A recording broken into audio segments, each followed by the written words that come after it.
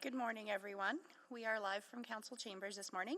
Before we begin, I will go over the emergency response plan for this room.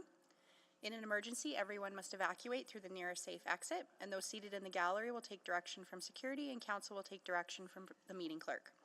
After evacuating the room, please proceed to a stairwell, take the stairs to ground level, and evacuate the building through the doors marked emergency exit and go to the muster point. Do not take an elevator or walk through the city room. Anyone with limited mobility should identify themselves to security or the meeting clerk during an evacuation, and please speak with security or the meeting clerk if you require first aid. Thank you.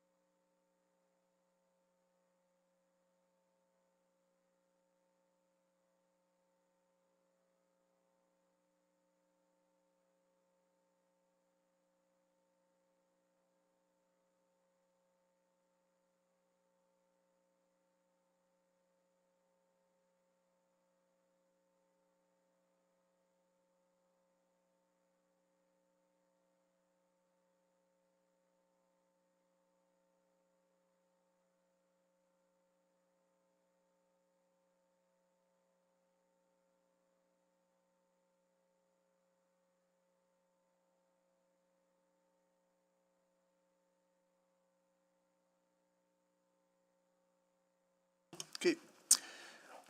Well, good morning, everyone. I would like to call this meeting to order. At this time, I would like to acknowledge that we meet on the traditional land of Treaty 6 territory and Métis homeland, and acknowledge the diverse Indigenous peoples whose ancestors' footsteps have marked this territory for centuries, such as Cree, Dene, Saulteaux, Blackfoot, and Korasu, as well as Métis and Inuit, now settlers from around the world. I will do a roll call of committee colleagues. Councillor Paquette. Well, good morning. Good morning. Councillor Cartmill. Good morning. Councillor Prince Bay. Good morning. Councillor Tang. Good morning. And I have other colleagues joining us well. Councillor Jans. Good morning. See here, Councillor Stevenson. Good morning. Councillor Wright. Good morning. Let me see if colleagues are joining online.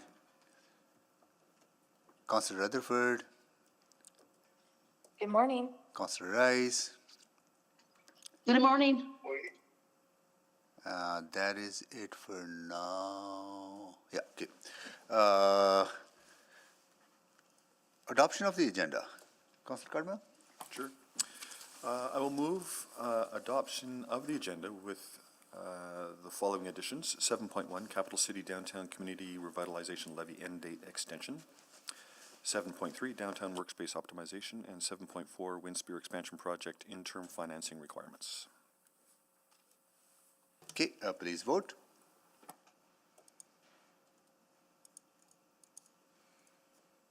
We have all the votes. Display the votes, please. That is carried. Approval of the minutes, February 12, 2025. Executive Committee, Councilor. So moved. Okay. Any errors or omissions? Seeing none, please vote.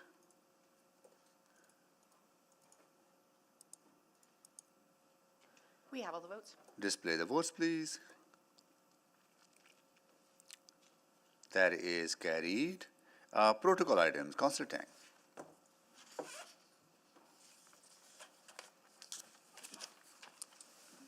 Thank you, Mr. Mayor. Good morning, everyone. On Saturday, we mark International Women's Day, a day to celebrate the achievements of women and girls, advocate for gender parity, and fight against discrimination. As more women run for office, we are seeing change. In 2021, Edmontonians elected councillors from various backgrounds and genders, with 2/3 of them being women. This is Edmonton's most diverse council ever, and I'm honored to be a part of it. As more women take on political leadership roles, municipal, provincial, and national orders of government are becoming more representative of the people they serve. But overall, women make up less than half of elected members on municipal councils, and the number of women mayors continues to lag behind that of men. So, while I am encouraged by the progress made here in the city of Edmonton, there is still work for all of us to do to embrace equity and achieve parity. One piece of work I am proud of is the City of Edmonton's WAVE Committee.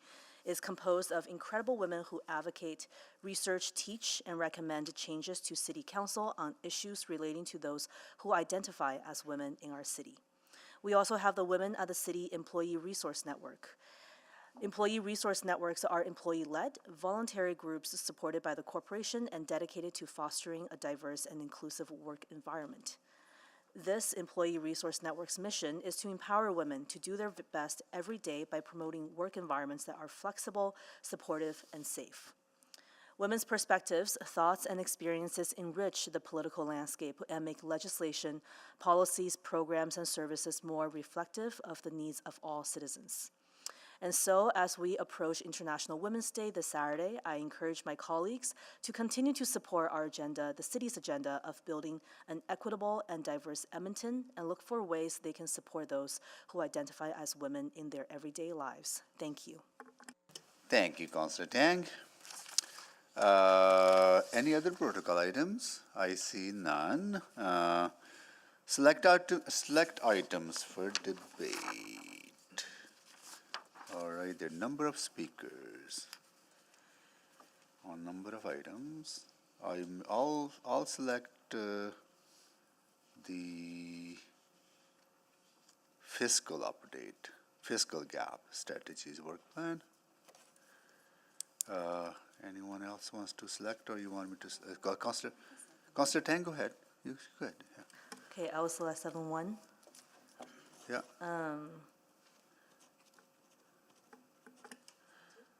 7-2. I guess 7-2. Okay. 7-3 and 7-4. 7-3, 7-4. Oh, there's one more request to speak, 7-6.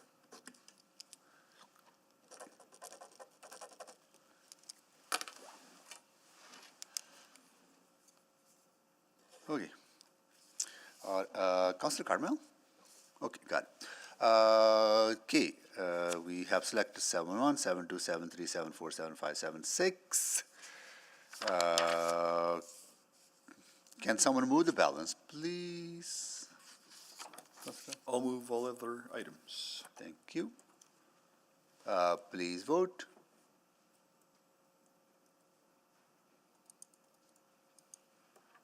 We have all the votes. Display the votes, please. That is carried. Can you please read back to us we have approved? Thank you, Mayor. This morning, Executive Committee has passed the recommendations in the following reports without debate. Item 5.1, Edmonton Transit Service Fare Policy C451H Review, exploring the revenue cost ratio, which will be returning to June 4th, 2025. And item 7.7, Bylaw 20867, to designate the Hardesty residence as a municipal historic resource, is heading to Council. And 7.8, Single Source Request Canadian Red Cross for Emergency Response Services. Thank you. Request to speak. There are a number of speakers. Councillor Tang, you want to read that into the record, please? Sure, yeah, I can move that Executive Committee hear from the following speakers in panels when appropriate. On 7.1, Capital City Downtown Community Revitalization Levy and Date Extension. Jason Savikse from Build Edmonton Metro in person. Brian Murray, Build Edmonton Metro in person. Punita McBrien, Edmonton Downtown Business Association in person. Megan Kenny, NAOP Edmonton, remote.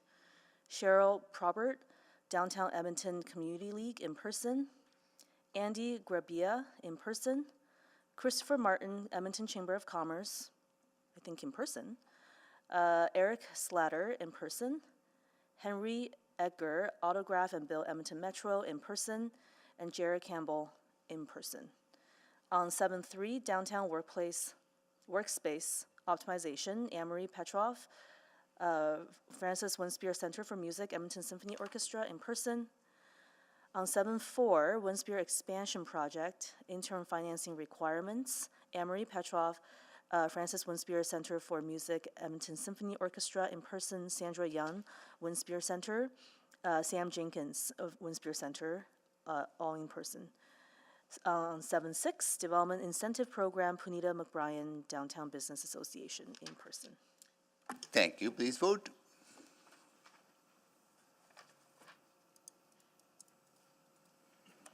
We have all the votes. Display the votes, please. That is carried. Specific time on the agenda. Councillor Cardwell? Sure. I will move that the following item be dealt at a specific time on the agenda, 7.5 Fiscal Gap Strategies Work Plan at 1:30 p.m.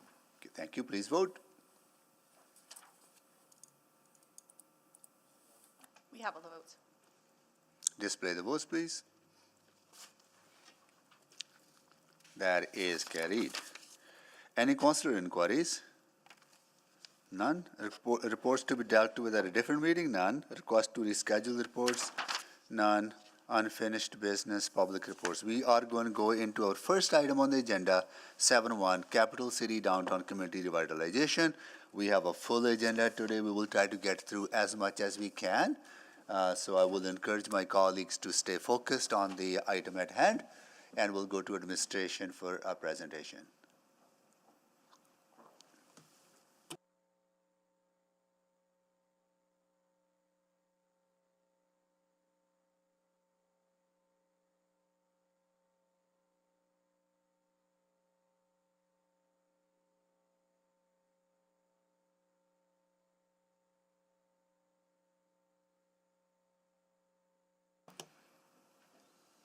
Well, good morning. Good morning. My name is Kim Petrin. I'm the Deputy City Manager for Urban Planning and Economy. I'm here today with Alyssa LaLiberty, Branch Manager for Economic Investment Services, and Brett Latchford, Director, Strategy and Emerging Economy, to talk about a 10-year extension for the Capital City Downtown Community Revitalization Levy, including a recommendation for new catalyst projects. Next slide. The options for committee this morning are to accept the report for information, or you can provide a motion to direct administration to apply for an extension to the Capital City Downtown CRL with the catalyst projects outlined in attachment 3 of the report. Next slide. If committee chooses to proceed with the catalyst projects and extending the CRL, there is a multi-step process involving 2 separate phases of provincial review and approval. We don't control the timeline for provincial review, but first, administration would apply to the province to amend the CRL regulation to allow an extension. The application would include the proposed list of projects listed in the report. This step requires cabinet approval. Once the regulation is amended, Council would consider a CRL plan and bylaw amendment at a public hearing. That amended bylaw would then be submitted to the province for approval, and this step only requires ministerial approval. Only once that bylaw is approved by the province, Council could then approve funding for any of the new projects being added to the CRL plan. Next slide. Strengthening the role of the downtown core is a key piece of the vibrant, healthy, and inclusive city envisioned by the city plan. Continued growth in Edmonton's downtown is critical for the city's financial stability and its economic and cultural reputation. Our downtown is our economic, arts, entertainment, innovation, education, and business hub. Downtown is known for many significant assets, including museums, galleries, post-secondary institutes, convention centers, businesses and retail, government services, and sports and entertainment facilities that attract events, investment, students, residents, and visitors. Investment in Edmonton's downtown creates opportunity for growth and positions the downtown for success as an attractive place to invest, live, work, and play. The Capital City Downtown Community Revitalization Levy, or CRL, located in Edmonton's downtown, is an important financial tool that enables municipal investment in public infrastructure to encourage more long-term private investment. This CRL enables us to deliver catalyst projects over the longer term with some certainty, as witnessed by Rogers Place and Ice District, and the investment around Warehouse Park. We've been told by industry they like the certainty in how the vision for the area is going to be implemented, which gives us confidence in the catalytic effect expected from these public infrastructure investments. Next slide, please. Administration is proposing today that the downtown CRL be extended for 10 years. Doing so will enable a renewed commitment to investing in downtown and will accelerate the ongoing transformation of downtown Edmonton. The current CRL has been transformative for downtown. Since the downtown CRL began in 2015, there has been a marked increase in downtown development. The city has invested in projects like Rogers Place, Warehouse Park, drainage improvements, streetscaping, and more. The result has been a development boom of $4.7 billion in new development, 35,000 new residential units, and 3 new office towers. Since 2015, the amount of vacant or undeveloped land downtown has been reduced by a third. But while there have been many successes over the last 10 years, there are still challenges, unrealized development potential, and barriers to investment. In addition, the pandemic profoundly affected downtown's economy, most notably through work from home. But it also impacted festivals and arts organizations, increased construction costs, especially for high-rise development, and strained the social safety net. In the last few years, the number and value of new development permits has fallen off significantly. Today, 35% of the CRL area is still vacant or underdeveloped, an indication that there is still opportunity for action. Those areas are concentrated in the northwest of the CRL, north of 104th Avenue, and on the blocks of either side of Jasper Avenue between 102nd and 109th Streets. There is an opportunity to build on CRL's successes, enabling further investment that will unlock more development potential. We've listened to the development industry, the downtown community, and have prepared a path to extending the downtown CRL, renewing the city's commitment to its most significant neighborhood. Extending a CRL delays the timeline for CRL revenues to be returned to general revenues, but it also sends a signal to the market that the city is making a long-term commitment to downtown. I'll now turn it over to Brett to provide more details about the process, provincial and stakeholder engagement, recommended projects, and the projected financials. Thank you. Slide, please. CRLs require provincial cooperation and approval, so administration has proactively engaged with municipal affairs about changes to the existing CRLs. Over several meetings, we have confirmed the CRL approval process at the province and the approximate timelines. As part of this, we have discussed ideas for catalyst projects to gauge their initial feedback at an administrative level. We discussed possible extension lengths, and the principle is that the extension length should be aligned with the estimated costs and cash flows of the investment plan. We have also discussed potential changes to the CRL program that the province is working on. The intent of these changes would be to allow CRL funds to fund privately owned attainable housing and remediation of privately owned brownfield sites. Slide, please. To inform our approach to the CRL extension, administration has met many interested parties. Administration has also considered the downtown investment plan released last October by Downtown Industry Partners. We would like to thank all those involved for their valuable time, insights, optimism, and commitment towards creating a vibrant downtown. Several themes emerged throughout the engagement. We heard there is an urgent need to attract investment and activity in downtown since it is still recovering from the pandemic. Residential growth in particular was identified as the key opportunity for downtown in the short and medium term. We have long recognized that downtown's population needs to grow in order to support a 24/7 vibrant community, but at the moment, residential development is challenged due to increased construction and financing costs. Downtown vibrancy is also affected by real and perceived concerns about safety, security, and comfort.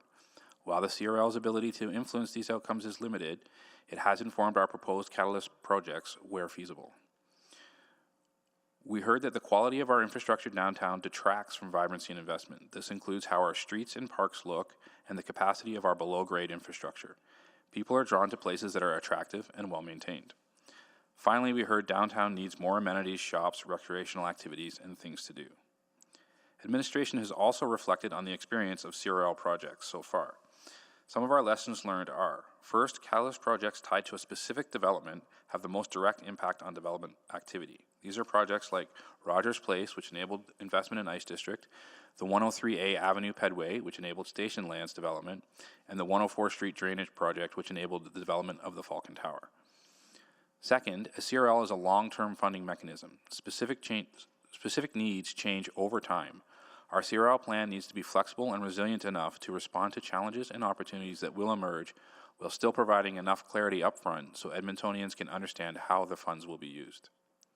Third, clustering catalyst projects in a focused area appears to have the greatest effect compared to isolated investment. Creating pockets of activity in a smaller area creates more vibrancy that changes perceptions more than dispersed, isolated improvements. Fourth, city building takes time. Public realm improvements appear to influence investment patterns, but changes happen incrementally and over time.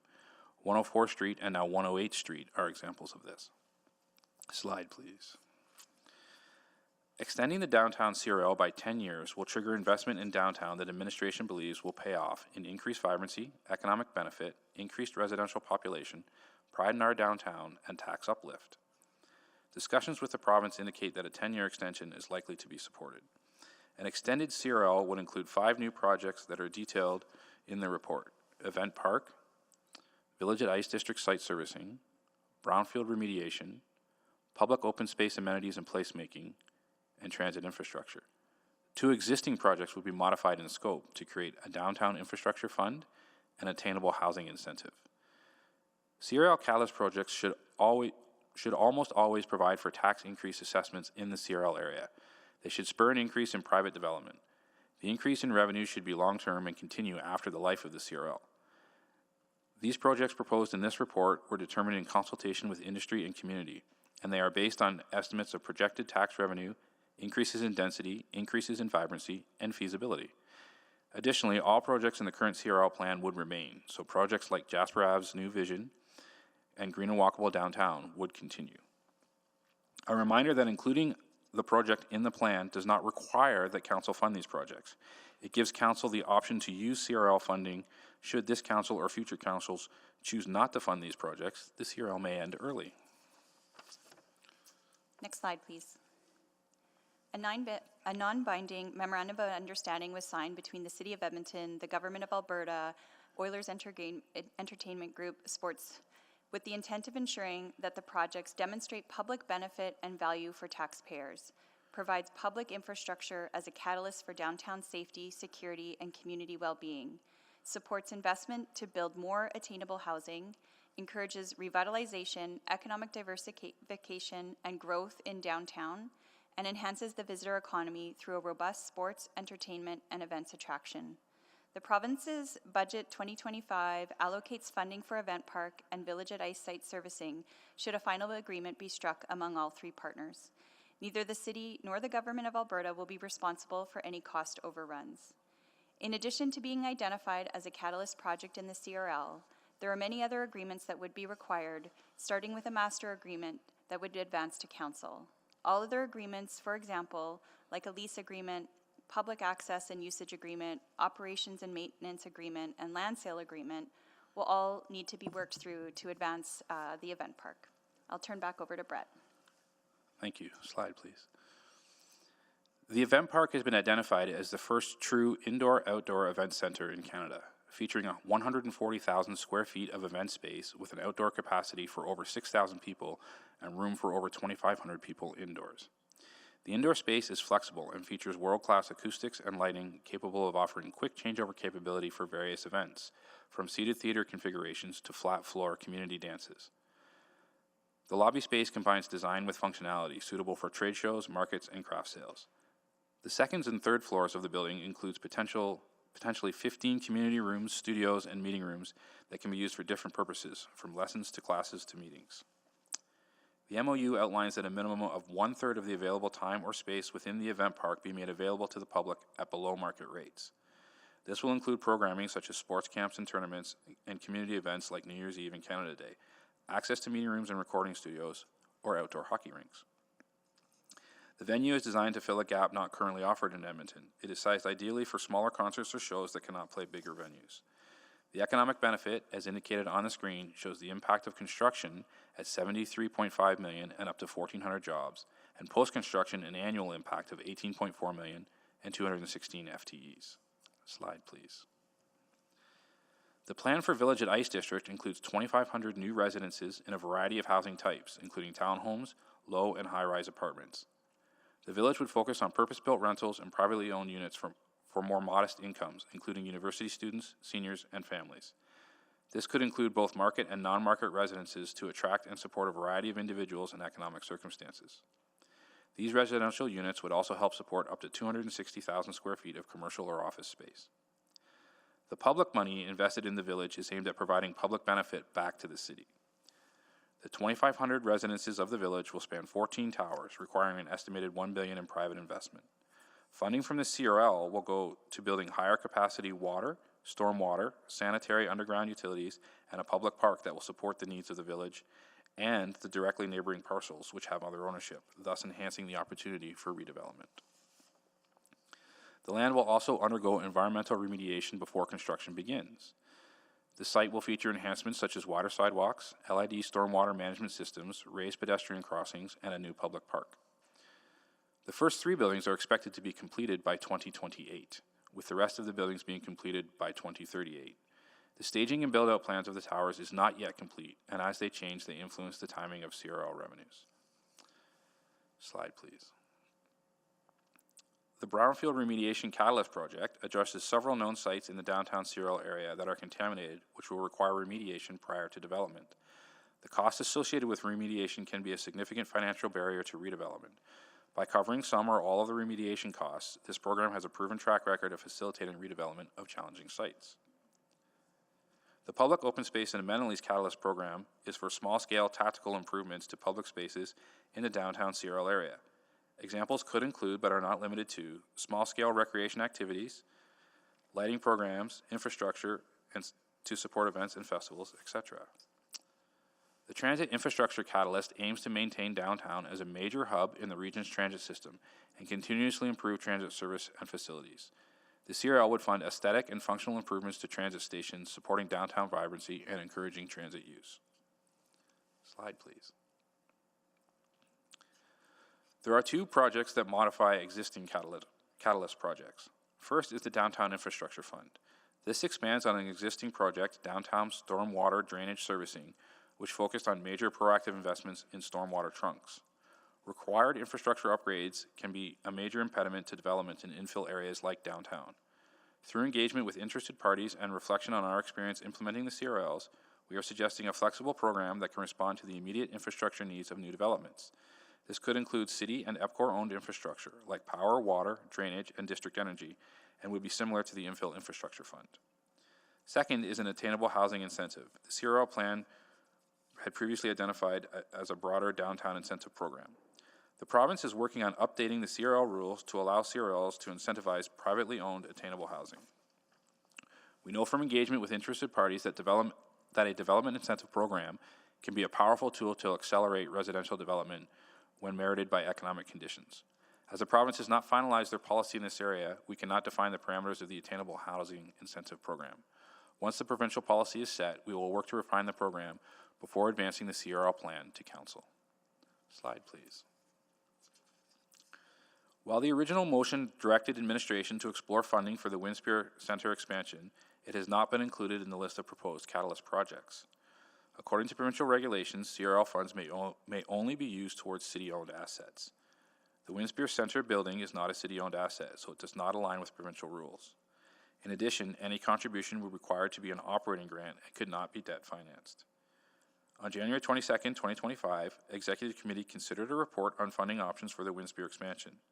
CRL funding was included as an option where those same challenges were outlined. Executive Committee chose an exploration of different options, which is the subject of a report later on today's agenda. While a contribution to the building itself is not included, portions of their outdoor public spaces fit within an existing CRL Catalyst project, Green and Walkable Downtown, and we have had ongoing conversations with Winspear on what contribution the CRL can make. Slide, please. Administration estimates that a 10-year CRL extension would result in $705 to $975 million in revenue that could be allocated to CRL projects. Of this, between $128 million and $170 million is equivalent to the estimated provincial portion of the property tax that would otherwise be collected by the province. This is approximately 17% of all CRL revenue. The current estimate for the downtown CRL, based on the 2023 annual update, shows a medium scenario deficit at the end of the CRL of $89 million and in the low scenario, $122 million. In the medium and high scenarios, we project that there would be sufficient revenue to fully implement all the projects on the list. If revenue tended toward the low scenario, there would not be sufficient revenue. In that case, catalyst projects could be deferred, left incomplete, or funded from another source. As a reminder, administration brings forward an annual report on progress of the CRL projects and the current fiscal estimates for each CRL. Next slide, please. The report indicates if Council would like to extend the CRL, administration will formally ask the province to extend the regulation of the Capital City Downtown CRL. For clarity, administration recommends Executive Committee recommend to City Council that the extension be directed for the following reasons. These projects align with the objectives within City Plan by facilitating transit-oriented mid- and high-rise development connected to an LRT station, provide public benefit, are informed by community and stakeholder engagement, supports economic development, investment and attraction, nighttime economy, and a connection with Chinatown, improves downtown vibrancy, safety, and security, and enhances the visitor economy through a robust sports and entertainment and events attraction. Thank you, and we'd be pleased to answer any questions. Well, thank you so much. Before we go to the speakers, I want to take a moment to thank our administration. All of you worked very diligently over the last number of months at the direction of Council to work with Government of Alberta and the OEG for signing up the MOU. I really want to congratulate you on that, right? So thank you for doing that, and also want to thank our community partners for playing a role in advocating your way to have this make happen. I think it really speaks to that when we work together, we can get results. So it's really a good news story that we'll be discussing today. So really want to take that moment to thank each and every one of you for that. With that, I want to call on the speakers. So please come up. Jason Sivivakse is going to be number one speaker on this side, on that side. Brian Murray, number two. Panita McBrien, number three. Megan Kinney, number four, remotely, sorry. Yep. Cheryl Robert, speaker number five. Andy Grabia, speaker number six, in person. Andy, there you are. Please come down. Christopher Martin, number seven. Chris, welcome. You're familiar with this place?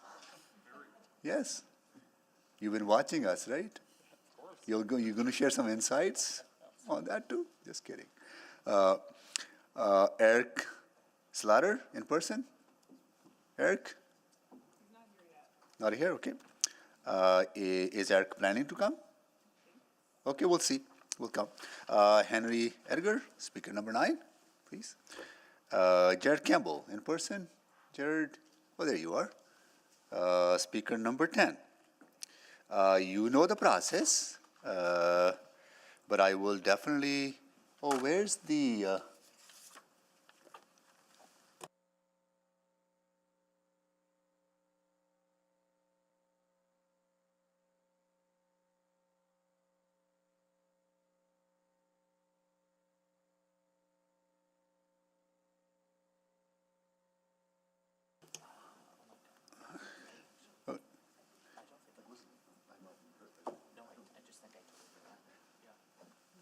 well, each of you will have 5 minutes, but I must read in the expectations that we have for everyone participating in the in discussion. So before we begin our discussion, I want to share my expectation for the conduct of everyone participating to ensure a safe and inclusive environment and workplace.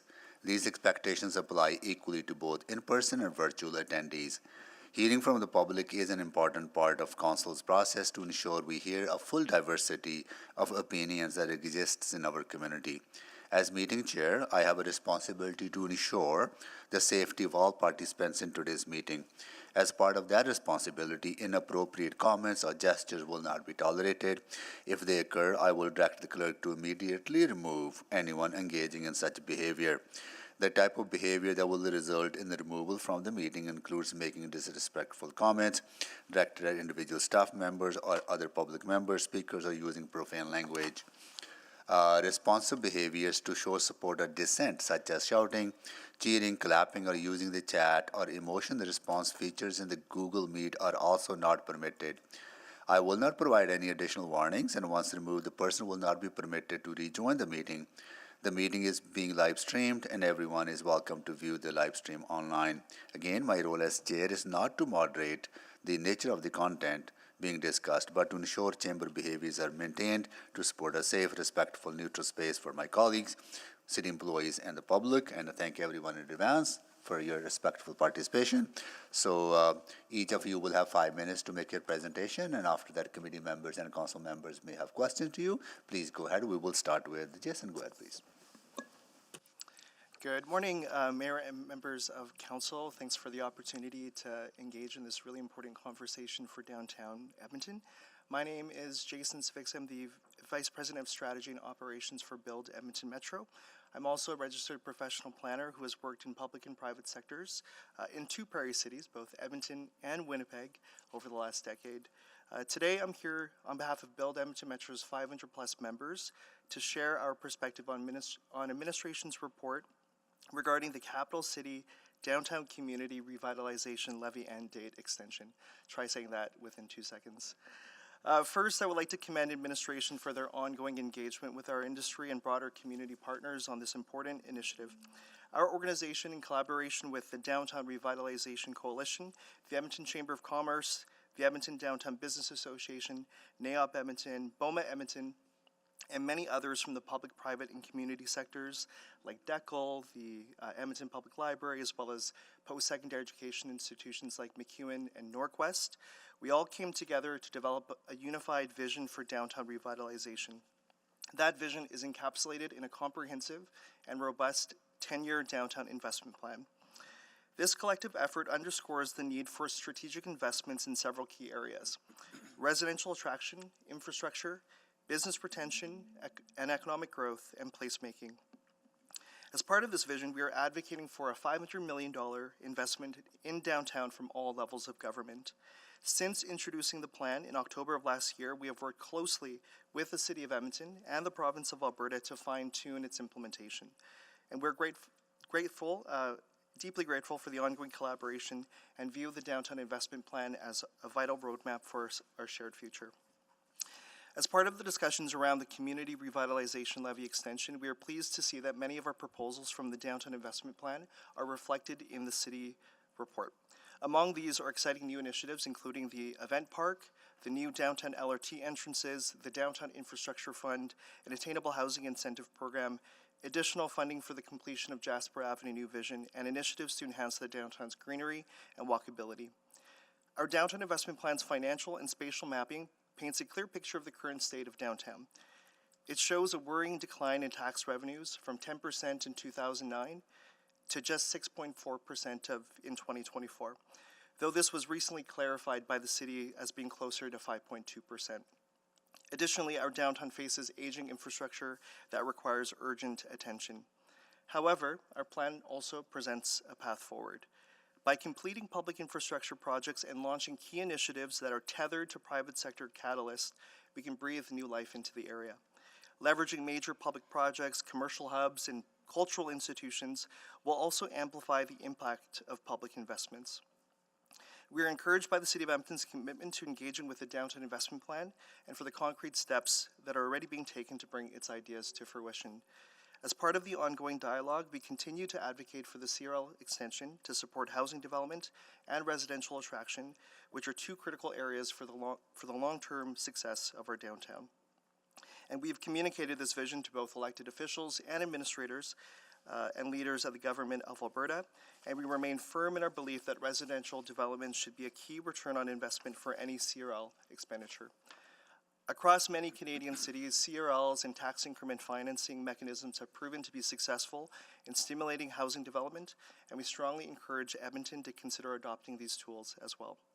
Our downtown is a place for everyone, and it will take all of us working together to ensure its success. And our industry is excited to mobilize our members and our stakeholders to support this revitalization, ensuring that our downtown remains competitive, dynamic, and vibrant. It's time to rally around the success of our downtown and act without delay. Thank you for the opportunity to speak today. Thank you so much for joining us. Next, we'll go to Brian Murray. Good morning, Mayor and members of Executive Committee and members joining today. Thanks very much for having me. My name is Brian Murray, and I'm a partner and owner of B&A Studios here in Edmonton. I'm also the Vice Chair of Build Edmonton Metro's Downtown Major Redevelopment Committee. I'm a registered professional planner with experience in both public and private sectors, advancing municipal planning policy and land development across many downtowns in Western Canada. And my business is located right here on Jasper Avenue in the heart of our city.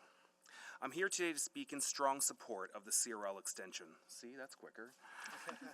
Downtown Edmonton is not just the heart of our city. It is the engine that drives much of our community, business, education, entertainment, and government activities. While our downtown covers less than 1% of the city's geographic area, it once contributed 10% to our municipal taxes. I know you keep hearing this over and over again. It has unfortunately slipped to just 5.2%. This decline is a stark reminder that investment is urgently needed to keep our downtown vibrant, dynamic, and competitive. I'm particularly encouraged by the alignment between public infrastructure investment and private sector growth outlined in the administration's report, which can be further amplified through implementation of the Downtown Investment Plan that Jason just spoke to. Through the creation of the Downtown Investment Plan and leveraging data, we learned that there are significant gaps in the public experience of downtown, which is directly tied to underinvestment in key areas of the public realm. Without further investment, downtown will continue to stagnate, limiting its potential as a connected and vibrant urban hub. And we're very pleased to see the development that is currently underway with Warehouse Park and many other contributions, so we're excited to keep it up.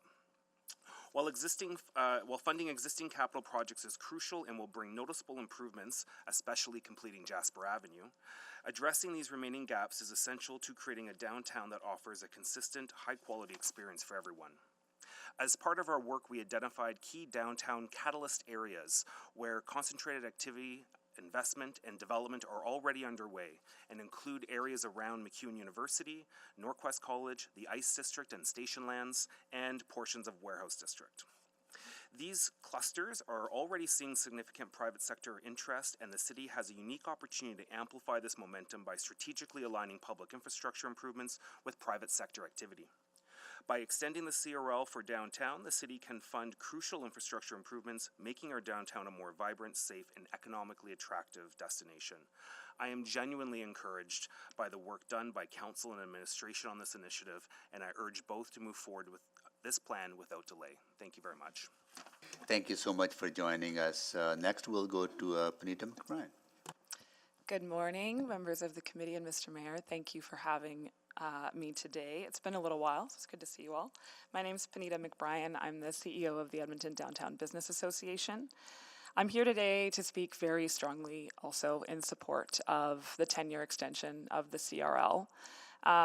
If for no other reason, I have to say what's keeping me up at night about this right now is I don't know that there's enough money today with the 2034 end date to finish Jasper Avenue New Vision. So if for no other reason, we can't proceed with the very necessary, very overdue infrastructure projects that were already supposed to be funded under the CRL. So I'd be keen for some clarity on admin if there is even enough money to finish those existing projects without an extension.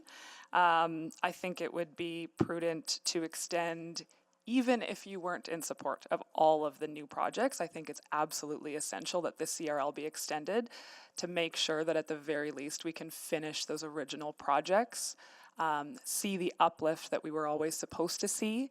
Because the other thing is, I think, and Admin touched on this, we've seen a massive disruption in property values in our downtown because of the pandemic. And for that reason alone, that's also a very good reason, I think, that the CRL has to be extended, because the uplift just likely isn't going to get where it needs to get to by 2034. In addition to those very basic things, we're also very supportive of the new projects that administration is proposing today. What we're seeing happen in other cities across North America, major investments being made in downtown revitalization. These projects and this extension would emulate to some degree, although a bit at a smaller scale, what we see other cities a similar size of Edmonton are doing. We brought many of you, if not all of you, were at our event in October, I believe, and we brought experts who have worked all over the world on downtown and community revitalization and economic development, and they suggest that a city Edmonton size, with an economy our size, and with the downtown infrastructure we've already built, we need to have at least 30,000 residents in our core in order to have a downtown that feels the way that a downtown should feel in a city of 1 million people. And I'm sure you're going to hear this from our industry partners who are speaking today. The only project that's proposed under the CRL extension that guarantees development and guarantees a tax uplift is some form of an attainable housing fund or an incentive for residential construction. Everything else is really strong and hopefully will lead to an uplift, but that kind of a project is really, really essential, I believe, to actually seeing the level of development we need in an almost impossible economic and financial situation for a lot of developers trying to build downtown. I think the last point I just want to make, and I'm sure we'll talk more about this through questions and answers. I know there's a likely a community impression from some parts of the community, and even from some of you on council, that feel like the Oilers Entertainment Group project might not be the most ideal project to take on. I think there's a lot of trade-offs that had to be made to make sure that that project could get in there. The reason we are very supportive of that project, there's many reasons, but we, along with, I know many of you, have been banging on the door at the government of Alberta, demanding equality for Edmonton and fairness and a level of investment that matches Calgary's. This is the only vehicle that we had to get that fairness for Edmonton. And on top of that, it's a really great project with a partner that has proven excellence in delivering really strong community events and really strong economic uplift for our city. So happy to answer any questions you might have. Thank you for joining us, Brenda. Next, we will go to Megan Kinney joining us remotely. Thank you, Mr. Mayor and members of council, for the opportunity to speak today, and thank you to administration for your continued communication and efforts in assembling all of this. My name is Megan Kinney, and I am here speaking in my capacity as chair of NAIOP Edmonton and as an Edmontonian. NAIOP is in support of the proposed CRL extension and encourages City Council to recognize the return on investment that downtown revitalization provides. As a representative of the commercial real estate sector, I see firsthand how targeted investments can unlock economic growth, attract private development, and create a more vibrant, livable downtown. I also see and have experienced firsthand the impact a lack of investment has in our city's core. infrastructure and civic assets degrading in quality, compromised safety and vibrancy, a lack of foot traffic creating a stark environment for small businesses to survive, and market fundamentals that make it difficult to attract private investment when Edmonton competes for investment dollars on a global scale. I have lived downtown and I have worked downtown, the latter for nearly 20 years. Downtown is not just the economic engine of Edmonton, it is a hub for business, culture, education, special events, and community life. Without investing in our downtown, the answer to the question of why Edmonton is significantly compromised. Downtown property owners contribute far more than their fair share of taxes, even with the adjusted numbers, as we've heard. And we deal with barriers to both investment and redevelopment. Extending the CRL ensures that more of the property tax revenue generated in downtown Edmonton stays in downtown Edmonton, supporting key infrastructure and development projects which facilitate private investment and public participation. The result being more reasons to live, work, and play in the heart of our city. The downtown investment plan released was shaped with input from industry partners, property owners, businesses, community groups, and clearly identifies priority projects, many of which align with the CRL extension, catalyst projects we've heard of today. We need policies and projects like this that encourage private investment. And as Panita noted, the Attainable Housing Incentive Program, once it is clearly defined, could be a real game changer in attracting residential growth in the downtown core. Clean, accessible, and well-connected public spaces are critical in increasing footfall, which is why investment in LRT entrances, infrastructure, and open space amenities that make downtown greener and more walkable are key priorities. And lastly, return on investment matters. Any CRL investment must generate more than the sum of its value. Downtown investments yield a higher rate of return than other areas of the city, generating significant tax revenues that benefit all Edmontonians. To this end, a thriving downtown benefits all of Edmonton. The CRL extension provides us an opportunity to build tomorrow's city today, and NAOP is ready to be advocates to the province for these investments and the benefits to all Edmontonians. That is all from me. Thank you for your time. Thank you so much for joining us. Next, we will go to Cheryl Probert. Good morning, Mayor Sohi and members of the committee. Thank you very much for the opportunity to speak on this very important topic today. My name is Cheryl Probert. I'm the president of the Downtown Edmonton Community League, which most people refer to as DECL. As an organization, DECL's primary mandate is to provide representation and advocacy on behalf of our membership, which is representative of the residents of Edmonton's downtown neighborhood. We were very proud to support the CRL in 2015 as a tool to support downtown plan catalyst projects and attract private investment. Of particular interest to our constituents was funding and support for projects such as the Warehouse Park development. As a voice of downtown residents, DECL is very supportive of the proposed extension to the CRL for a variety of reasons. We're pleased to see that many of our suggested projects are included in the proposed CRL extension, such as renovated LRT entrances and streetscaping improvements. In addition, we recognize that safety and security are enhanced when there are increased numbers of people walking and rolling on our downtown streets and sidewalks. Therefore, increased levels of residential housing development and the related increased foot traffic would greatly contribute to the revitalization of downtown. As noted today and in previous conversations, our community partners such as BUILD, Edmonton Downtown Business Association, and the Downtown Revitalization Coalition share our current concerns about the state of our downtown, as well as our desire for a future version of downtown Edmonton that provides a safe, inclusive, and welcoming environment for both residents and visitors. Downtown needs our continued attention and investment. Extending the CRL is one tool that will ensure downtown always receives its fair share. On behalf of the Community League's membership, I am here today to lend our strong support to the approval of the CRL extension as a vital tool for continuing the important work that is necessary for the vibrancy, health, and safety of Edmonton's downtown.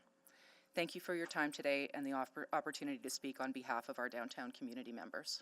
Well, thank you so much for joining us. Next, we will go to Andy Grabia. Hi, my name is Andy Grabia. I'm a private citizen, but in a former life, I ran a popular hockey blog called The Battle of Alberta and Why Downtown. I have to say, I am the only person of the 9 in here today in opposition, which is a little bit intimidating, but that's my right as a citizen, so I'm just going to put my best foot forward. I have been an opponent of public funding for the downtown arena as well as the use of a community revitalization since 2007, and I'm here today to raise some questions and point out some mistakes that I believe the city is making that they made 10 years ago with the original downtown deal. First off is using the city's borrowing power to aid a billionaire. The proposed event park will be owned by the city, but will be operated by the OEGSE, who will receive all the revenues. The city takes on the risk, and a man who is worth $5.6 billion gets all the rewards. If approved, the city will finance 49.5% of the infrastructure site servicing at the Village Ice District, while the actual developer pays only 4%. A CRL extension. The CRL extension is not a panacea. They do not generate new revenues. It is a zero-sum game. The gain of new taxes in the CRL zone is simply offset by the losses of taxes outside the other CRL zone. Mayor Sohi, I saw yesterday, stated that the CRL extension will not lead to an increase in property taxes. Mayor Mandel made the same statement 10 years ago. Both statements are incorrect. A lack of public disclosure. I was surprised to find out about a secret or private MOU between the 3 parties, not from City Councilor, but through media last week as a citizen of Edmonton, and knowing the level of conversations that happened in private 10 years ago with the Cates Group. I was extremely disappointed to see that.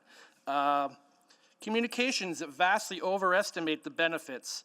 The economic report that was event park was conducted by the OEGSE, not an independent body with no stakes in the game. No member of Edmonton, the citizens have seen this report. No one knows how the economic benefit of $70.3.5 million and the ongoing benefit of $18.4 was calculated. Even if that economic benefit calculation is not exaggerated, which I doubt, that could be achieved by an entirely private project, which begs the question why a CRL is required in the first place. Extending the capital city CRL is expected to generate between 705 and 976 million revenue. Again, this is not new revenue. It's also revenue that might have been generated without the existence of a CRL. Lastly, being blackmailed and bullied into a deal by the OAGC and the provincial government. It is my understanding that the money provided by the government of Alberta for the demolition of the Coliseum is conditional on City Council voting in favor of the CRL money for Dale Cates and the Oilers Investment Group. The City of Edmonton has asked for money comparable to what the government of Alberta gave Calgary for their downtown arena. They didn't ask the province to give money to Daryl Cates. Daniel Smith and the UCP are using this council as cover to provide corporate welfare to a billionaire. Despite this, you are not getting remotely close to what the province gave Calgary for the arena. They received $330 million.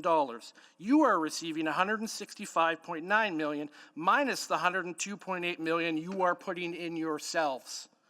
It is a terrible deal, particularly when the province just announced a $5.2 billion deficit and the city increased property taxes by 8.9%. The idea that both the province and city would hand a billionaire free money when both levels of government are in fiscal trouble is frankly infuriating. Thank you. Well, thank you so much for joining us. Before I go to Chris Martin, I want to welcome some guests who are visiting us from Metro Continuing Education. They are here with their teacher, Rojas Laniers, right? And the school is actually located in Ward Mitty.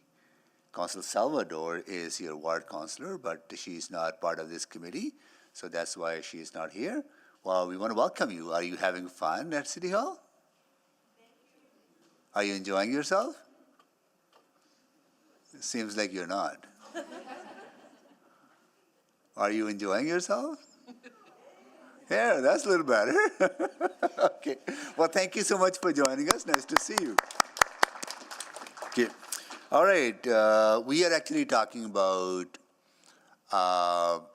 downtown and downtown revitalization and the importance of downtown for the city and from the economic aspect, from cultural aspect, from tourism aspect, from a vibrancy aspect, right? It's like downtowns are hearts of any city, and we're here to talk. We are discussing with our stakeholders around what city council and all of us can do to bring more people living, working, playing downtown.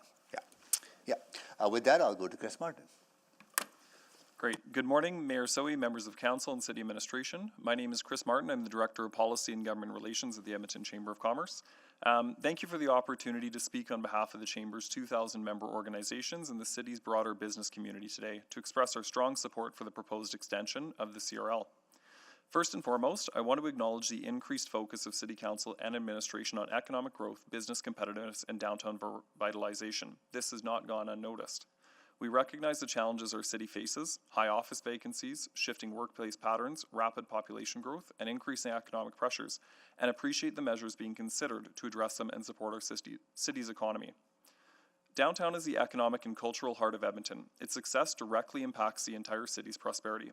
Earlier this year, in collaboration with key stakeholders, including the Edmonton Downtown Business Association, NAOP Edmonton, BOMA Edmonton, and the Downtown Revitalization Committee, we developed the Downtown Investment Plan. This comprehensive vision underscores the urgent need for strategic investments to ensure our downtown remains a vibrant and competitive hub for business, residents, and visitors. This particular CRL, the Downtown Capital City one, has been a proven tool for economic growth, attracting over $4.7 billion in private sector investment over the past decade. The funding has supported major investment and infrastructure projects, enhanced public spaces, and contributed to Edmonton's reputation as a dynamic and forward-thinking city. It's critical we maintain this momentum to secure future growth. Extending the Capital City Downtown CRL is expected to generate between $705 million and $976 million in revenue, critical funding that will, first, revitalize downtown and improve vibrancy by enhancing infrastructure, public spaces, and transit. Second, enhance Edmonton's competitiveness by making the downtown core more attractive to businesses, investors, and skilled talent. And third, secure major investments and unlock additional funding opportunities, specifically the recent $106 million commitment from the Government of Alberta to support downtown revitalization, and the fact that it hinges on leveraging an extended CRL or other financing model, which will in turn maximize Edmonton's economic potential. As highlighted by Panita McBrien earlier today, today's discussion truly cements the city's dedicated efforts over the past several years to secure a fair and meaningful investment from the Government of Alberta in our downtown core. Extending the CRL will play a pivotal role in advancing many objectives in the city plan, including increasing Edmonton's downtown population to 24,000 residents and fostering mixed-use developments that drive economic activity. The funding source will also play a key role in promoting affordable housing development, ensuring a balanced and inclusive approach to downtown revitalization. Importantly, the CRL extension does not require immediate municipal tax increases. Instead, it leverages new development and rising property values to fund critical infrastructure and revitalization initiatives. This ensures a sustainable, forward-thinking financial model that benefits all Edmontonians while maintaining fiscal responsibility. The Edmonton Chamber of Commerce thinks the time for action is now. We strongly urge City Council to direct administration to apply to the province to extend the Capital City Downtown CRL by 10 years to 2044 to incorporate the projects listed in Attachment 3 of today's report, and if approved, prepare an amended CRL bylaw and return to a future City Council public hearing. The momentum created by past investments cannot be understated or lost. By extending the CRL, we will build on the progress and solidify downtown Edmonton as a place where businesses thrive, residents choose to live, and visitors want to experience. Thank you. Thank you. Next, we will go to Eric Slater in person. Mr. Mayor, he's just on his way. I think he's going to be in a few minutes. Oh, no worries. Then you want to go next? No problem. Go ahead. Hello, Mr. Mayor and members of council. My name's Henry Edgar. I'm the president of Autograph Group, a local real estate development company. I'm also a board member of Build Edmonton Metro. I'm a board member of the EDBA, and I sit on the Downtown Revitalization Coalition. You've heard a lot of broad strokes today, and I'm going to give you a bit more of my own personal view. We've got a really long history in this city. My family's been developing in Edmonton for over 40 years. Autograph Group has been developing here for over 15 years. And we build great quality buildings. They're interesting and they add vibrancy to the communities that they're in. The state of the market today is tough. Business is really, really challenging. Our tenants are struggling or they're going out of business. Our margins are razor thin, and our decisions to proceed with our projects take guts and a steadfast belief that the market's going to improve. And our business takes a lot of future planning. Everybody here knows that the development cycle takes years. And aside from a few sites in Edmonton that we've invested significant capital in, we're seriously considering other markets. And that's a shame. I don't want to do that. I get pissed off when I go to other Canadian cities because I'm jealous. And I know we as a city can be better. And I want to continue working in Edmonton. And Min described to you that public investment and infrastructure spurs development. And our site on 102 Avenue, 106th Street is a perfect example of that. It's reduced significantly in size and scope due to market conditions, but we're still working to go on that project. And that's a direct result of the Warehouse Park, the LRT, and future streetscape improvements. We would not consider any other site downtown if it weren't for those investments, period. Not a chance. We need to roll out the red carpet for investment, and we need to incentivize development.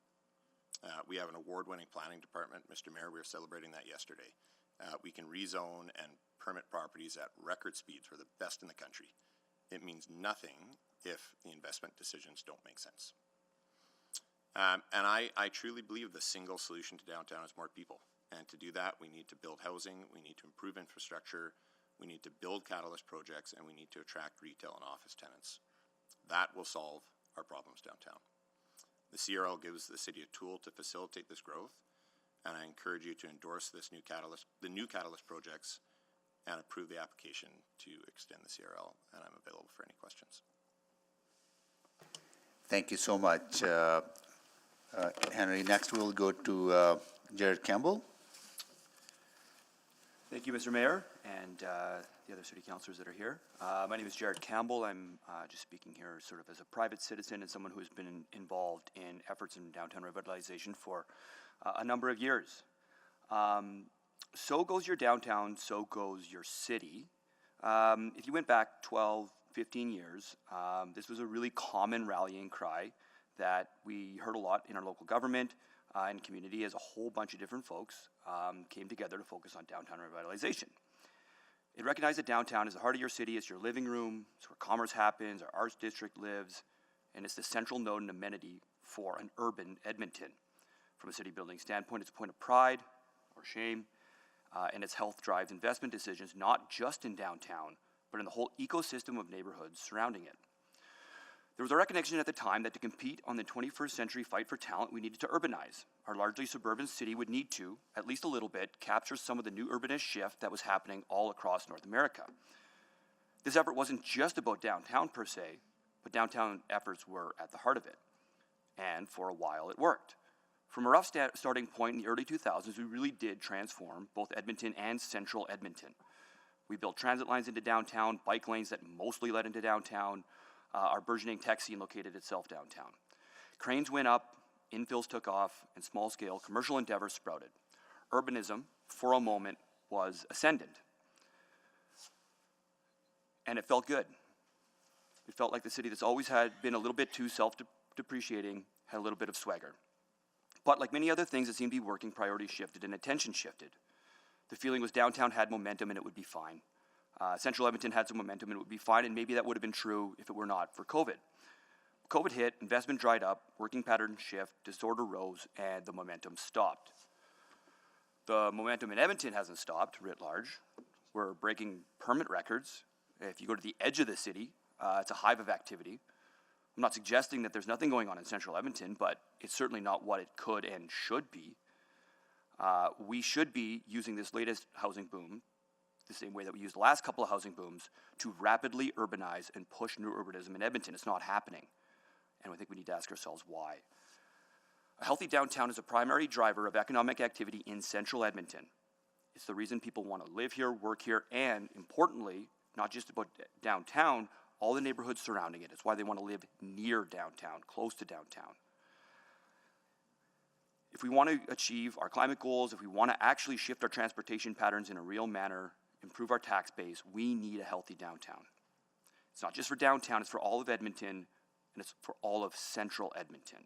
And right now, downtown needs help. We haven't seen a permit for 3 years. The citizens of Edmonton don't feel good about our downtown. The investment decisions aren't happening. That's bleeding over into central Edmonton. I would strongly encourage this committee to extend the CRL. I think these investments are important, primarily the ones that are going to drive more residents to downtown. I think that's probably the single key factor. When folks live downtown, they don't always live downtown for their entire life cycle. And if we've got a strong and healthy downtown, it's going to encourage them to live in the ecosystem of neighborhoods surrounding central Edmonton. And I would also suggest that the work doesn't stop here. A simple CRL extension is not going to do everything we need it to for downtown and for central Edmonton.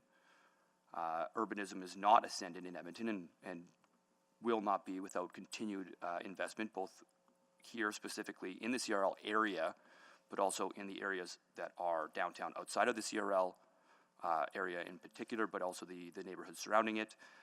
And I think that with continued effort and focus, urbanism in Edmonton can once again be ascendant, and I would encourage council to continue to work on that effort. Thank you.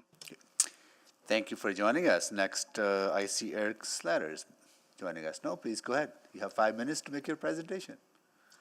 Thank you very much. Thank you, Henry, Mayor, councilors. My name is Eric Slatter. I am a partner of a commercial real estate firm, Omada Commercial. It's a local company. We started it in 2016. We have a staff of 12, and we specialize in leasing and sales of commercial properties in and around Edmonton. Last year, in 2024, we completed 206 transactions, leasing and sales, which means there's 412 parties on either side of that. Landlords, tenants, investors, buyers, sellers, people who are making decisions about if or if not to make an investment and a bet on the success and future of our city. On a personal level, I have 3 young daughters. They are 5th generation Edmontonians. And so one reason I love my job is it directly ties the real estate work that we do with the impacts on making a better city for what we want to grow. And as we sit here today with COVID now, hard to believe 5 years ago that all of our lives dramatically shifted, it's fair to say that there isn't enough wind at our sails for the downtown market to recover on its own. And there needs to be a continued effort and push and focus from any initiative we can put in place in order to incentivize further investment in downtown. The CRL, an investment grant specifically focused on residential development, would be imperative to help Edmonton getting back to the right track that we were on in 2019.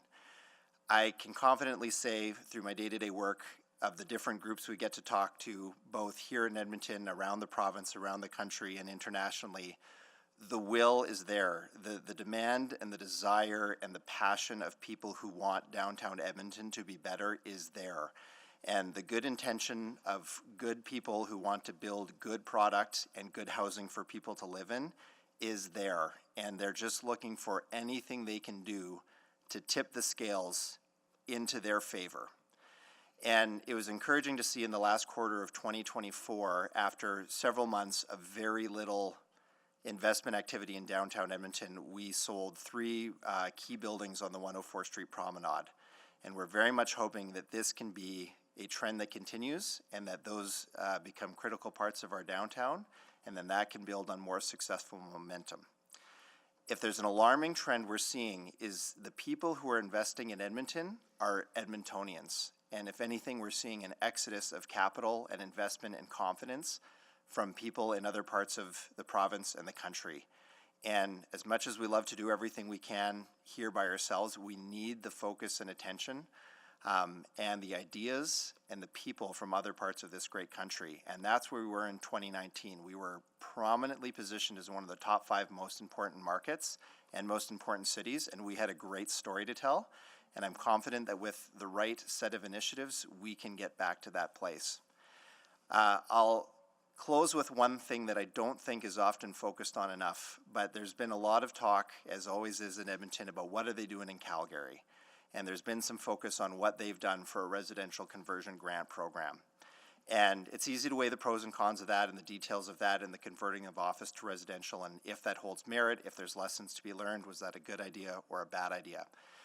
If there's something that's missed, it's this. It's that Calgary was so far ahead of that because they were in this predicament before COVID put every city in the Western world in this predicament. CB Richard Ellis report before COVID, tracking the vacancy rate in Calgary, was reporting that it was the highest office vacancy rate they had ever tracked in any city in the world ever. And so what started as a negative for Calgary, they found a way to turn into a positive. And it just happened to be masked by COVID, but the reality was that they were at this party well before anyone else is, and they realized that something had to be done. And if you look at the momentum that Calgary has gained coming out of COVID, you could argue that they have done some things very right in order to rebuild that. Not that it's perfect, but there are definitely some lessons to be learned. And the reality is they just had a 12 to 24 month head start to look around the corner and see how bad this would get if they didn't do anything. And so I would respectfully encourage that us as a city, we need to do everything we can to maintain the tools we have with the CRL and to provide more incentives so that Edmonton can be making investments that pay off for all their citizens over the next 5 or 10 years by seeing great business owners invest in great businesses in this great city. Thank you. Thank you so much, everyone, for joining us. I know you understand how the process works, but I just want to make sure that it is clear. I want to seek that clarity from administration. We'll come to questions to you in a minute, right? So there are two options in front of us, right, in front of the committee. One is to receive this for information, which means nothing happens, status quo, not moving forward at all. And the second option is that this committee recommend to council that we apply for extension to Government of Alberta, to extending the CRL for 10 years, and also the inclusion of the projects that you have identified in attachment 3. That's correct. Okay, got it. So I think it's important that this will, if committee approves it, or the second option will go to council for final approval. And I know Councillor Tang exempted this, right? But if not, I'll be prepared to move that motion when it comes through that time. Now questions to the to panel, to public. Councillor Tang, you exempted this. You have exemptions, questions, sorry, or I can go to Councillor Paget. Yeah, I can start. Okay, go ahead, please. Yeah, thank you all very much for coming out, spending time, and sharing your perspective. Perhaps I'll start with Christopher Martin. You know, I appreciate hearing from many of you with the amount of confidence you have in the projects put forward and CRL as a tool. How does your confidence feel in light of the current global challenges, including tariff and whatnot, which has been projected to say increasing cost around construction and new builds, which affect, you know, many of the industries here? Yeah, I think that's a very good question. In general, there's a lot of uncertainty right now around tariffs and what the impact will have on our economy. Things like construction, we do anticipate there could be some cost increases, which introduces uncertainty on these projects. On the other hand, you know, I think that the catalyst projects that are being proposed here, the 5 new ones, create an incredible opportunity to create infrastructure projects in our city, which create jobs, generate spending, and that's even just leading up to their creation afterwards. And there's also the economic benefits. Same that we have. We saw the budget release this week. Do you feel this is an equity? I would say looking at budget 2020. Oh, sorry, this is for Punita. Oh, apologies. Yeah, it's okay. Thank you, Councillor. The first comment about being paid off and the uncertainty. Yeah, there's fresh uncertainty now, you know, in addition to what COVID did. I think an extra 10 years makes a big difference. We as humans, we have a tendency to overestimate what we can accomplish in a year and really underestimate what we can accomplish in a decade. So, only having 9 years in front of us right now to see, again, one project that's really on my mind, which is Jasper Avenue Vision. When you look at what we'll have spent under the CRL at that point, and we also don't even have time to finish that project, because the whole idea was that was supposed to happen before or after Valley Line finished, and so that project I think is really important to keep in mind for why the extension is important. But administration and council over the next decade can also choose to be conservative with how you spend that additional money. The extension doesn't mean you have to spend another $500 million or whatever it is. You can choose to be selective about which of those new projects actually move forward and really closely monitor the numbers and actually make sure you're only spending as much as you're sure that you can end up with being paid off. So extending the CRL doesn't mean you're automatically going to be $1.3 billion in the hole or whatever it is. It really could be a much better fiscal position for the city, I think, with all this uncertainty. The fairness question is tough. I don't think any of us were particularly thrilled by the provincial budget. I think there were some things. I know the mayor has been celebrating. There's some things in there that we've been wanting to see for a long time as wins for Edmonton and for municipalities. I think one really weak point that was uncovered for me in all of this, specific to the downtown project, is that we don't have a municipal development corporation or a municipal land corporation. So because you've made that decision, you don't have a vehicle that's a public sector vehicle to drive that development. So you have to work with private sector partners. That's where this is really tricky, and I think you probably could have been a lot further ahead on this if you had a development corporation that master planned a downtown the way that Calgary's municipal land corporation did. I can see Councillor Carmel smirking over here. Anyways, appreciate that. I think collectively we worked really hard on the advocacy and certainly some win. Not quite there, but definitely a step in the right direction. I have 40 seconds. I want to go to Mr. Grabia. You have been very vocal about CRL, and also seems not just this report, but CRL generally as a tool. What do you think is the right tool for downtown investment? That's a complicated question. You gave me 23. Do I have more than 23 seconds? I can come back. Oh, okay. No. Phew. I'm like, I only got 20 seconds. Okay, sounds like your answer is complicated. I can come back. A lot of the things that I've heard today are great. I agree that downtown needs more people living in it.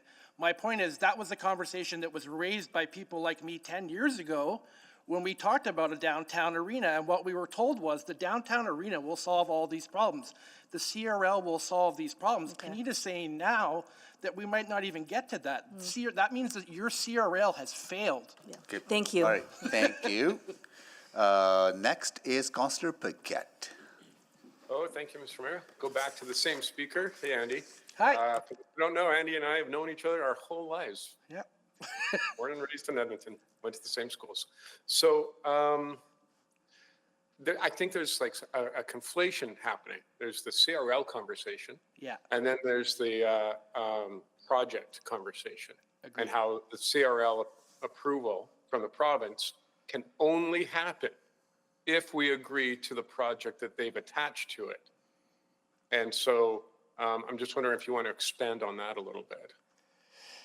Yeah, I mean, this just seems like blackmail to me. I mean, basically, you haven't gone to any other groups or organizations to talk about the possibility of an event center. You haven't put anything to open market. There's no bidding going on for some of these other things. There's no clarity on whether the Cates Group will come back once you've developed that site area and ask for now money for actually developing the condo. So I guess for me as a taxpayer and as a citizen of Edmonton, I'm a little disgruntled that our provincial government is manipulating, in my mind, city council and holding you hostage to try to do this. And frankly, it bothers me because this is the same thing the Cates Group did 10 years ago when they threatened to move the Edmonton Oilers unless city council paid for their arena. So I guess that's my level of frustration there, is that I feel like city council is being blackmailed and they're not even getting the same amount that Calgary got out of it. A lot of people are going to say, oh, great, but we're getting this $37.5 million to tear down the Coliseum. Yes, but that's costing you $102 million in other things, in money that you're giving out through the CRL taxes. Yeah, okay, interesting. Yeah, because we did have a proposal that council rejected on office conversions. It was just a report. There would have been a lot less money. Okay, so just, I want to go back to, we've heard a lot of things about investment not coming into Edmonton, about how Edmonton needs to be revitalized. And I just would like to get your read on the fact that since I think about 2019, all Alberta municipalities have seen this infrastructure grant fund cut from the province. For Edmonton, it's been between $200 and $300 million per year of a cut impact. And so I'm just looking at what is proposed to be invested versus what has been lost. And I want to add on to that a lot of the complaints that people have had, including people in this room, about downtown has been directly related to drug use, addictions, and mental health. And so just as a regular person from Edmonton, I want to get your beat on this. Sorry, is that for me again? Yeah. I guess what we're hearing today is we're talking about a lot of economic development, and we're talking about the Cates Group being good partners. My understanding is that there's currently a lawsuit going on between Boyle Street Community Services and the Edmonton Oilers over $5 million, and I guess I sort of question us here having this conversation about how benevolent of an actor the Cates Group is when it acts outside their self-interest. Listen, I think that CRLs can be very powerful tools and used in limited quantities, but what happens is that cities get addicted to them. And I think that's what's happening here in the city. The city sees a quick solution to these things, and there are not quick solutions. There seems to be a failure of understanding that economic study after economic study shows that at the end of the day, this is not new revenue that is going into these zones. This is revenue that would have happened in another part of the city. It also leads to property tax increases. It simply must. You are directing and locking in, let's say there's a benefit of $200 million that's the incremental value that's been added into the city of Edmonton. That's locked into that one area zone. It's not in general revenues for the city. Now, say what happens is you have some beams that start bending on a bridge you're building. Let's say there's some cracks in the LRT pillars that you're building. Let's say a global pandemic happens, and there's an increase in costs and services. So now the city's budget is $250 million or whatever in deficit. You cannot take that $200 million and put it into general revenues. What does that lead to? That's a property tax increase. It's this is not free money. This isn't brand new money. This is money that gets moved around. It's a shell game, and it tracks it in one area. Now, I can understand why people like Councillor Stevenson. Thank you. Sorry? Thank you. All right, I'm out of time. Sorry, I didn't mean to. No worries. Thank you. Before we get to Councillor Cartmel next, I want to welcome some guests who are visiting us from Metro Continuing Education, same class, the other class. Your colleagues were here earlier. They are here with their teacher O. Duchak and F. Linares.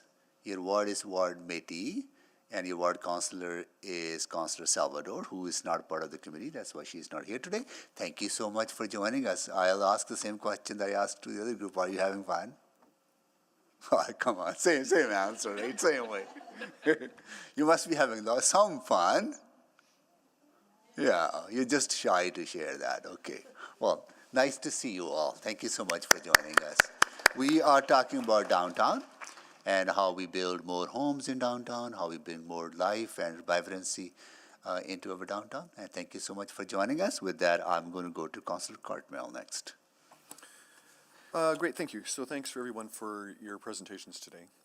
I'm going to go to Mrs. McBrien first.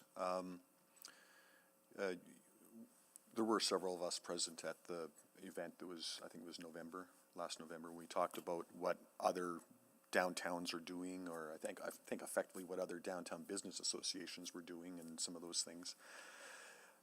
If this CRL extension does not pass, if we decide not to seek the extension and, you know, we've got 9 more years, then what?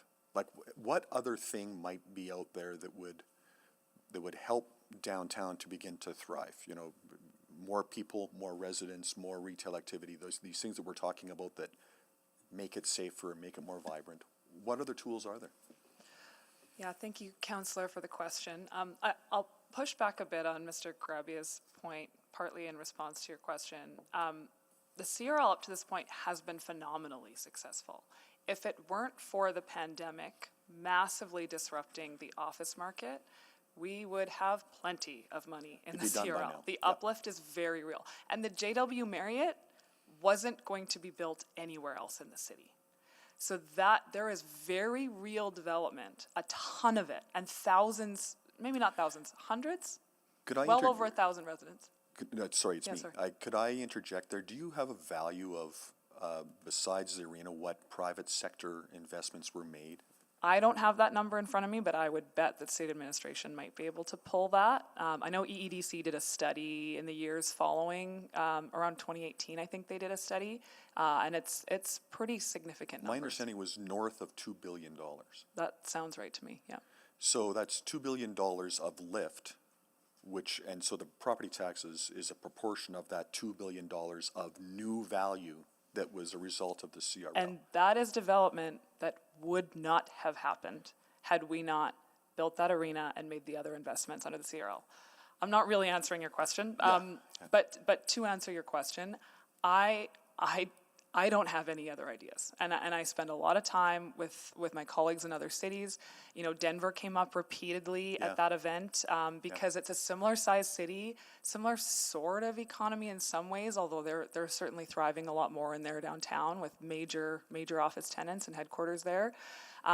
They just approved their version, a different kind of tax increment financing to the tune of $500 million to do projects not unlike what's in here. So this is in line with, under the same model, under it's a similar model, yeah. It's called something else in the States, but it's a similar kind of system.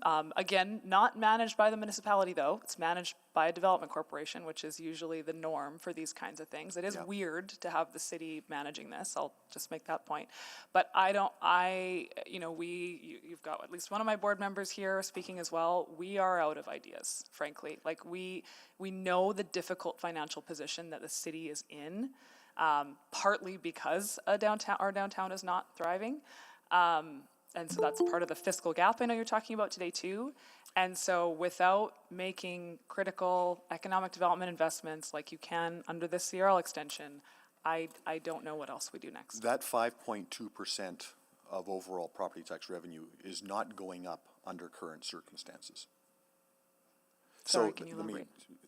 We were told that a moment ago that right now, property tax revenue downtown is 5.2% of overall revenue, down from 10%.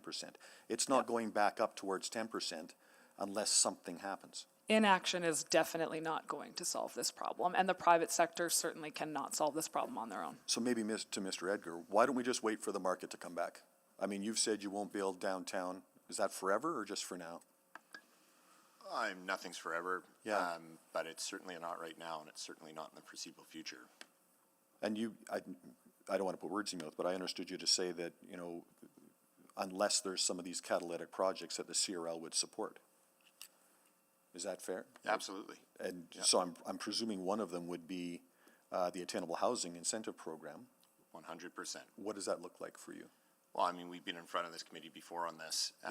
That looks like a per door incentive on a dollar basis. It could be similar to the previous, the acronym I'm not going to get right, but the construction grant that basically freezes property taxes at a certain rate for a period of time, right?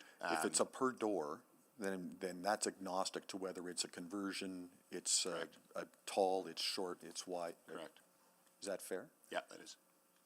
I'm out of time. Thank you. Thank you, Councillor Cartmel. I'll go next. So what I'm hearing, first of all, thank you for joining us, is that more residential is the key.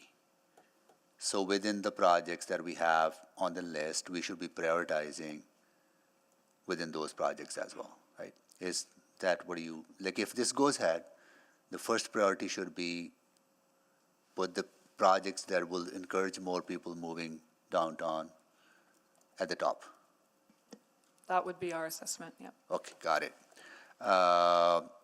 And the tax incremental financing is a commonly used tool in other jurisdictions. It is, yeah, it's usually called some version of that. Yeah, right. And in Alberta, CRL is the TIF, because that's the only tool available to us. Yeah. Right?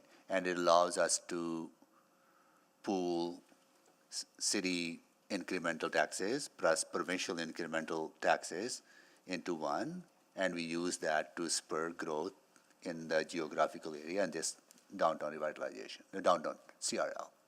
That's how it works. It's a tool that commonly used by major urban centers in North America. That's correct, yep. Okay. I'll just add, Mayor Sohi, that in cities like Calgary and Winnipeg, where there is a TIF or tax increment financing, and where there is a coupling of a municipal development corp, they are then able to use that as a mechanism for housing development, where the province has injected some dollars to support and incentivize. Got it. But I also want to make sure that we understand, like since 2015, there has been $4.7 billion investment in the downtown, and pretty much half of that actually came from the private sector. I don't know that that's accurate, but I've heard that number. Well, I have heard the number about $2.2 billion of, like arena development itself has spurred $2.2 billion of private sector investment in the downtown. Yes, that sounds right. That sounds like it's what the EEDC study. Right, I remember that number, right? But the total investment in downtown has been $4.7 billion, which is the number that administration shared today. But that also includes LRT investment, public sector investments as well. So, okay, I just want to make sure again that are you all in agreement that more people living downtown, more housing development in downtown should be prioritized among all the other projects that are on the list? Okay, got it. Cool. Thank you. With that, I will go to Councillor Stevenson. Yeah, thank you. Maybe just to follow up on that thread with Speaker Edgar. So you talked about the challenges of building in Edmonton generally as a market. My understanding is that part of the difficulty is that our rents are low, that we have affordability. Is that correct? Yeah, this is an interesting one because our affordability is both our greatest advantage and it's also one of our challenges. Rents are one input in a large pro forma. So then what would be the other structural elements that are making it harder to build in downtown Edmonton, aside from just the cost of the building versus how much you can get in rent for it? Yeah, I would tell you the two largest outliers compared to another municipality would be the built environment around our sites. So infrastructure would be one. It's crumbling sidewalks, crumbling roads. Okay. Infrastructure in general. And the other would be property taxes. And I know that can be something you guys hear constantly from everybody, but we are just grossly above other municipalities on a per door basis on our property taxes for apartment buildings. And that, coupled with those lower rents, creates a untenable scenario. Great, and yeah, I think, as you say, it's an advantage and also something that's, the affordability is an advantage, but also something that's hampering. When we were talking about the office conversion incentives a while back, something that I'd be really interested in seeing, so not asking for the delivery of non-market housing, but again, when you come up with a pro forma, I assume that you have rents sort of set out for 20 years, probably increasing 2 or 3% every year. That makes your pro forma work. It makes it a viable project. Is there a willingness from industry to commit to those rates, that 2 to 3% increase in rent over 20 years? Yeah, so this has come up before as well. And the way that that's happening right now is through federal financing structures like CMHC. So, you know, currently to make an apartment perform a work, you really need to utilize CMHC financing. And CMHC financing creates that scenario. But does it? I thought it just linked to market rates. Because the issue that we want to provide, an outcome I think we could achieve, is that when we do see vacancy pinches, we often see rental rates escalating quite quickly. I don't think CMHC programs prevent that. Yeah. Because it's just proportion of market, percentage of market. Yeah, it does. So, for example, our Mercury Block development on 123rd, 102 Avenue has 163 units. 43 of those units are labeled affordable units, and the CMHC bases that on a median income and a percentage of that income. And then those units, the rate can only increase by a CPI index determined by CMHC on an annual basis. But the other 120 units can escalate 8% a year. If the market goes up 8%, then likely costs are also going up, and they have to go up. Yeah, and I think that's the tension in terms of, you know, what the rate of inflation in costs is versus what the market will bear, and maybe just some further analysis about how closely linked those are. Yeah, I mean, look, you look at what happened from 2018 till now. Interest rates went up by 5%. Utilities went up by 300%. Property taxes on multifamily developments in Edmonton went up by 65%. Rates went down by 25% for a period of time. They've only now recovered to pre-COVID levels.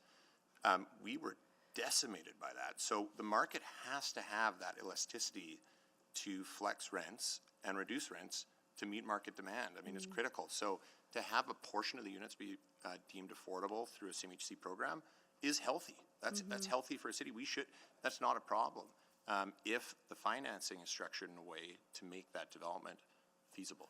Yeah, and I think, you know, one change that is phasing in right now that you're well aware of is the phase out of other residential. So we will see a decline in rental property taxes in the coming years. Do you think that helps, at least in a small way, to move that needle a bit? Look, I mean, you save a dollar, you save a dollar. It helps. Is it going to move the needle? It is helpful. We appreciate that for sure. But we're still just watching taxes go up. Well, though, you know, we're seeing. Yeah, it's not going to move the needle, but it helps. Great. I'll have some more questions. Thanks, Mr. Mayor. Thank you, Councillor Stevenson. Councillor Winspear, go ahead, please. Thank you, Mr. Mayor. I have a question for Ms. McBrien. I thank you very much for what you had to say, but I'm trying to get an understanding. Do you believe that the city should be having some form of a municipal development corporation? Based on what we've looked at in other cities and what's working really well, and, you know, our closest neighbors we're always looking at, like cities like Winnipeg and Calgary, yes, I think a lot of our gaps and a lot of our failures, for lack of a better word, come down to not having the vehicle to do the kind of planning and development that we've seen other cities do in their downtown, in and around their downtowns. Okay, great. Thanks for that answer. And someone else had mentioned that. I'm not sure which speaker it was. If you could identify yourself. Yeah, sorry, I'll identify myself. It's Jason with Build Edmonton Metro. Thanks for the question. Hi, Jason. Hi. Thanks for the question, Councillor Winspear. I'm familiar with Winnipeg's municipal development corp. It's called Centre Venture, and they are a public arms length organization with the city of Winnipeg, which is primarily tasked with building and shaping the downtown. They utilize the TIF, and I would say over the past decade, they were given injections from the province of Manitoba, upwards of $40 million, to specifically utilize those dollars to incentivize housing development. I don't have the specific numbers, but I would say that over the last couple decades, that project and that $40 million that they were able to inject through that organization to utilize the TIF has brought over 1,400 residential units over the last decade. So not to mention just the private sector investment opportunity. It's also just bringing the people power, which all of the speakers have identified today, is you need more people to add that feeling of safety and that perception of safety, but also more residents brings more of a cultural identity, more energy and a vibe, and then hopefully that will create that certainty and predictability for the development community.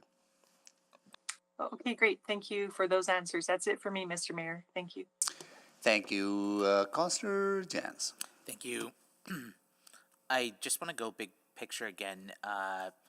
So, Mr. Grabia, we've been told attachment 3, take it or leave it. Here's the CRL. I'm glad this is we're talking about this in public, but how do you think council and the mayor should respond to the premier saying, here's your list. You get a fan park. You never asked for it. You get a fan park. I mean, my answer is very simple. The answer should be no. I think that you are being blackmailed, and I think that it's actually a net loss in terms of money that you're being given right now. I think the city should hold out and demand more from the province and ask them to uphold their responsibilities to Edmontonians. So why wouldn't the premier just give the fan, if the premier wants to see a fan park downtown, why wouldn't the premier just cut a check for $85 million and give it to the owner? I am going to pause the clock here, Councillor Jans. This is our discussion, is our decision whether we want to add these to the list, and no one is compelling us to do it. If we don't want to do it, we don't have to do it. So just to be clear, it's MOU, take it or leave it. It's not. It's a non-binding MOU. Final approval is council's approval, right? So I think we need to focus on what is in front of us. And if council doesn't like the MOU, council can always say no to the MOU. Or can we amend the MOU?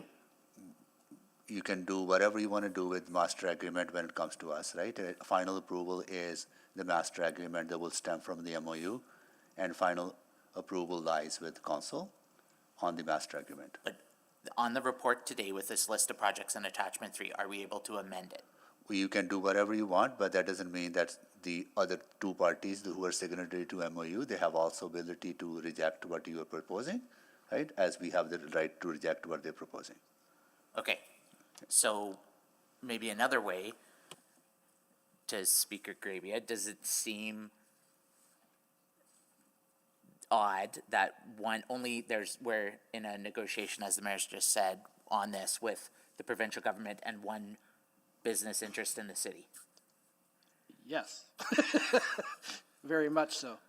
Okay, just going back to the CRL question about diversion and who pays or not, it's my understanding that there's a fixed amount of property tax required from across Alberta for education.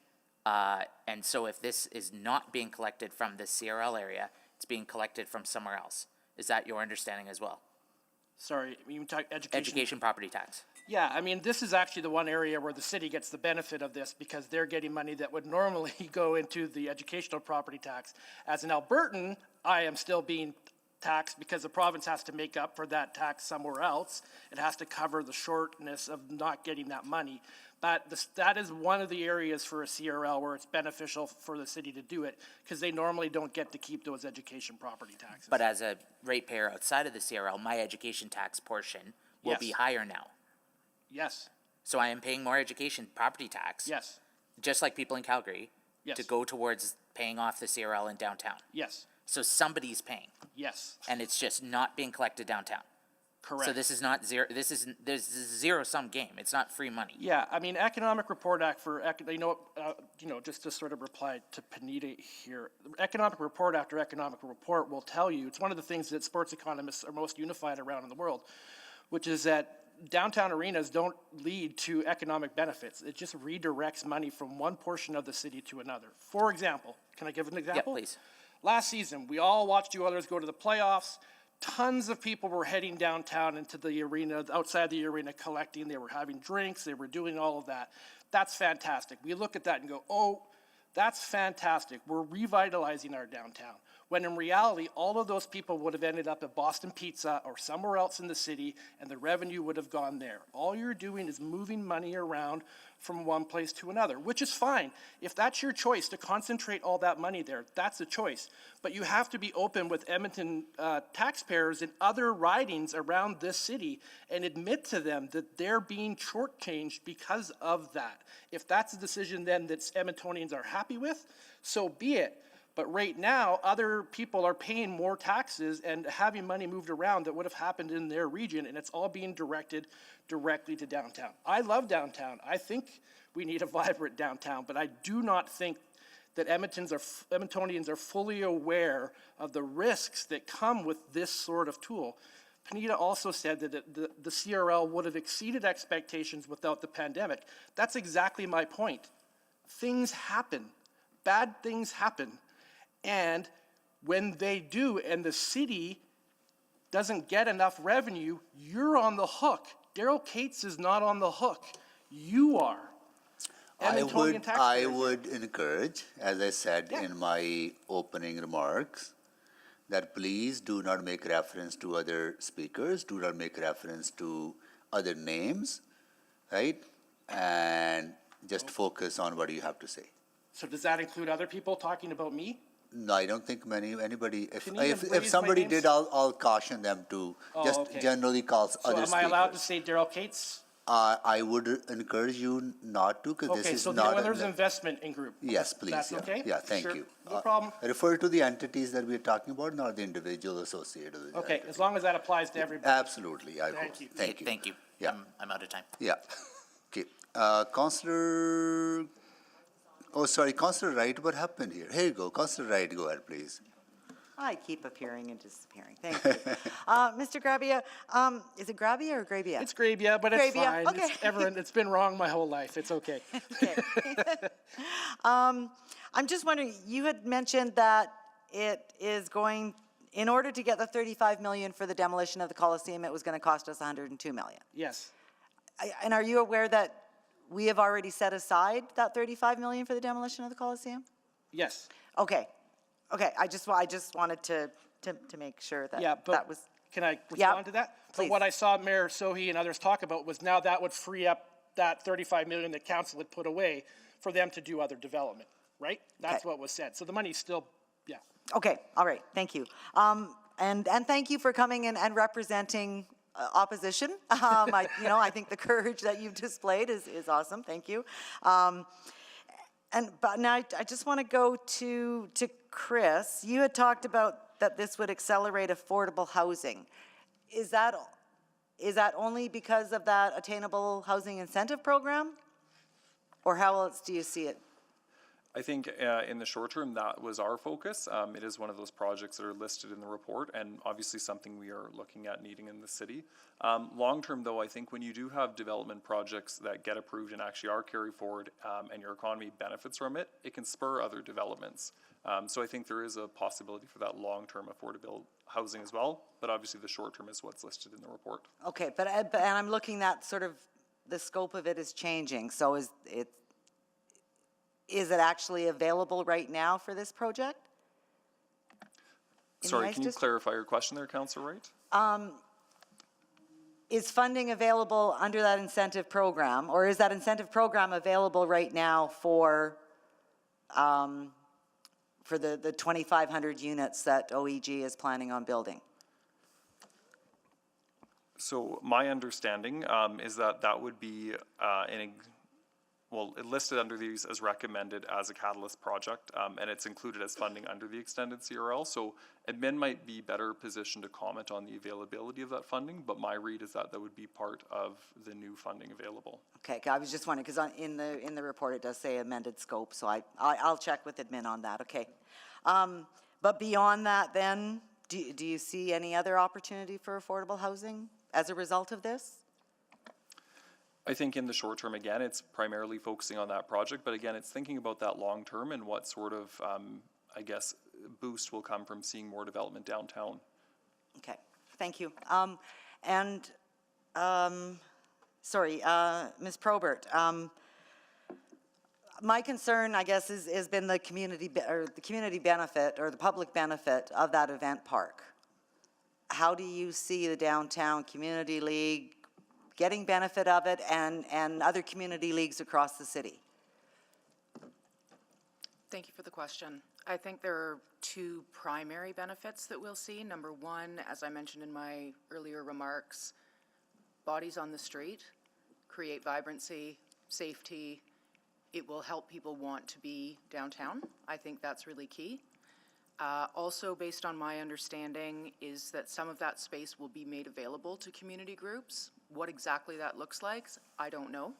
I haven't had any details provided to the league or to myself on that, but I do see some potential significant benefit to having additional space and additional facilities available for not only our league, but other leagues and community members to be able to make use of in that new space. Okay, and the idea of community league is to be in your community. Because I am struggling with the fact that a community league from Northwest Edmonton or Southeast Edmonton would come down to have an annual general meeting in the event park. Like, would the Downtown Community League travel to Northeast Edmonton to have an AGM? Potentially under the right circumstances, I would say that would be an exception, but it is a possibility. Very slim, I would say. Okay. Jason, I'm just wondering, with your familiarity with Winnipeg, the Winnipeg Jets real estate arm has got a $650 million deal for housing and healthcare and that, and I think that was just finalized in the fall. And I think the city's only putting in about $10 million. Are you familiar with that project? Thanks, Councillor Wright. I love that Winnipeg's being talked about right now, which, so go Jets go.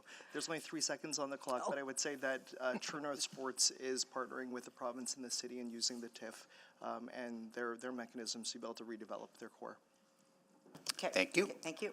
I know, Councillor Paquette, you have to leave, so I'll come to you first. Then I'll go to Councillor Cardinal. Go ahead. Appreciate that. Thank you. Thank you to you and to Councillor Cardinal for that. So last crack at Mr. Grabia. Sorry, you're just under the hot seat here. You're going to get me in trouble with the mayor. I don't want to do that again. No trouble at you'll all. be fine. No trouble at all. So, because I understand everyone else's perspective, this is why I really want to talk to you. Yeah. And that is that the city could say no to this. Like if executive committee recommends this to council could say no based on the fact that there is that sort of caveat from the province, right? In saying no, council would be saying no to all of that money. And your position a little while ago was, okay, it's fine. Just like hold out for more. Yeah. But I think that we can maybe assume, or we can speculate that there could be a situation that probably isn't unlikely, frankly, that the province says, take it or leave it. You leave it, okay, fine. And they'd be perfectly fine with that, and then be able to say, well, the city of Edmonton is not interested in revitalizing their downtown or even accepting our grants. And so council would be in a position of saying like, okay, so we had the opportunity to build more housing. The long-term benefit is clear. The short-term choice is a bit galling. So where do you draw the line? And let's hear your insight on that. I guess my response would be that that is the responsibility of the communications people and the politicians on city council to explain exactly to the public what is going on here. What you're saying is not that you're rejecting money for a demolition or for that project. What you're saying is you don't want it to be tied to publicly financing projects for a billionaire. Billionaires aren't very popular right now. So I guess my counter would be that that's up to you guys to make that argument to the taxpayers of Edmonton and the citizens of Alberta, and that, I mean, I guess my other thing is you're actually losing money, Aaron. They're giving you $37.5 million, and in exchange, you're putting forward 102 in CRL things to the Cates Group. That's a loss. That's not actually a gain. So to me, it's an easy thing. I'm not a politician, I'm not on council, I do understand the things there, but I also understand as an Edmontonian that I would actually like my city council to fight for what's right and what's correct, and the consequences sort of be damned with that, I guess, if that's... Right. Now, the question is, if over time the city was made whole on that money, does that make it palatable? And not just made whole, but then see an uplift and a benefit. But it's not made whole, because all that money that's, the event center, all that money's going to the Cates Group. You're not getting any money out of that. So you're building him an event park that you don't get a single cent of. You're debt finance. You're already debt financing $30 million a year probably on the arena, right? You're taking on debt and risk for him. Us, we are, not just you, I am. Everybody in this room is taking on debt financing for him. Yeah, so I'll put it to you this way. Others investment group, sorry, Mayor. If over time you do get that property tax uplift, and because of that, and we, generally when an area is improved, all the property taxes in that area kind of go up a little bit as well. And so by incenting that development, over time you actually do start making that money back. And so I guess the question is, what is the acceptable time frame there? And is it acceptable in the end if the city is actually benefiting from that deal?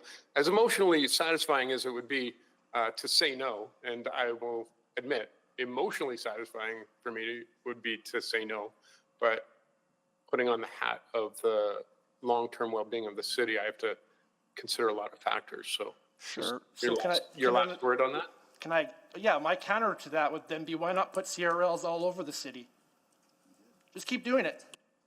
If your argument is that long-term down the road, this is going to lead to benefit for the city, just put the city in a giant CRL. You tell me why that's not tell me why that's not a good idea. I'm not sure the province would be okay with that. I would be fine with that. Yeah. Okay. All right. Thank you, Mr. Mayor. That'll be so nice. Then we get to keep all the education property taxes in the city, right? So, okay, but that doesn't happen. We live in a practical world. Councillor Cartmel, go ahead, please. Thank you, Mayor Sohi. So I'm looking at attachment 3, which is the list of projects. And I don't know that this list is presented in any priority order. It's been assembled by administration. We'll ask that in a moment. The first two projects on the list are the event park and the Village at Ice District. I am not aware of a public conversation yet on the content of the MOU. Maybe I missed a meeting, but I'm not sure of the conversation that we've had. I'm aware of some press releases from the government's budget, but I'm not, and the conversation was here today. So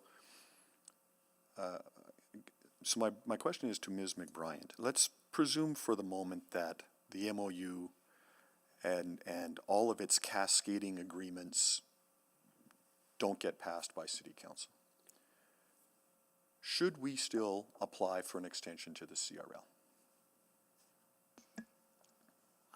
I believe yes. I think I would hope that the province would consider it regardless. But yes, I think for the reasons I've stated, I think the extension is important, even if all of the projects on that list are not pursued. Yeah, if we're not proceeding with a fan park, the land north of Rogers remains green brownfield parking lots. We prefer that for some reason. The status quo remains. The CRL has 9 years left. There's questions about it, whether it can meet its obligations now because of the COVID effect during and after. We should still apply for an extension to this CRL, and maybe there's a few other things we could squeeze in depending on the dollars. That would be our position, yeah. Okay. And then to Mr. Edgar, I just wanted to finish our conversation from a moment ago. It was my suggestion, and I want to get your take on this without the deadline on the clock, about a per door being somewhat agnostic to the type of project. It could be a conversion, it could be greenfield, it could be brownfield, it could be tall, it could be short.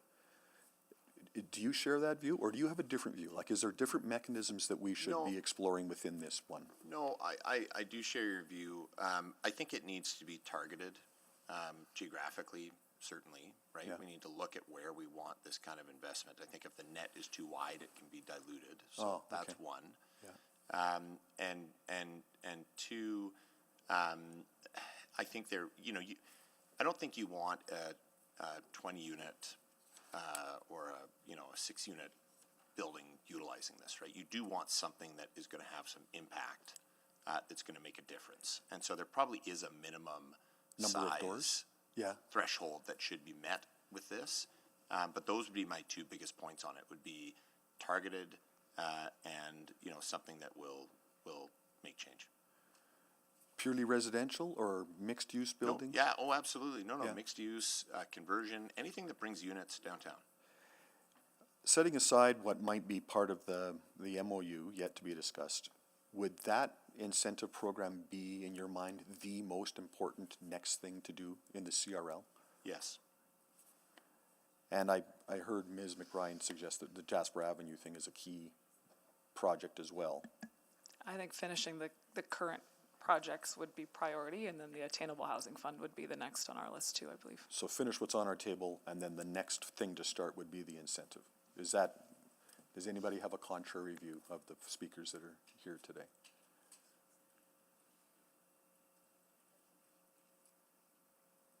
Thank you. That's all my questions. Thank you. Councillor Tang, go ahead, please. Great, thank you.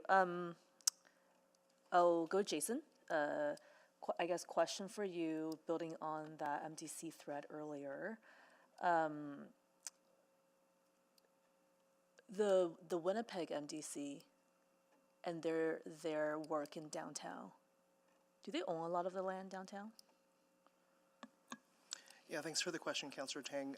So they would be utilizing the city's land holdings, and they would put that out to market, and they would couple that with the TIF mechanism.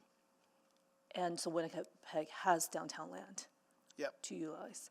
I guess Correct. in our downtown case, we don't, right? And I don't really see how that can become compared. If we look at quarters, which is the next report, that's a very different story, and I completely appreciate, that perspective. And, I think that conversation isn't over for me. And, I guess I just, Sure. I think a few of you are talking about it, and I just don't know if it's really the same kind of comparison. Yeah, the other thing that Center Venture and CMLC does in Calgary is they do the master planning work in their downtowns. So that would, be thinking about over the next 10 years, 20 years, are we going to be doubling the population? What would we need to do to ensure that there's the right infrastructure and servicing? So they'd be looking at the public realm improvements as well to be able to catalyze that private sector investment. But where they might be actually intentionally creating a plan for specific areas of the downtown, they might consider also purchasing private sector land and utilizing that as a way to be able to partner with the private sector. Yeah, no, that's interesting. Okay, thank you. Mr. Slatter is leaving now, but that's okay. I think I'll direct it to whoever's left. That's okay, thank you. I think Calgary came up quite a few times, and especially on the commercial side. But, I think a lot of their investment was pre-pandemic, say in the residential space, in the conversion space. I think we lost a lot of momentum during the pandemic. We lost $97 million of taxes that we should have collected, and we didn't. Then that continues to kind of put us in this fiscal gap on top of other factors, which we're going to talk about this afternoon. It's a fun day today. And so I also don't know if that's a fair comparison either. And I hear that come up all the time, right? And we're playing that catch up, but the conditions have changed so much. And like my first round of questions, that condition continues to evolve. So I guess I just want to put that out there and see if any of you have a response. Kanita, go I'd ahead. respond to that, yeah. Yes, Calgary started before the pandemic because they had to, because their situation became so dire. But they made big and bold moves and have continued to do so, even though COVID also has set them even further behind. We look at the East Village, that was CMLC. The BMO Centre that the province is investing in the infrastructure for, that's CMLC. And so there's all these major visionary projects that they're taking on and investing massively into in their downtown because they have to, and getting a lot of provincial support in the process. Lucky them. And then there's also all the work they're doing around residential, adaptive reuse of office buildings and all of that investment. And I see that a lot of that is building upon kind of what they started, right? And I don't know if we have that same kind of runway at this point. But anyways, thank you for that. I mean, just the last question. I think I just may have missed it for Brian Murray. If you said that in the downtown investment plan, you have identified a number of strategic locations. McEwen Ice District. It was McEwen Ice District, certainly though in and around the warehouse area. Okay. Yeah, basically your academic institutions and your major anchor points for public gathering.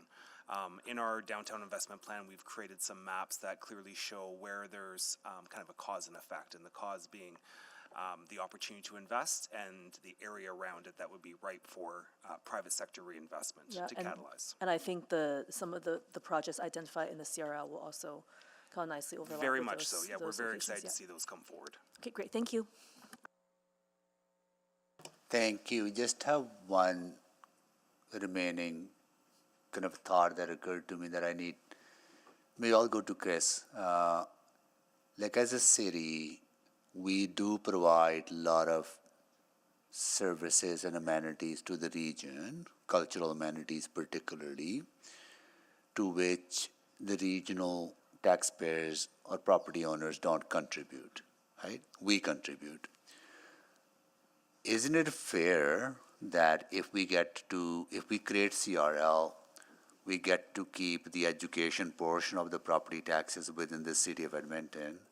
Isn't that one way of achieving that, dealing with that inequity, that regional municipalities, Alberta-based municipalities are actually contributing to our downtown through that money and helping us achieve some of those goals? Isn't that indirect way of kind of them paying into some of the work that we need to do in downtown?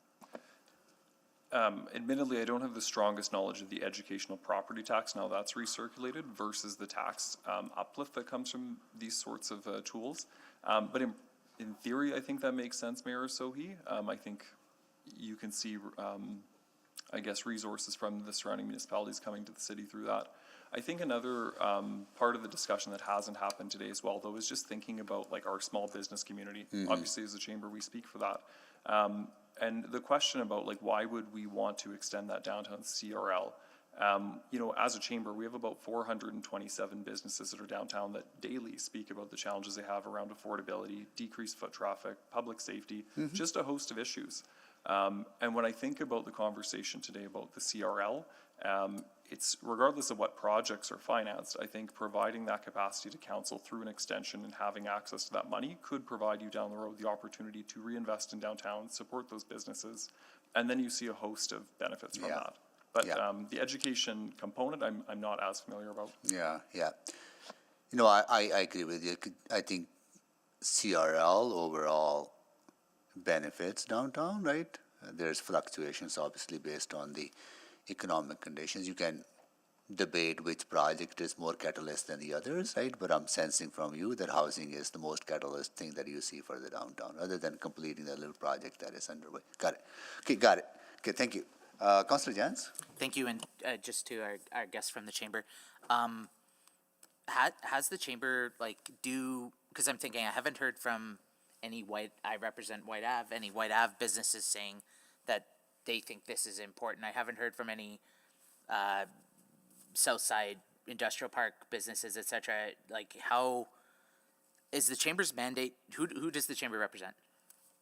Yeah, good question. We represent 2,000 businesses across the city. Your ward, in particular, is 286 businesses. And in terms of hearing from them about the impact on the downtown, we do hear from some of them, more the ones that are engaged in our policy committee groups and talking about Edmonton as a whole, but they certainly see the benefit in investing in downtown as having spillover effects for other wards in terms of boosting our visitor economy. and just, I guess, in terms of improving the attractiveness of the city as a whole, which benefits our businesses too. I think about White Avenue, and when we have visitors coming from other cities, of course they think of downtown right away. But then they think about places like a White Avenue or other areas, and they go there. Because a key thing, I think, going forward, I think we all agree we want to invest in downtown. We all agree we want housing. I think the question is the how, and I think the question is for who. And we don't want to be picking winners and losers. We want to be setting up clear, transparent processes that everyone can benefit from. I would guess that's your shared value as well? I would say so. Yeah.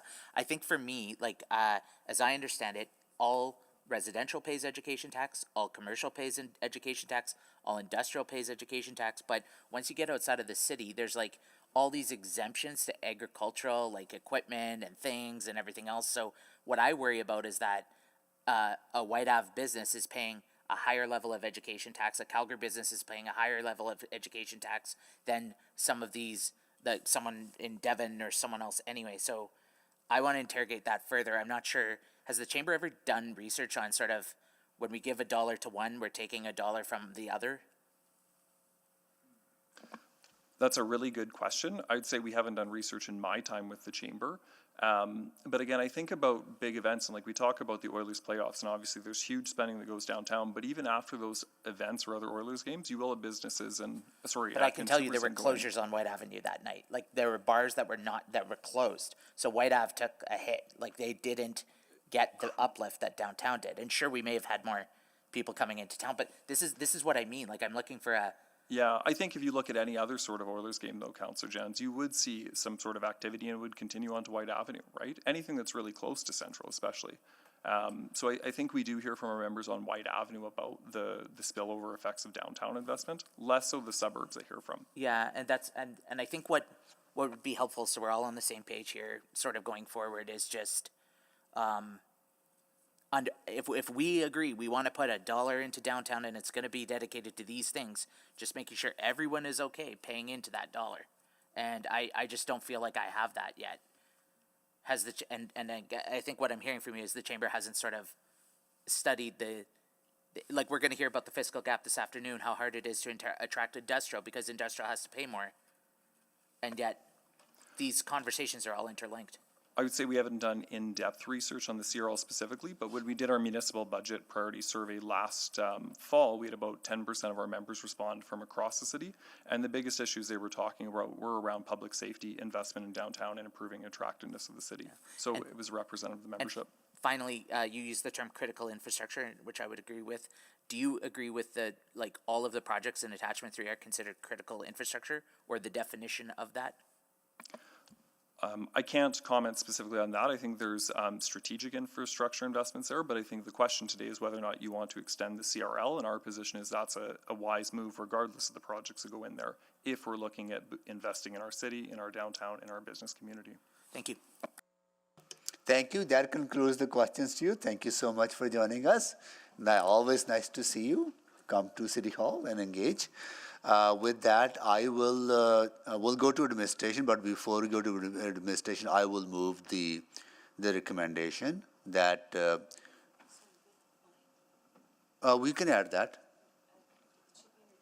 It should be in the chat. Is that adding to the list, right? Yeah. Okay, which is Winspear? Yeah. Okay.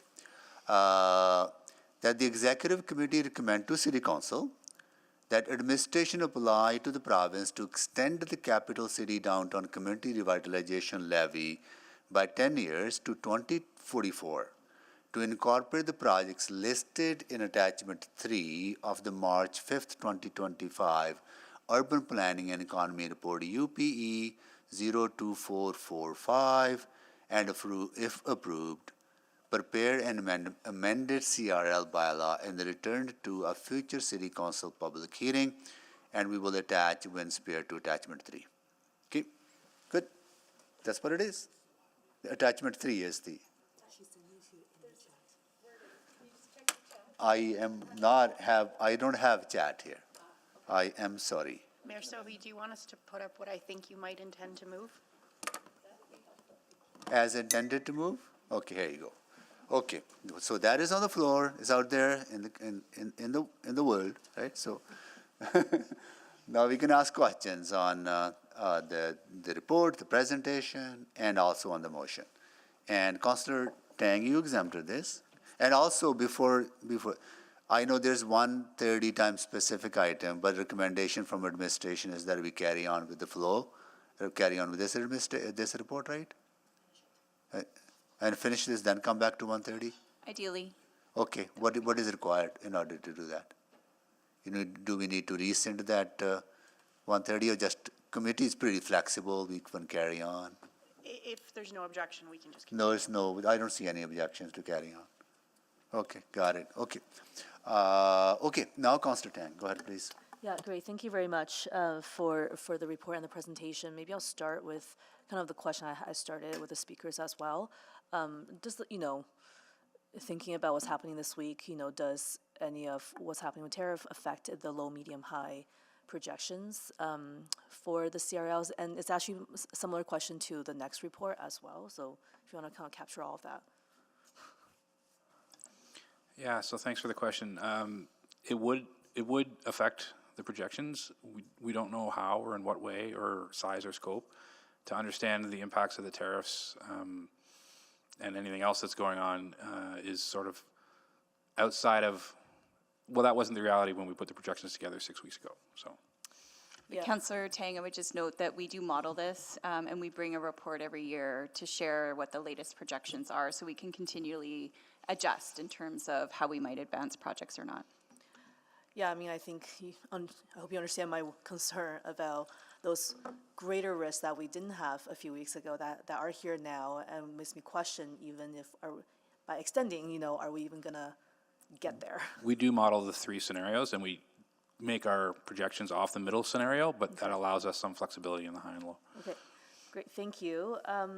I understand. Maybe I'll just, I wanted to ask a little bit about, okay, maybe I'll start with the catalyst projects. So the ones that are listed are in no priority order right now. It's just recommendation, we're adding these, correct? That's correct. They're just listed as they came. The priority would be set by council at future budget meetings when they're talked about specifically being funded. And then I guess any response to some of the conversation earlier, finish what's on the table, prioritize the ones that really will drive housing, and then everything else. Yeah, that would be at council's direction in future meetings. And then, sorry, what a future meeting, so that would be at? So normally the projects are funded through a capital budget profile, even though the funding comes from the CRL, and that's presented at budget time. Gotcha, So okay. Plus you have to get the approval on these additions anyhow. yeah, that's all post and assuming. Yeah.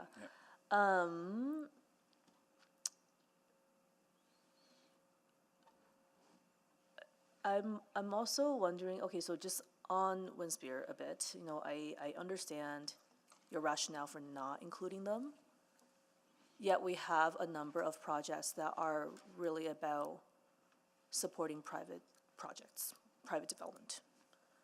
Yeah. That will ultimately be private property. That's correct. So those projects are included based on conversations we've had with municipal affairs about pending changes. Those changes were communicated by them to us. We did not ask. So those projects are included based on our expectation of those pending changes. Those changes are not finalized, so something could happen between now and then. But there was no consideration in those pending changes of anything around not-for-profit or arts facilities or whatnot. It was just attainable private housing and remediation. But Councillor Tang, I would add, having that on the list, we can take that back and see, work with the province to see what the options are. Yeah, I guess, I agree with, I support the projects on the list. I just felt the criteria was a little bit inconsistently applied. That's kind of where I landed. So anyways, I'm glad it's here, and then you can take that away and have that conversation. I think I will pause here for now. Thank you. Thank you, Councillor Carmel. Thank you. So I guess also on the question of the list of catalyst projects,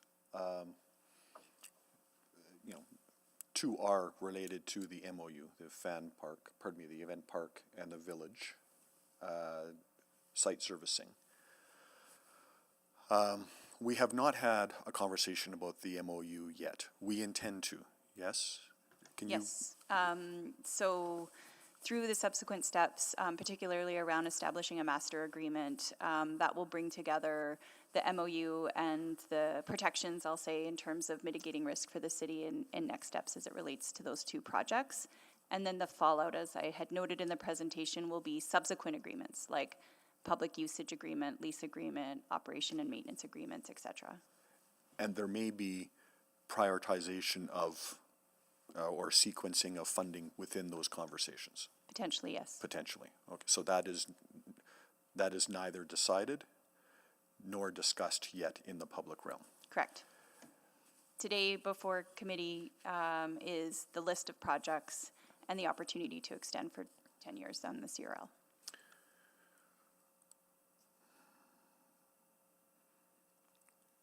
Yeah, I'm hesitating about asking a question around that. Maybe I'll save it for the MOU conversation. And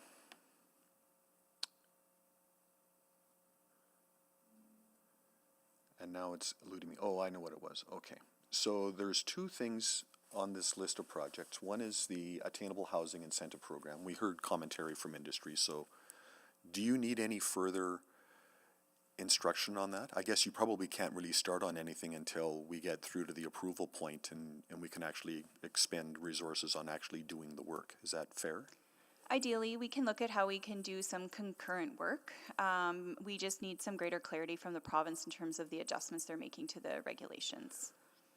But in the meantime, we could dust off the per door thing we did back 15 years ago. We could dust off the one we did about 3 years ago that was the sort of the delayed property tax and at least have those at the ready.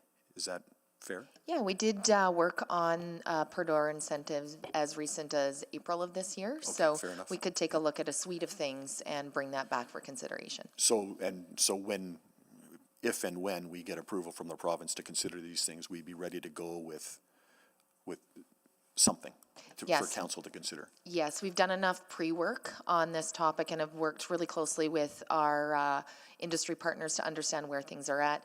We'd want to take a look at the current economics as of today because they are changing. Sure. And this would be, again, another signal to the market of some confidence in terms of Edmonton investment. Right, fair enough. So, okay, so that's all a work in progress. There is an item here called the Downtown Infrastructure Fund. And the description says, a program to fund shared public infrastructure to support new construction, including market housing, non-market housing, mixed use, and commercial development. This feels like there's already an element in there that could extend to the Winspear. And I add to that, the Palladium was originally in the CRL, and it's, no longer. It's no longer. The existing project that we're amending has very specific map with very specific sections. The amendment that we're proposing in this project would take away the map and say anywhere in the CRL would be eligible. Which components would be relevant to Winspear or not, I'd have to go back and look. I wouldn't be able to speak to that. But So I have a notion, maybe this, and I want to circle back to this. We've got this weird sort of funny order of operations with the agenda today, right? We're talking about a bunch of things all at once, but in order and not in order.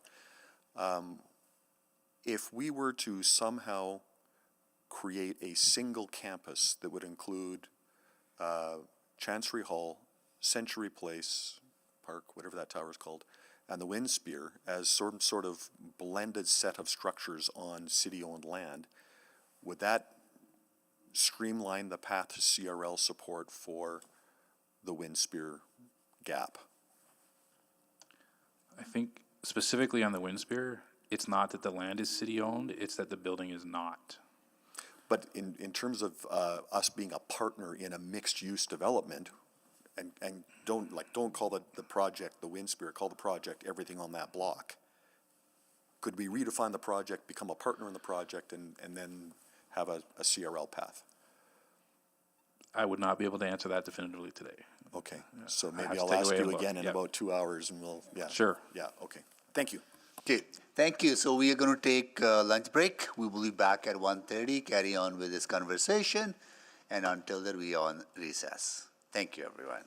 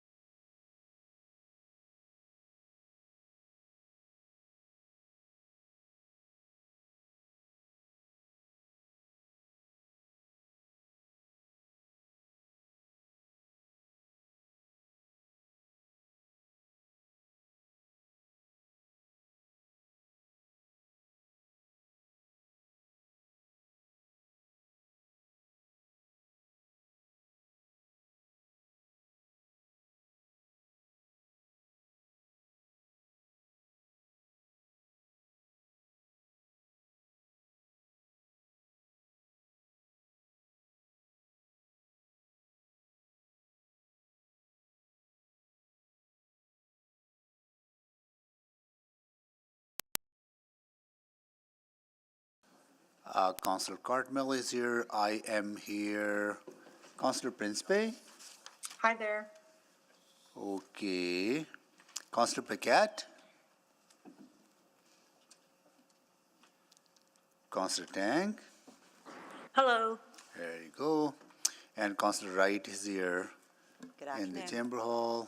Councillor Rutherford? Hello. Councillor Jans? Hello. Councillor Stevenson? Hello. Okay. All right. So we do have quorum for committee. Councillor Tang, oh, you're not. Councillor Principe, go ahead, please. You're next. Thank you, Mr. Mayor. I do have a question just about the way the motion is worded about it says Winspear Centre expansion project and if approved. I guess my concern is if that's attached to the motion, the first part of the motion, if that portion, the Winspear Centre expansion project is not approved, does that affect the first part of the motion? That might be a question to the clerk. Sorry, Councillor Principe, you can say that a different way for me? Yeah. So on the first, it's about extending the CRL, the first portion of the motion. The second part of it is in reference to Winspear Centre expansion project, and it says if approved. So since the motion, if it were not approved, the Winspear Centre expansion, would that affect the CRL extension? The if approved there needs to apply to the CRL extension needs to be approved. Otherwise, a lot of this becomes moot, but I'll let Kim Petrin offer any more comments. Councillor Principe, if what you're getting at, if there's challenges with getting the Winspear approved with our conversations with the province, does that impact the list or the projects on attachment 3? Thank you. That's exactly what I was trying to get at. Yeah. Yeah, and I would say no. Once we take this back and have a discussion with the province on the CRL catalyst project list, if a project needs to be removed, it would just be removed, but the rest of the projects would continue. Right. Okay. Yeah. Thank you for explaining that. Thank you, Mr. Mayor. That's it for me. Thank you. So you heard from some of the folks from the downtown that if CRL revenue projections don't materialize, there's risk within existing projects. Speak to me on that. Like, what are your kind of thinking? What your comfort is on that? And if we don't match the revenue, then we will scale back on the projects, right? Correct. So we come every year with an annual update on the projections and the results so far. And at that time, council can use that information to inform their decisions on any further spending in the CRL. I see. Okay. So there's a built-in check-in, right, that Yes. that allow us to assess that every year. I know the list is there in attachment 3, but there's no prioritization. No prioritization. I am interested in prioritizing, as we heard, because we heard loud and clear. Finish the projects that are underway, right?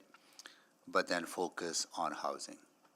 Anything we can do to encourage more people to live downtown is the key to downtown revitalization. So what has to happen in order to kind of set that kind of expectation in the prioritization of the projects? So I think that comes later. Okay. We don't have to do that now. We don't have to do that when we apply for the extension. Okay. If the extension is approved, and then we have budget, when we come to budget at normal times with whatever proposed program we do apply to attainable housing, council can prioritize the spending at that time. Got it. Okay. So province doesn't need to prioritize. All they need to do is approve the list. Correct. Then we can do that. Oh, okay. That is good clarification. Okay. Got it. So what you're seeking today is extension for 10 years and the list or the projects that are on the list, including Winspear, to go to the province and have those conversations, get it extended and get it approved. That's or correct. not approved, right? Whatever they, good. Okay, so that's all you're looking for today. Yes. Okay, got it. Good, thank you. Councillor Stevenson. Yes, thank you very much. Appreciated the report and the conversation today. There are just a few pieces of information that were mentioned this morning that I was hoping to get clarity on because they came as a surprise to me. Is it the case that we haven't seen any permits in the downtown in recent years? No. Since 2022, we've had 412 permits representing $481 million in investment, and that's 989 units since 2022, just inside the CRL boundary. Oh, wow. Okay. So that's some really important information, and I'll circle back with you to make sure that we can amplify that to avoid some misunderstandings that I think are out there. Also just a question around the proportion of the downtown tax share. So my understanding is that the 10% that's often quoted was sort of a high water mark. And my understanding is also that in absolute terms, we haven't lost that much absolute money that is generated from taxes in the downtown, for example. Is that accurate? I'm going to maybe ask Anton to answer that question. Hello, Councillor. So I would generally say that, the 10% that's been quoted is a high water mark that we recorded around 2010. The average is more about 7.5 is what the downtown has typically brought in. So we are certainly below that number in terms of what the average was over the last, say, 15, 20 years. But the revenue of the downtown has grown. So in that high water mark, for example, we were bringing in about $86 million in downtown revenue, now about $125 million. So there's growth, but obviously our tax base has also grown. So it hasn't grown as quickly. Part of that is to do with the decline of the office market downtown and the increased supply of higher class buildings, which have driven down the value of some of those lower valued or older buildings. But part of this is also just the fact that the city itself is growing at a much faster pace. Yeah. Right. So outside of the downtown core, we see about $4 billion of growth a year on average. So there's, some of that erosion in the share is also a product of assessment growth in other parts of the city. Great. And I think it's also important, there have been a lot of parallels drawn with Calgary. My understanding is that Calgary's situation was significantly different. So I think I heard the stat that there was more vacant office space in Calgary than Edmonton downtown has office space. That's correct. So a magnitude of impact that we don't see the same scale of in our downtown, which isn't to say there isn't an issue, but again, our Calgary's response was proportionate to what they were facing, but we're facing something quite different. Yes, I would say that some of the best strategies are built on the situation in front of you, and Calgary and Edmonton situations are similar but different. Great.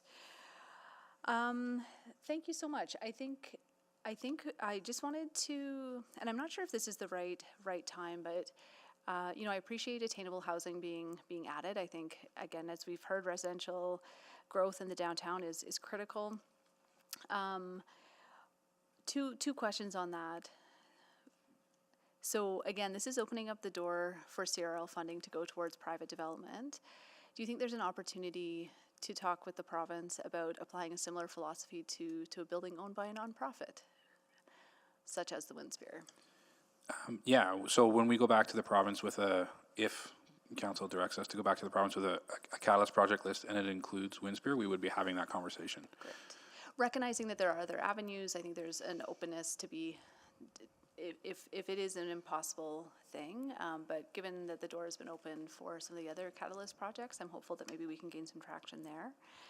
And then just in terms of attainable housing, so, for me, preserving rent stability is a really important outcome that could be achieved. I think Edmonton, again, we saw 17% increases last year, I think one of the highest in all of Canada. What opportunities do you think we have through the Attainable Housing Catalyst project to build in some of that long-term stability?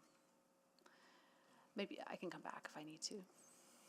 Councillor, I think it's good feedback and something that we can take away and consider as we refresh a plan to bring forward to council for consideration. Great, and that would be the timeline. So we give you this list. If it's approved, then it comes back for us to bylaw, and then that's when we could kind of dig into some of the details of the. Yes, and Accounts we'll look at how process. we can do some concurrent work with this. Wonderful, really appreciate it, thank you. Thank you, Councillor Wright. Thank you. I'm just wondering about the process. You indicated that we have to apply for the extension and then we do a public hearing. Can the public hearing be done before we make a decision to apply for the? No, it cannot. It's a definite process and that's it. Okay, thank you. Because we only had sort of one member of the public here in opposition, so I was just wondering.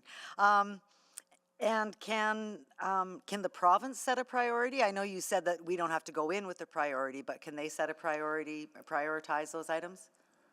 Not to my knowledge. No? Okay.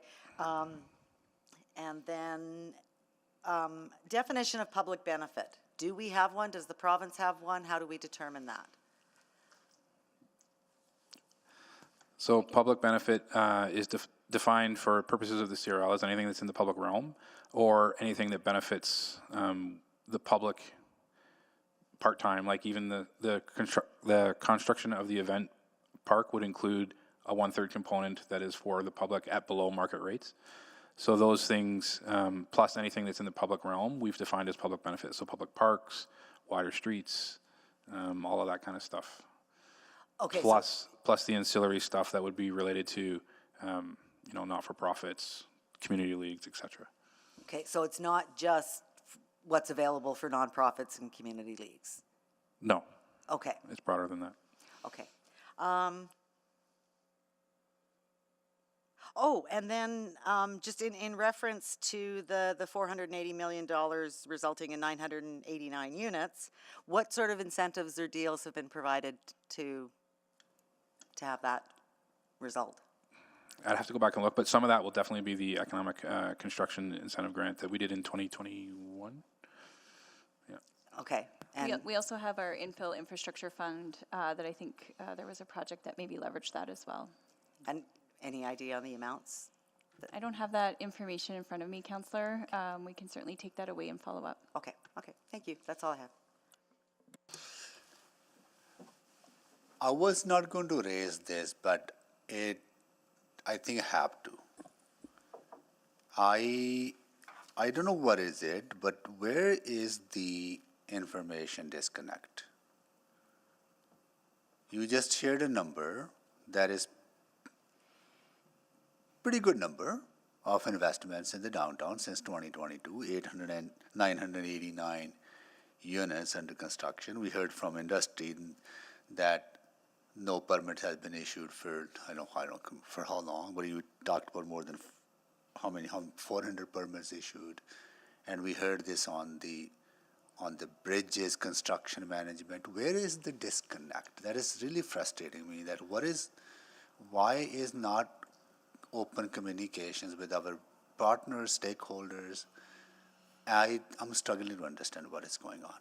So I can speculate as to the cause on the permits. Yeah. I don't know about the bridges, but the cause on the permits could be the economic incentive construction grant that we did in 2021 pulled a bunch of projects forward that were in the pipeline. And so there was a lull, but there is naturally a lull in construction downtown. It comes and goes in cycles. So there was a lull. I don't think it ever quite hit zero, but it was quite low for an extended period. But it's come back in the last 12, 18 months, not to where we would like it to be, but it has come back. It is not a zero number anymore. So I think that lull is still stuck in the public realm as a thing, even though the data no longer suggests that is the case. Right. Okay. Mr. Mayor, one of the things I'd add is I think as we draw focus to the downtown and the importance of our downtown in terms of attracting investment and capital to the city, we have to better position ourselves from a marketing perspective and celebrating the things that are happening downtown. So there's an opportunity for us to take that away as well in terms of how we push information out. Yeah, please do, because this is becoming really annoying, right? Because lack of information, flow of information. Because I'm looking at the memo that we received from you on March 4th, 2025, that highlighted downtown operating investments, the amount of $677 million in the over the last two operating budget from 2015 to 2026, right? Then I look at the capital investments in downtown over that from 2015 to 2026, $6.4 billion. Yes, it's a lot of LRT related investments, but that's not insignificant investment. That's a significant amount of commitment that Edmontonians are showing to downtown, but it's not resonating somehow, or it's not being properly communicated. Agreed. I think it's an excellent observation and good feedback for us to take away and think about how we disseminate this information to Edmontonians so they recognize the great work that we're doing within the downtown and the investments that are being made. Okay, good. Please, yeah, I would really, really appreciate that. I'll take the chair back. Councillor Paquette, go ahead, please. I don't have to chair, it's committee, so Councillor Paquette, go ahead. Oh, thank you, Mr. Mayor. And I just want to follow up on the mayor's question. So when it comes to advertising the city's work on the downtown and advertising the need, like our openness for business and all of those sorts of things, who is responsible for that? I think ultimately, I mean, it's a shared responsibility, sure, but ultimately, who's responsible? Yeah, ultimately, I think the City of Edmonton, but also I think there's a shared partnership in terms of city building is a collective of economic development partners, businesses, and some of the speakers today, right? The Downtown Business Association, the Edmonton Chamber. We're all looking to attract investment into our downtown, into our city, and it's a shared role, I think, in terms of celebrating what's happening in Edmonton. Sure, but it doesn't sound like we're getting that partnership. And is that because there's no good news, there's unwillingness to do it, or because people don't have the shared information? It's probably a little bit of all of the above. Like, I think there's about how we share information, what information is available, pulling the data, telling the story, and having our partners work with us to advance that communication or marketing technique. Right, because politicians can try to tell that story, but I mean, that is not the best place for that kind of messaging to come from. It can sound very self-serving and therefore dismissed. Does that make sense? Yeah, Councillor, we're happy to take this away and look at how we can elevate the brand and reputation of our downtown in terms of marketing and sharing information with our partners to be able to disseminate to their memberships as well. Okay, so next question. We know that we've had per capita infrastructure cuts from the province for many years now. I think the impact on Edmonton is probably close to about $1.3 billion. How much of a factor does that play into this conversation today? So we know that through Budget 2025, the province identified $106 million to contribute through this partnership with the City of Edmonton for downtown revitalization, along with another line item of $80.5 million in funding for the City of Edmonton. So it was a recognition that investing in our downtown is important and recognizing the demands of our growing population. Okay, so, but it's barely over a 10% reinvestment compared to what it's been cut. Is that pretty accurate to say? As far as infrastructure grants? I don't have that information, Councillor. Well, I mean, we just did the math out loud, so yeah, okay. So that's one of the challenges here is that and I guess the question would be, and maybe you don't have the answer to this, but it should be asked, what impact does the province cutting, starting in 2019, mental health and addiction supports, leaving people to end up in the streets? What role does the infrastructure cuts, what role does the grants in place of taxes cuts all play in the challenge of the city keeping up with the need and the demand for the downtown? Is this a question that we ask? Is this a question we bring forward to the province? Is this a question that we can utilize in this conversation about the CRL and the grants that are far below what Calgary is receiving? I think we're always advocating to the province for getting ourselves back to where we were 4 or 5 years ago. Do we use these examples in that advocacy? Do we actually lay it on the table and say, this is the impact of your choices? This is what you're offering. And do you see that massive disparity? We absolutely show examples to the province of what the impact of the cuts are. Right. And these cuts, as you know, you can't just have that money disappear. And that's part of why our property taxes have gone up. And some people are all mystified and bemused, like, oh, how could this have possibly happened? Why are property taxes going up? Well, there it is right there. So in this CRL conversation, I guess the question would be, how do we use this as a way to communicate much more clearly with the people of Edmonton so they understand what the challenges are and what we are doing about it and what the response from the province is that is so far from what the actual need is. I guess I'm out of time there. Thank you. Councillor Jans? Just to speak to it. Speak to it. Okay, we have a motion on the floor. All the questions have been concluded. Please sign up to speak. Councillor Jans, go ahead, please. Sure. It's interesting, I met a developer recently who was talking about doing a project about building a tower in the White Ave area, and by tower I mean mid-rise. And I said, so what's your barrier? And he said, the barrier to building in Edmonton is that we have no barriers to building in Edmonton. I said, what do you mean? He said, it's not like Vancouver, Toronto, or Calgary. You can build limitlessly out into the farms. You also, through the zoning bylaw and other steps, you can build quite quickly small scale apartments. And when you do eight unit, it's 8 units, but when you're doing hundreds and hundreds of them, especially in an area that's desirable, like say the university, suddenly that starts to affect your rental numbers. I actually heard there was a downtown building that's offering 1 month free rent.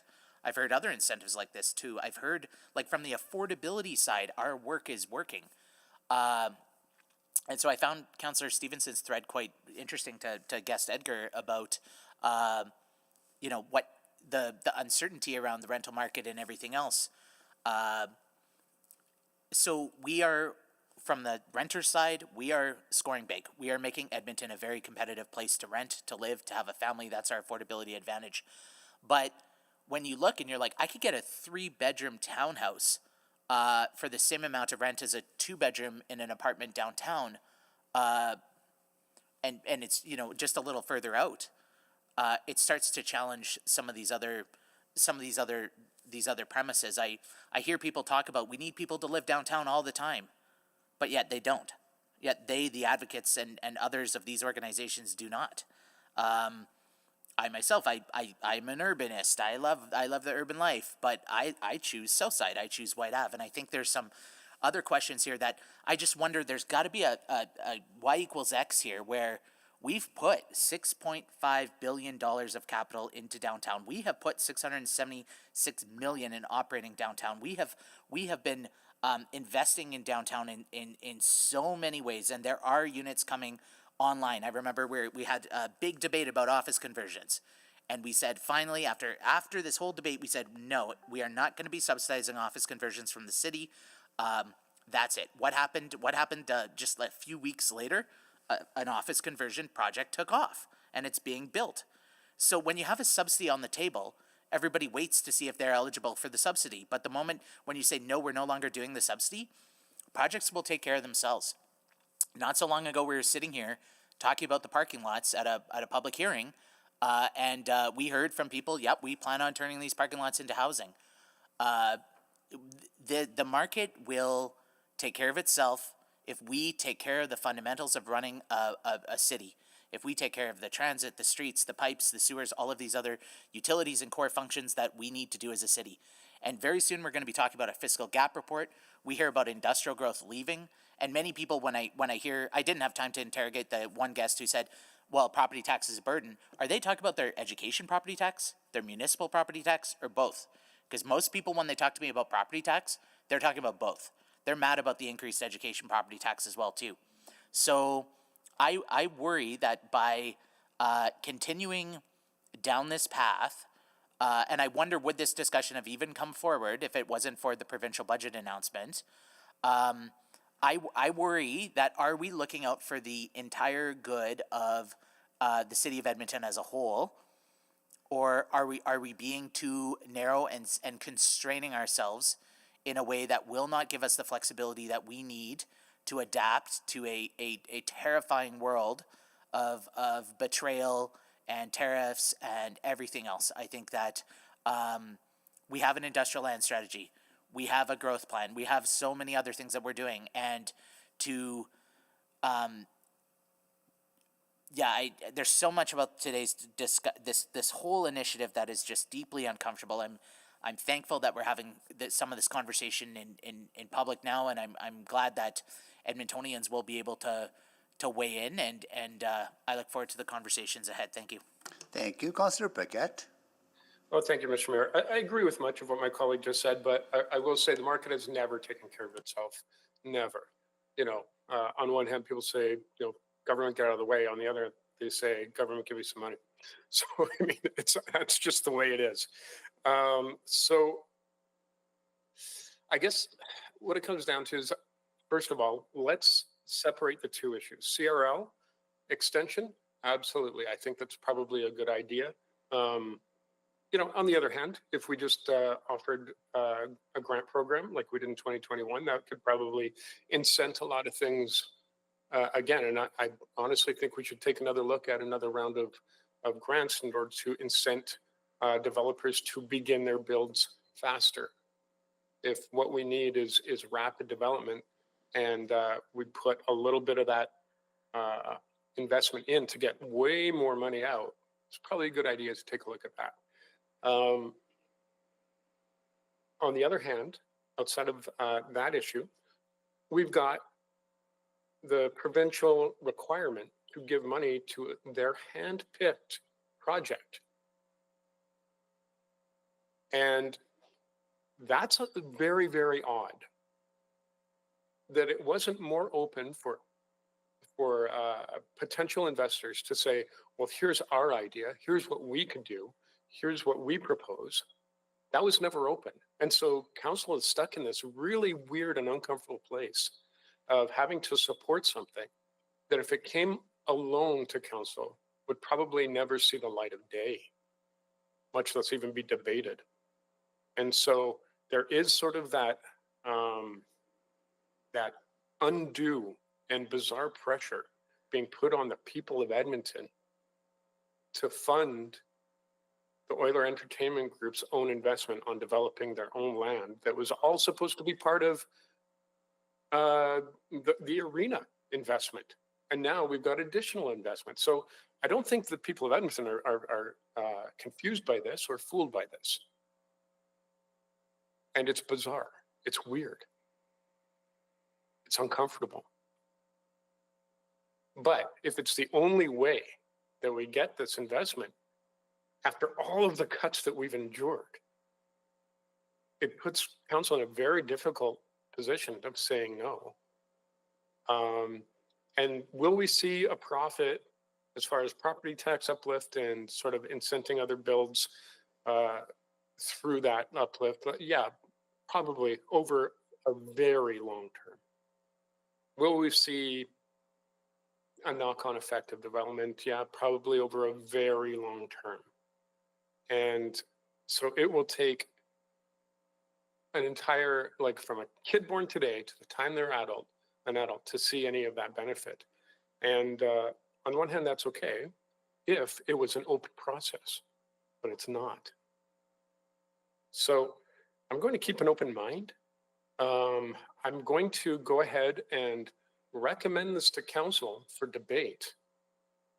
But at this point, absent new information, I'm not sure that I can support this at council. If there's new information that changes my mind and that leads me in a new direction, because I'm not completely made up yet, great. But for now, and I may be in quite the minority on this, I think this is astoundingly bad policy. And the only reason we're considering it is because we've been starved for so long that this scrap is something we're going to cling to really, really tightly. And that's the reality that we're in on this one. So,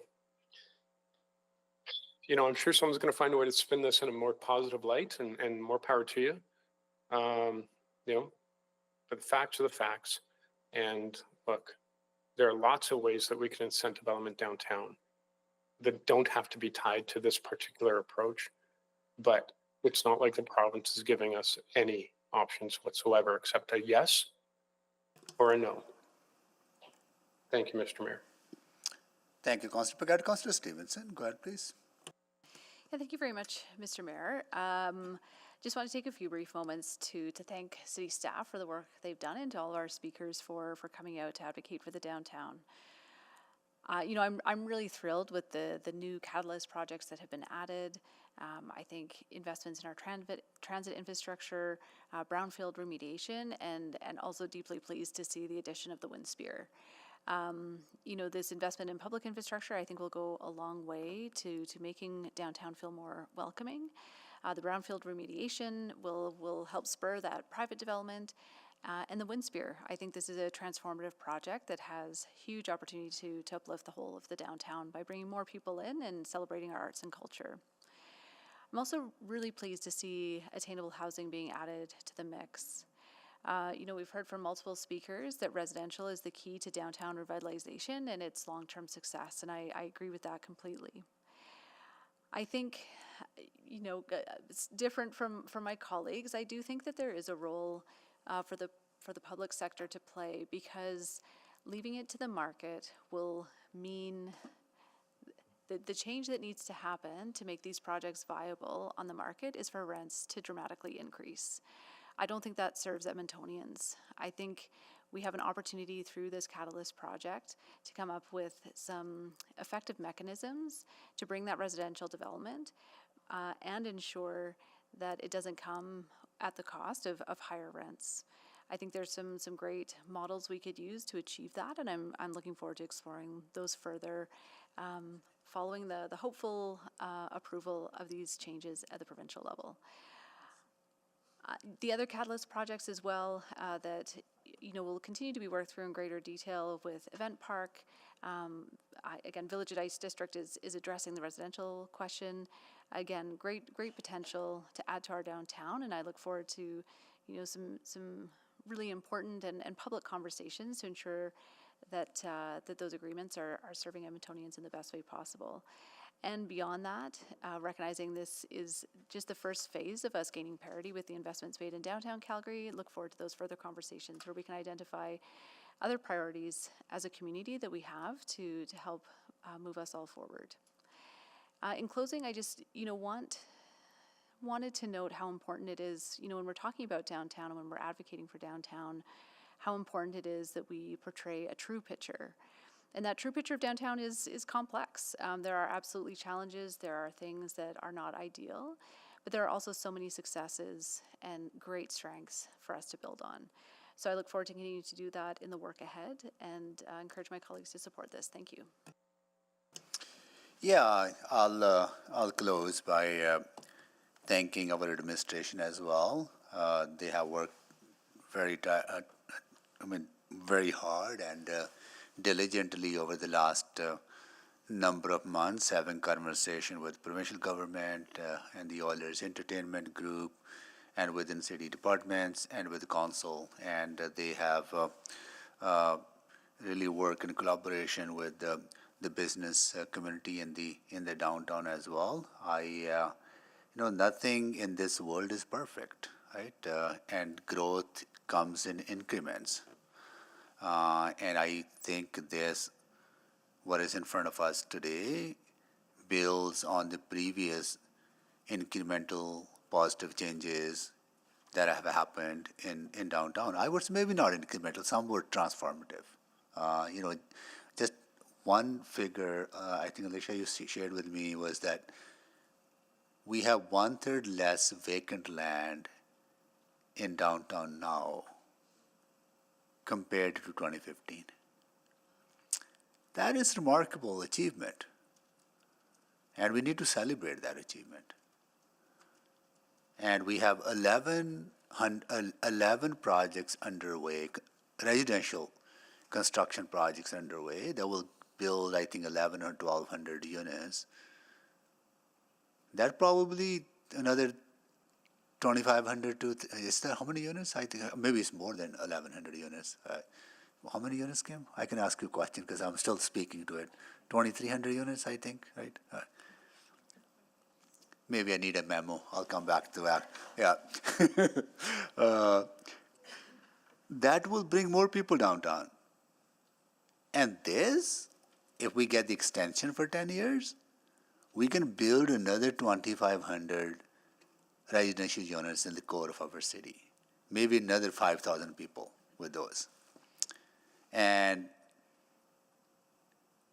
I know people have reservations about the event park, and there'll be many, many conversations with stakeholders and communities, how they envision this park to be.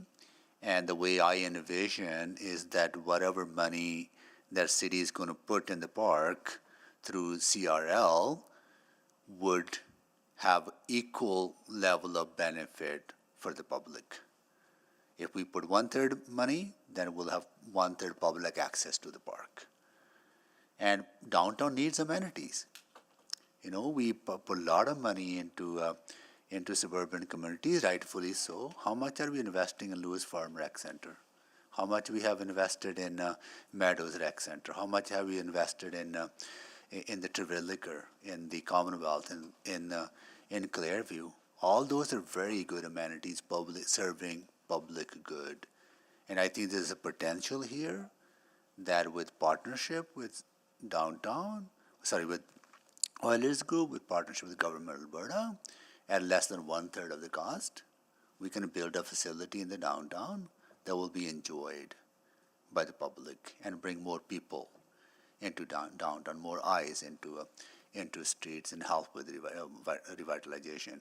Yes, there are a lot of unanswered questions. I'm pretty sure those questions will be answered as we get into further discussion on putting together the master agreement. If those questions are not answered, council have the ability to weigh in at that time, right? So I think this is another step in that way. So let's carry on with it. I may actually have a quick subsequent on asking for a letter to our stakeholders on all the investments we have, itemize all the investments we have made in downtown. It's pretty easy to do because they're already in the memo. Yep. Okay. All right. With that, I'll ask people to vote. Please, committee members to vote. Please vote.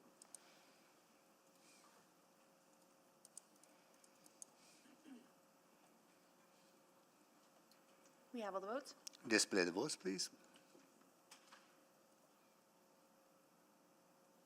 That is carried. And I'll just carry on. Kim, is it possible to provide a letter itemizing all the investments that we have made in downtown starting in 2015 up to now? Then that letter should go to DBA, to DRC, Chamber of Commerce, Neopay, and other downtown stakeholders. Absolutely. It's pretty easy to do. We can action that, yes. It's pretty easy to do, right? Because we have all the information available. We just need to make sure it goes out to the public, right? So then they have the information. Yes, absolutely. And we'll also add the information that Brett referenced in terms of the more recent development permit activity. Yes, yeah, please. Yeah. So I'll move that and then, if there is any questions, Councilor Cardinal? Sorry. Councilor Tim had, Councilor Cardinal, go ahead. Well, question or comment, can you please copy us on that too? Of just course. so that we know what's being communicated and we can answer to that. Yeah, thank you. Of course. Okay. Councilor Stevenson? Yeah, and just want to ensure that would include the information around the tax base, that table we have from 2007. Yes, we can add that as well. Great. Thank you. Thank you. Yeah, and that could become your communications tool, right? Communications document, right? So, cool. Okay, cool. All right. Any questions on it? Please vote. Oh, sorry. Subsequent. Yeah. You might just have to give us a minute to come up with the exact wording for that. Okay. But we can do a couple of things. We can just take a minute and get that, or you can go on and we'll come back. We'll to go it. on to next one, then you can craft it. Yeah. But it's very simple, just all itemizing all the stuff. Okay, all right, okay. Next one is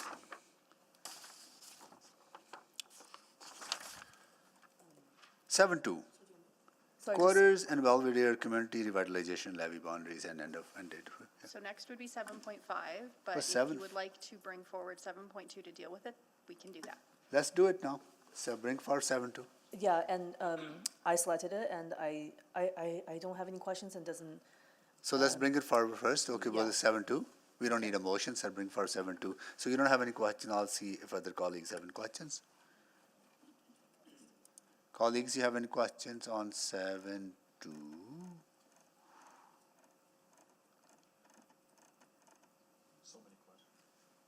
Okay, Tim, go ahead. No. No? So I was just going to offer, I don't necessarily have to select it anymore. And I do have a couple of questions. Okay. Maybe I'll ask those. Well, I'll start.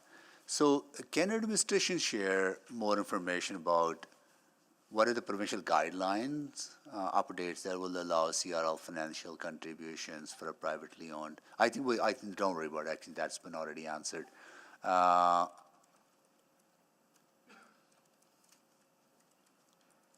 second one is answered too. So what are some of the barriers for quarters? It's still challenging. Yeah, so some of the barriers include the safety and security of the area. Yeah. They include, up until very recently, last summer or fall, I think we redid the zoning. So the zoning was a challenge in the area. And then other barriers include the small lot sizes and parcel sizes, and we work to collect those up and try to work with the development community on how things might happen. Other than that, we've committed a lot of the city resources to the area, and I think the pandemic has played a role in slowing the momentum that we had, and it hasn't picked back up yet. So what do we see? What are we what is the potential? Are any projects in the works or anything? Well, so the quarters is full of potential. It is still core. It is still considered downtown by many. It's a core neighborhood. There's lots of opportunity there for housing. Because the land is largely vacant, there's lots of opportunity for other uses as well. So it's a bit of a blank slate. So the opportunity is tremendous. The execution so far hasn't happened that we would like to see. Because of the small parcels, ownership is so it's a factor of all those things. To point at one of those things and say that's the reason would be disingenuous, but you collect them all up together and it presents challenges. And how about Belvedere? I know there has been some indigenous-led housing projects on that site, right? There has been, and on Belvedere, we have just recently sold off the last parcel, so we don't have any more need for the CRL there. Okay. Or we've completed the work that we intended to do in the Belvedere CRL, and the last parcel has been recently transacted out. So there's some parcels there that aren't developed yet, but they're sold. They're no longer city-owned. So there's no need for extension on that. But there could be need for extension on quarters, but we will see how the things go on the downtown CRL. We'll see how the things go on the downtown CRL, and we'll wait for some more planning work to be complete as well while we're doing that. And we will continue with the work that we are doing in the quarters. It will not stop. Okay, got it. Good, thanks. Councillor Jans? Thank you. I just wanted to, when we were talking, a couple of the speakers talked about the idea of a municipal land corp would be the catalyst to ignite the quarters of downtown. And my understanding is Calgary's land corp took off in the West Village because A, they owned the land, and B, they had a CRL on the land. So I don't necessarily think it was the fact, we have, if you want to buy city land, we've got a real estate branch that will sell you city land. That is not it's apple, as far as I think, apples to apples. So what's up? We can look to real estate to further comment on that, but The Calgary Lands Corp sells Calgary land downtown. We have a real estate branch that sells land downtown. Am I missing something? Bert, did you want to comment Yeah, I further? can jump in for a couple comments on that. So you're right in the sense that they are utilizing some of the lands that they own. I think it's the East Village. Yeah, oh, sorry, East Village. yeah. And so those would have been transferred over to the Calgary Municipal Land Corporation.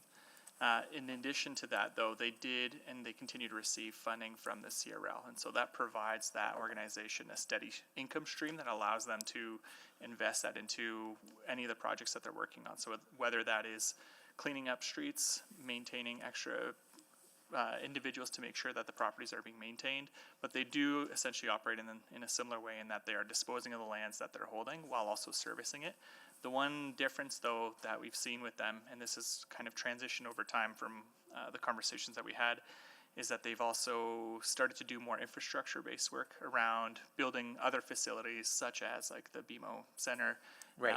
and the library. I think they were involved in. So it took on a slightly different role, and the infrastructure side is a component of that work that has grown even to a much greater extent than just the land development piece. But if some, like, am I correct in understanding we have city land available for sale in the quarters? And if not, do we have land that we're holding on to for some reason? No, we're not holding on to land for a specific reason. We have been actively trying to dispose of land. I think the quarters has potential for sure, but it does struggle with its current location in terms of there are depressed values within that area. And then it will be competing against other locations within the city that might provide a better location to invest in the most immediate future. So do we have a real estate strategy, so to speak?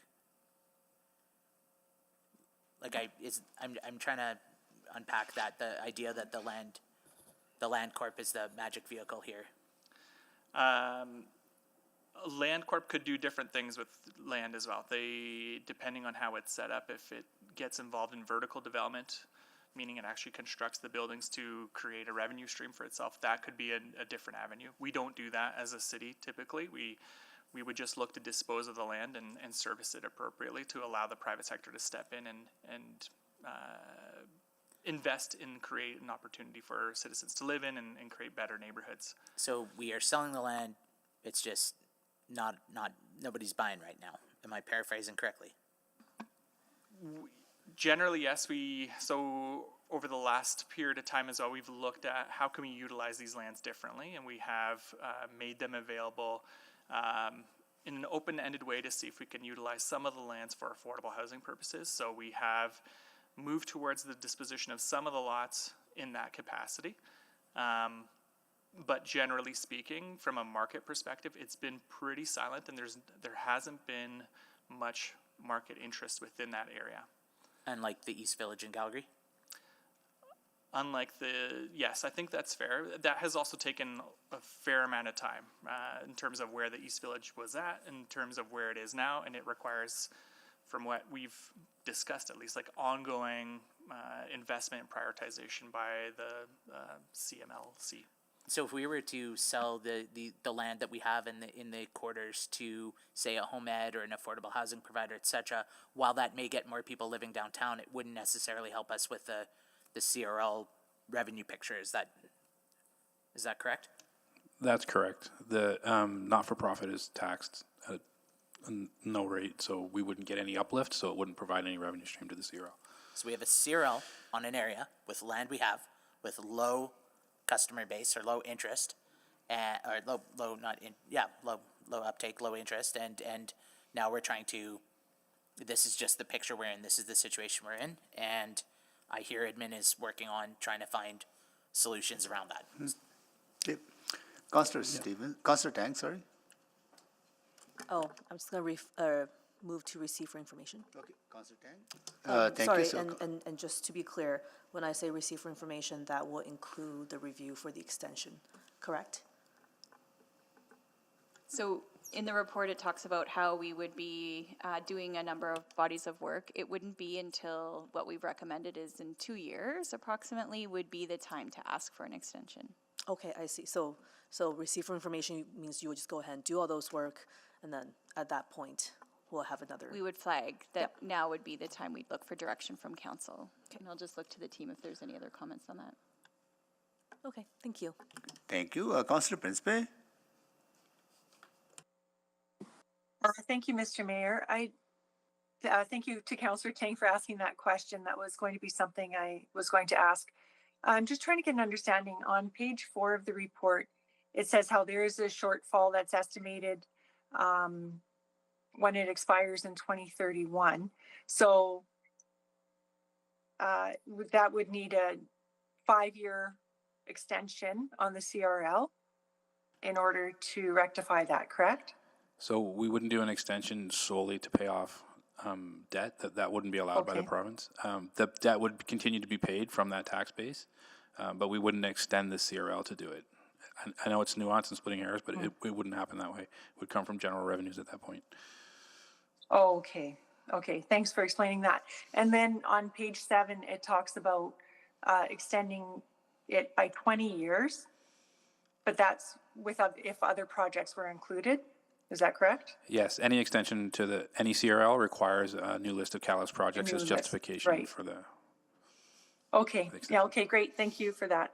That's it for me, Mr. Mayor. Thank you. Councillor Stevenson? Thank you very much. So really pleased to hear that this work is underway. I think what I'm understanding from the team is that the CRL extension, not extension, is one part of the broader work being done to help catalyze development in the quarters. Is that correct? Yes, that's correct. Okay, so that ongoing, so what comes back? So over the next 2 years, there may be other pieces of work. Let's say, again, we just changed the zoning, but if there's sort of those small incremental things that would come back throughout the 24 months, and then in a parallel process, we're also looking and analyzing the CRL opportunity. We would identify the opportunities that an extension may grant, yes. Great. But we're not necessarily waiting 24 months for all other actions that we might take in the quarters. No, the work continues in the quarters, and we've had some recent development activity that we are hopeful will spur further stuff, including the E4C project and the repurposing of the Salvation Army building. So we're hopeful that those will continue to spur ongoing development in the quarters. A 2-year wait before we contemplate an extension allows that to play out a little bit further. Perfect. No, I think that's very wise. I mean, I'll say for the first 3 years of being in this role, I heard very, very little from the quarters. In the past 6 months, I've definitely noticed an uptick in terms of folks being interested, and that will take time to manifest, but I think that's starting to grow. So giving that 24 months sort of as a bit of a runway makes good sense to me. Maybe just to our real estate team, I think, you mentioned about vertical development, because that's one question I had. If we are able to include attainable housing, at what point are we going to weigh the value of us potentially being the first one in developing some, again, not affordable housing, but market housing as a developer in the quarters to help spur some other investment? Sorry, just to clarify, is the question, would we weigh moving into a model where we would do the actual development ourselves? So we haven't done that yet. It's not typically our model. That would be something that we could take back and look at with IS as well to see what are maybe both the benefits and the risks associated with it. There is a lot more risk with actually getting involved in those projects and making sure that at the end of the day, the income stream will pave the way to recoup all the costs that are paid for. But that's something we can take a look at in the background as well. Great. Yeah, I think that'd be really helpful when the CRL report comes forward to have an analysis on, and again, also looking at the condition, if we are starting to see some of that development happening through private development, but I think that could be another avenue to explore as that analysis is underway. That's it. No further questions for me. Thank you. Thank you, Councillor Stevenson. We have motion on the floor. Anyone to speak?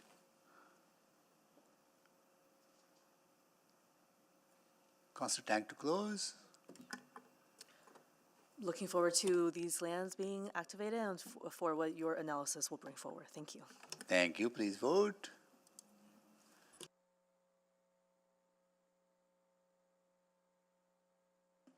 We have all the votes.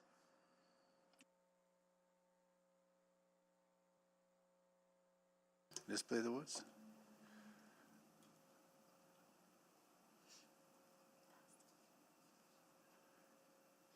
That is carried.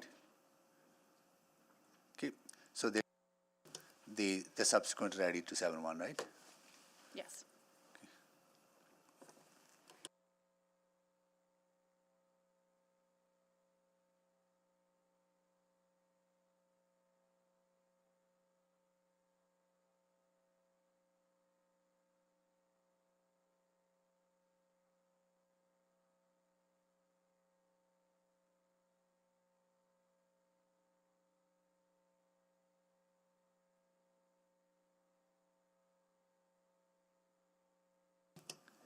Councillor Jansen's textbook.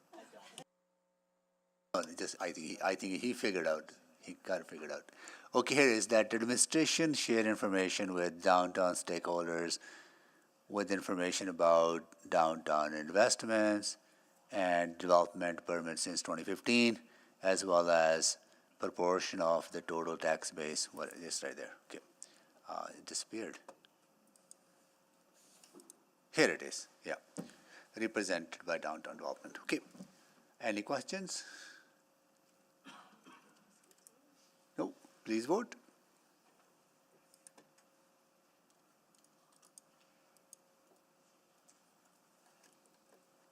We have all the votes. Display the votes, please. That is carried. Now we are carrying on to, can we do with the 7-3?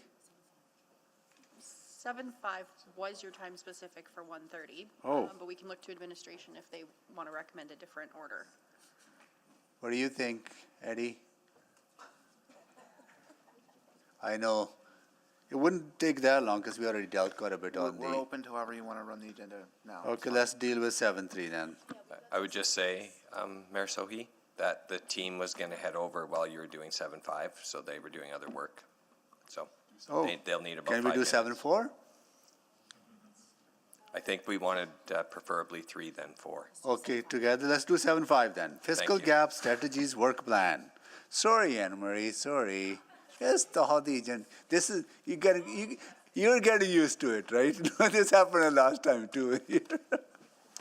Okay. Okay. Fiscal gap. Let's close it.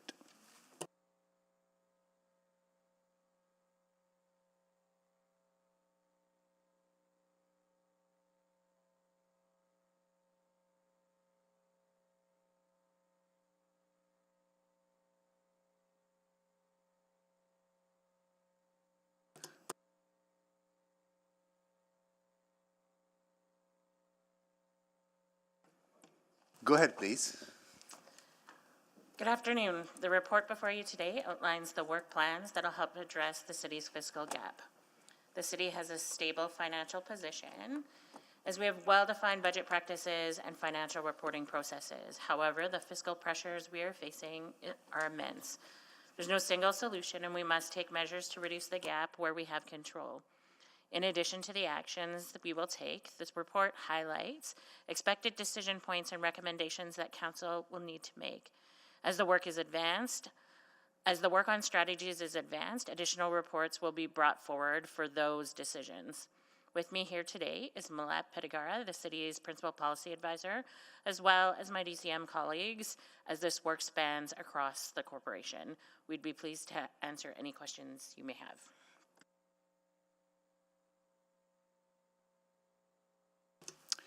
Okay.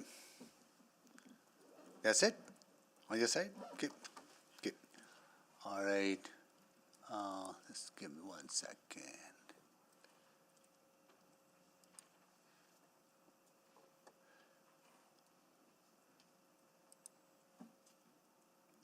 I'm finding my notes. Councillor Karmar, why didn't you go first?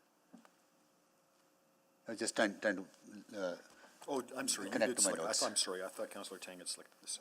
No, I selected it, but I'm finding my notes. Sure, yeah. I confess I only have one question at the moment. I might have others from other comments, but I'm looking at the report from October. So I guess maybe I want to confirm first of all that I'm looking at the right thing. We're talking about the fiscal gap report 2024 that was presented, I think, in October. Yeah, so this work plan that is before you today relates to that fiscal gap report that came to you in October. Okay. Can I ask a question about that report? Is Yeah, that okay? I think we might need a minute to dig up the answer, but Well, so this is my question. It's on page 35 of that report, and I'm just going to read a quotation here. That is written in the report, and it says as follows. From 2019 to 2023, the Alberta government reduced capital funding provided through the Provincial Municipal Sustainability Initiative, MSI, Beginning in 2024, the Local Government Fiscal Framework, LGFF, which replaced MSI, provides capital funding to municipalities, but at levels below those prior to 2019. In spite of the MSI reductions from 2019 to 2023, total capital transfer funding to Edmonton has remained at historical highs, and then refers to Figure 9. And Figure 9, which is, I can't demonstrate it, but I'm looking at it, seems to imply that provincial per capita grant funding from roughly 2016, 2017 on has been consistent and consistently high. But I'm hearing a relatively frequent expression that per capita grant funding from the province is much, much lower than it used to be. There was a suggestion earlier today even that it's hundreds of millions of dollars less. So what is the fact here? I can see where MSI is, or LGFF is significantly different than MSI, roughly $60 million a year by my understanding, depending upon the year and the escalation from here on. But is per capita capital grant funding from the province to the city hundreds of millions of dollars less than it used to be? So I'm going to ask Maleb to answer this, but it comes down to the nature and how we receive grants, and that we're getting more money for specific things and less money for general.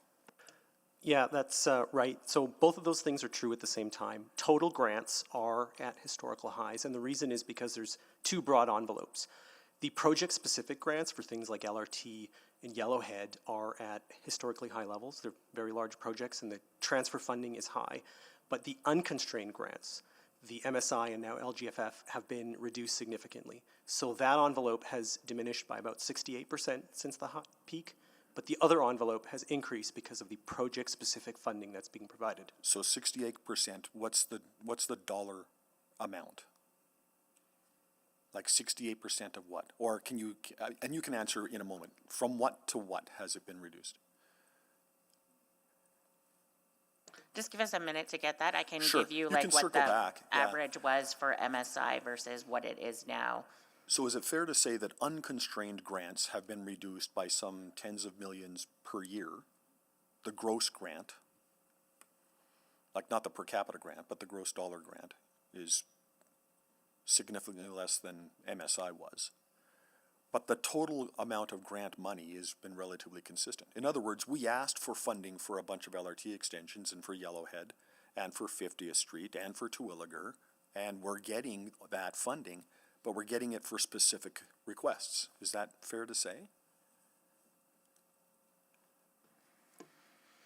Yeah, I think it's fair to say. I think we often get grant funding in alignment with both federal and provincial priorities. Yeah. And that when we get that funding, then we prioritize those projects, or we've advocated for those projects. Once we get that funding, and like Malep says, that's been at historic highs because of the nature of what we've been able to secure on very project-specific basis. But the challenge that we feel is that reduction of MSI, that unconstrained funding that comes, that has been the thing that we've relied on to do a portion of our renewal. Particularly, yeah, renewal and I would add, Council, like an example of that would be our arterial road renewal program has shrunk because of a lack of ability to leverage some of those dollars versus specific project dollars. Right, they're being constrained and yeah. Thank you. Yeah, and little bit of historical perspective on that as well. Councillor Cardinal, I was on council when MSI was struck, right? And it was supposed to be equivalent to the same amount as we remit in property taxes. That's how it was struck, right? And it was in addition to kind of capital grants that we get project to project basis. So every municipality on that unconstrained funding has seen a decline, where project-based funding has increased. Fun fact. Yeah. I was working for Treasury Board and Finance. There you go. Calculating Our these paths didn't cross then. Yeah, our paths didn't cross. Yeah. Maybe we did. We didn't recognize each other at that time. Yeah. Yeah. Okay, Councillor Jans, sorry, I have a question about the weight. Councillor Jans, you want to go? Sure. I find this body of work fascinating, and again, thank you to the team for pulling it together. And I try and quote from it often, hopefully correctly. The piece around the road network, my understanding here is that the last sentence talking about, put another way, if Edmonton did not have a large regional population, its road network would be significantly smaller with lower operating and renewal costs. How is this contemplated going forward, being built into like the next capital plan or the capital plan after that?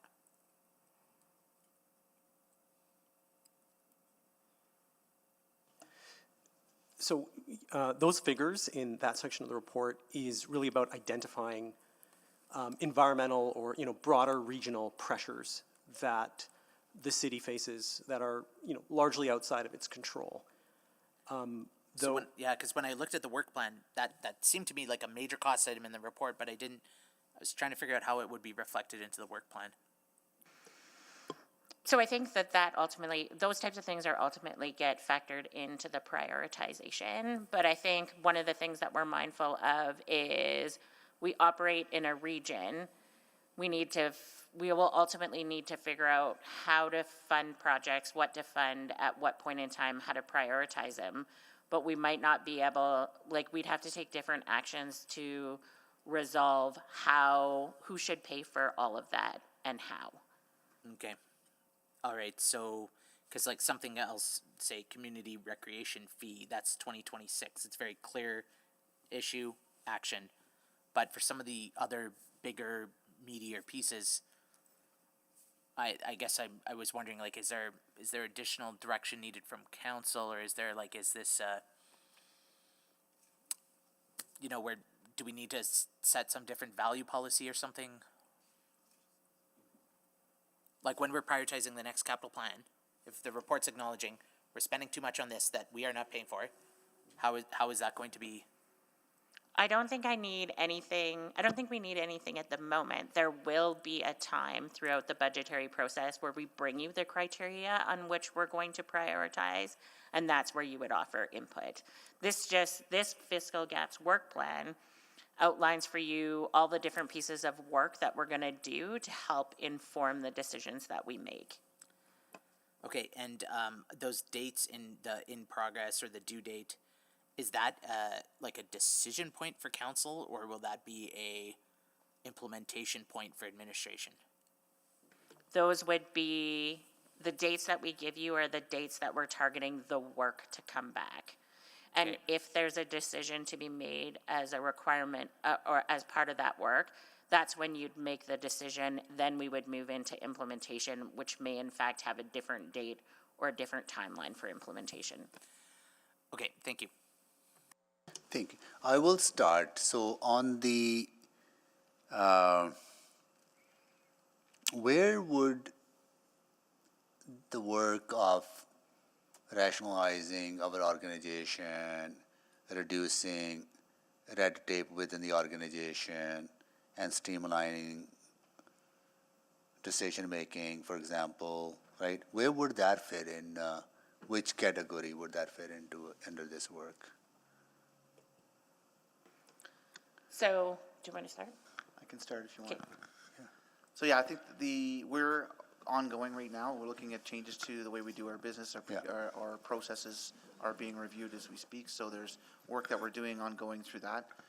As far as the fiscal gaps report goes, I'll probably leave that to Stacy. But I think things that we have ongoing in that process review of how to kind of reduce that time it takes to get to a functional form of work is something we're reviewing in all of the processes that we have. So that's built into this work. Yeah. So I know there's reference to looking at all the policies that we have. Policies, structure, all of that, yeah. Okay, because there's a lot of potential for efficiencies and improvements there, so that will fit in there. Another is about engagement. How would the engagement be with, say, Chamber of Commerce, other business stakeholders, but as well as with our union partners, say Coalition of Edmonton Civic Unions or specific unions. In terms of, Ongoing work, work is being undertaken now on the entire work I'm talking about. How does engagement look like with those organizations? So we've outlined engagement in general, but what I would say is, so there's been a lot of, we have a fair number of motions asking us to engage with our partners. Our intention with this work is as we start to do, so I'll use maybe user fees as an example. As we start to do the work on user fees, to look at the stakeholder list on who that impacts, to determine who we should engage with at what point, but it would be very specific to the stream of work that we're doing. Oh, I see. Not the whole pack. Not the exact same approach to every single work stream. Got it. For example, say I know there's a concern out there among labor unions about would this lead to privatization, right? So I think having that kind of engagement in a way, right, then when this comes back, there's at least conversation that they had, and instead of us, then they saying, well, we never heard about this, right? Or say business associations saying they haven't been engaged. That's what I'm looking at, like whether it's specific on certain items, right? Or How we engage and who we engage will depend on the work stream that we're working through. Okay. As opposed to engaging on the entire fiscal plan. Got it. Yeah. Okay, got it. The industrial growth strategy, that gap that we have seen continue to grow from 60%, down to 60% from 72% of the share that we used to have for non-res tax base. Are we going to develop some targets, like say, over 5 years, 7 years, 10 years? That's how we're going to close this gap. Mr. Mayor, we are developing targets as part of that work, which will return to committee in June of this year. So you'll be able to see how we've advanced that work with our development community and other stakeholders in Edmonton and have a really good outlook of what's coming next. Got it. Okay. Another question again, this is comparison to Calgary. We're doing a lot of comparison to Calgary. Like our business-friendly folks are amazing. I think in 2024, they served close to 2,200 business owners in our city, but they're a small team, right? Very small. And I heard that Calgary put far more resources in their economic attraction, retention, and supporting businesses, right? So is this a resource issue for us at this time, or what is the opportunity to optimize the business-friendly office? yeah, I think when we look at the structure side of the fence, if we're going to lead into economic development, we have to look at our economic development group and see the size, scope, and scale of that, and look at what a reasonable group would look like in order for us to achieve the outcomes and targets we're looking at as part of that program. Okay, got it. Okay, Councillor Stevenson? Yeah, thank you. I think, that answers one of my questions in terms of building up the capacity of that team. I was really intrigued by the idea of the tax rate ratios. Are those intended to inform land use decisions? Like, how do we apply those as a governing body? I don't know the answer to that, but I don't think that we generally use taxes to inform land use decisions. Like, that's separate.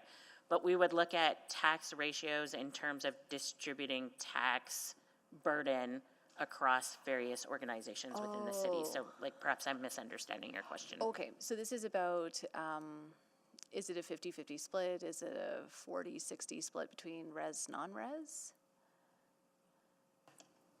Yeah, close. It would be the ratio between the tax rates of non-res and res. And just as an example, with like when Toronto imposed a tax rate ratio, they targeted it in such a way to reduce it, and for every 1% increase on their residential tax base, they had to impose a 0.5% increase on the non-res. And after 10 or 20 years, that helps narrow it. Okay, thank you. I was thinking of it in a land use perspective, but that makes a lot more sense. I think that's very interesting work. In terms of, at the same time, though, I think that ultimately we do need to look at our land use as part of this. So maybe just to Ms. Petrin, so apologies.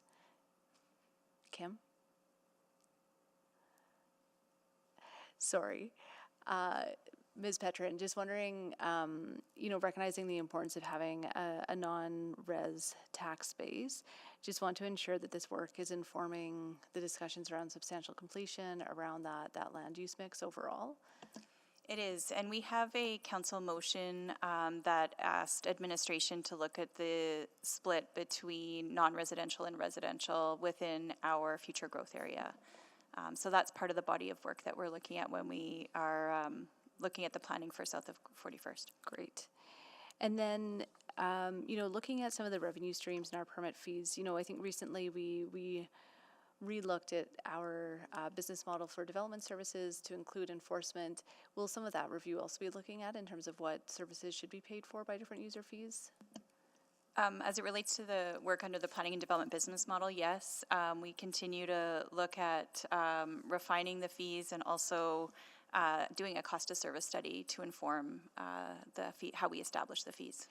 Well, and I think is that working with sort of ideal resourcing levels? Because I think right now, there's a lot of concern that we don't have adequate enforcement for development or even business license compliance. So are we kind of looking at what the ideal contingency is for the ideal resourcing is for that, and then how we fund that? Yes, the service levels inform resource levels. Okay, perfect. I was also wondering, and I can't recall where we're at with, if we have any outstanding work on this, but it seems to me, there have been some conversations around short-term rentals. If properties are being operated, if residential properties are being operated effectively as commercial properties, are we looking at capturing that commercial tax rate value? Would that be part of the body of this work?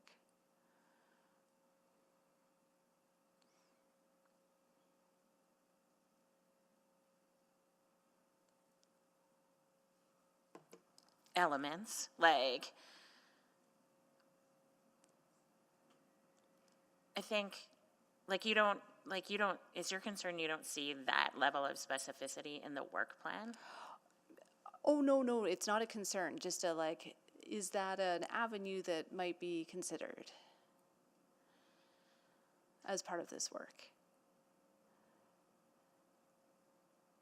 I think potentially, but I really want to, we brought you a work plan, and so the elements that you see in the work plan are the first stages of work. It may then, in fact, open up other things. So at this point, I'm not sure I'd rule out anything, but I'm not sure that I would necessarily say get into Definitely. specifics. Yeah. Is that fair? Oh, yeah, no, totally. I think it's just helpful to understand at a high level what this includes, what different things will be looked at. And then just with engagement, I know that civic unions are highlighted as a stakeholder, but I'm also assuming this will continue to have all employee engagement and input from staff who can help inform some of this work, identify savings, opportunities for savings, things like that. Yes, but I would say that is a routine part of how we operate in the city and how we build our budgets. And so I just want to manage expectations. We will continue to collect feedback from employees. We won't necessarily put all aspects of this work plan out to employee groups for feedback. Oh, of course. Yeah. Great. Thank you. Councillor Tang. I will move that the March 5th, 2025 Financial and Corporate Services Report FCSS 02746 be received for information.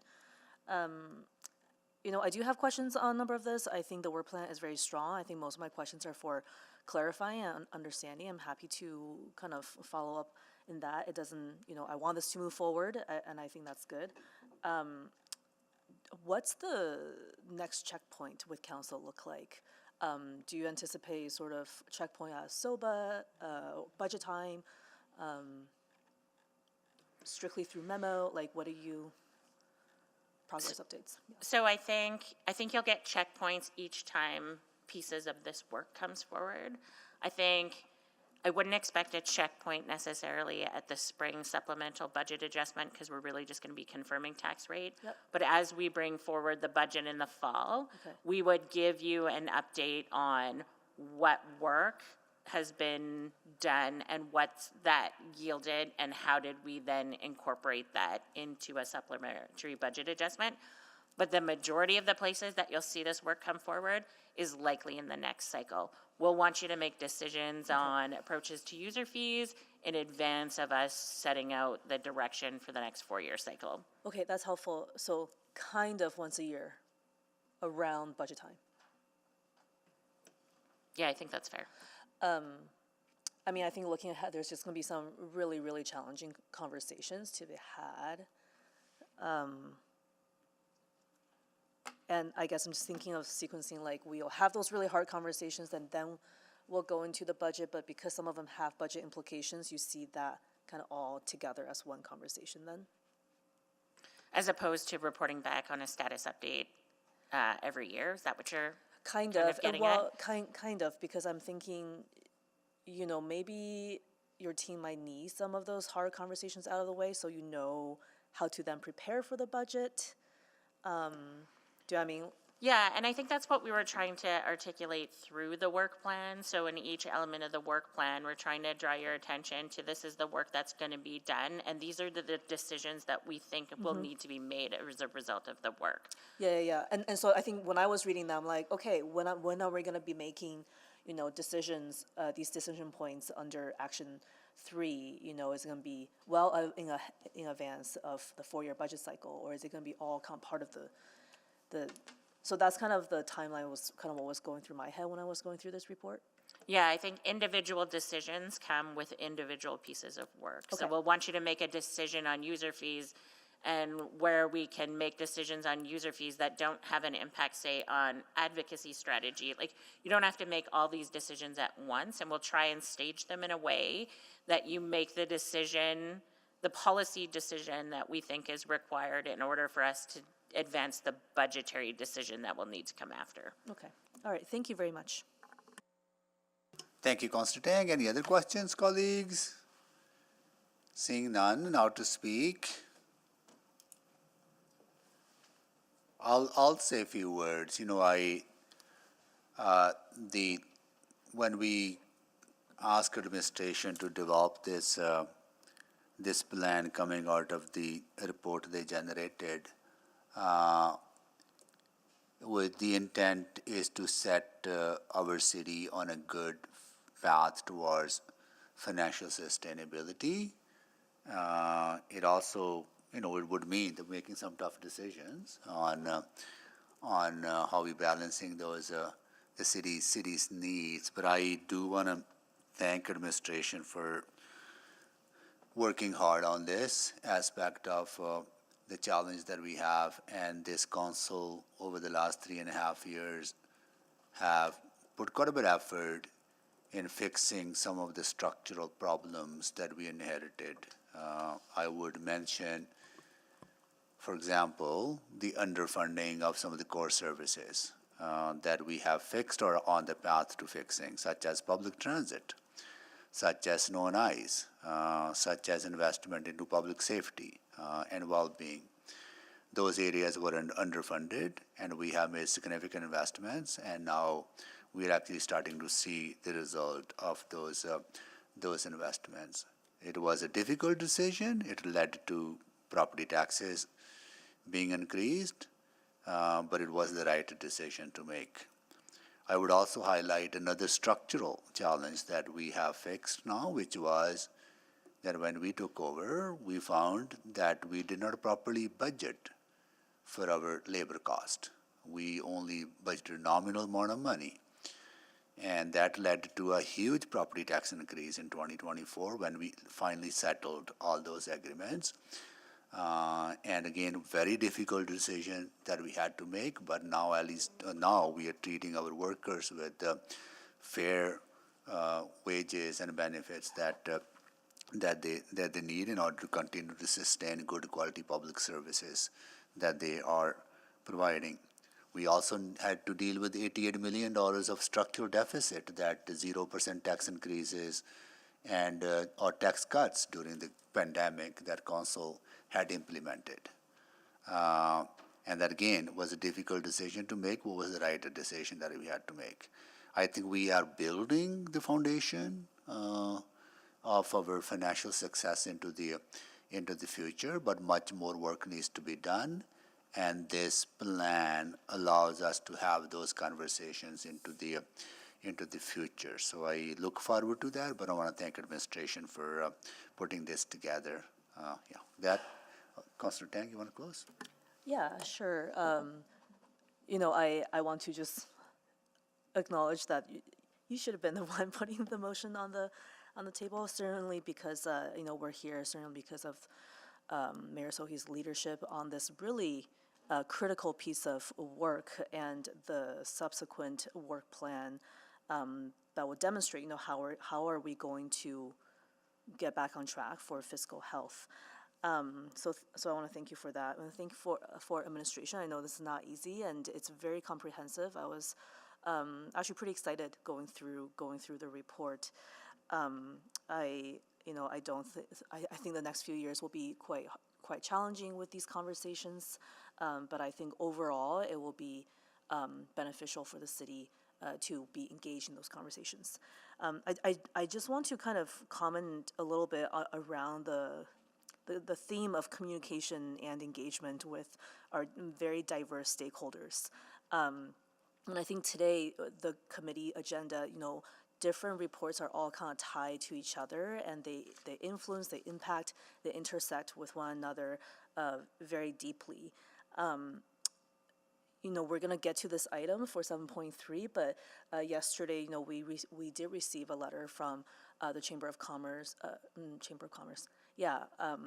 expressing some concerns about that item, and, seeking for a delay. And I was struck because I was thinking in my mind how it's actually very clear in this fiscal gap report that goal number 5, continue focus on divestiture and diligence in acquisition, is a very clear thing we need to do for us to get back on fiscally healthy path.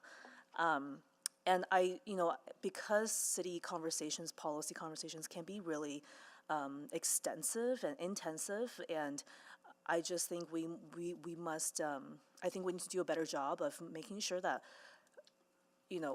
information that's being put out there, stakeholders really truly understand when they're commenting on something, how it ties back to some of the other broader policy work that is happening concurrently and happening in an intersecting way, because I found it very contradictory sometimes. So I just want to flag that. I know as we engage forward on this very comprehensive plan, there will be other work happening at the same time, that they always tie back with one another, and I just think that's a very central theme as we communicate with different stakeholders. So that is all. Thank you for this report and information. Thank you, Councilor Tang. Please vote.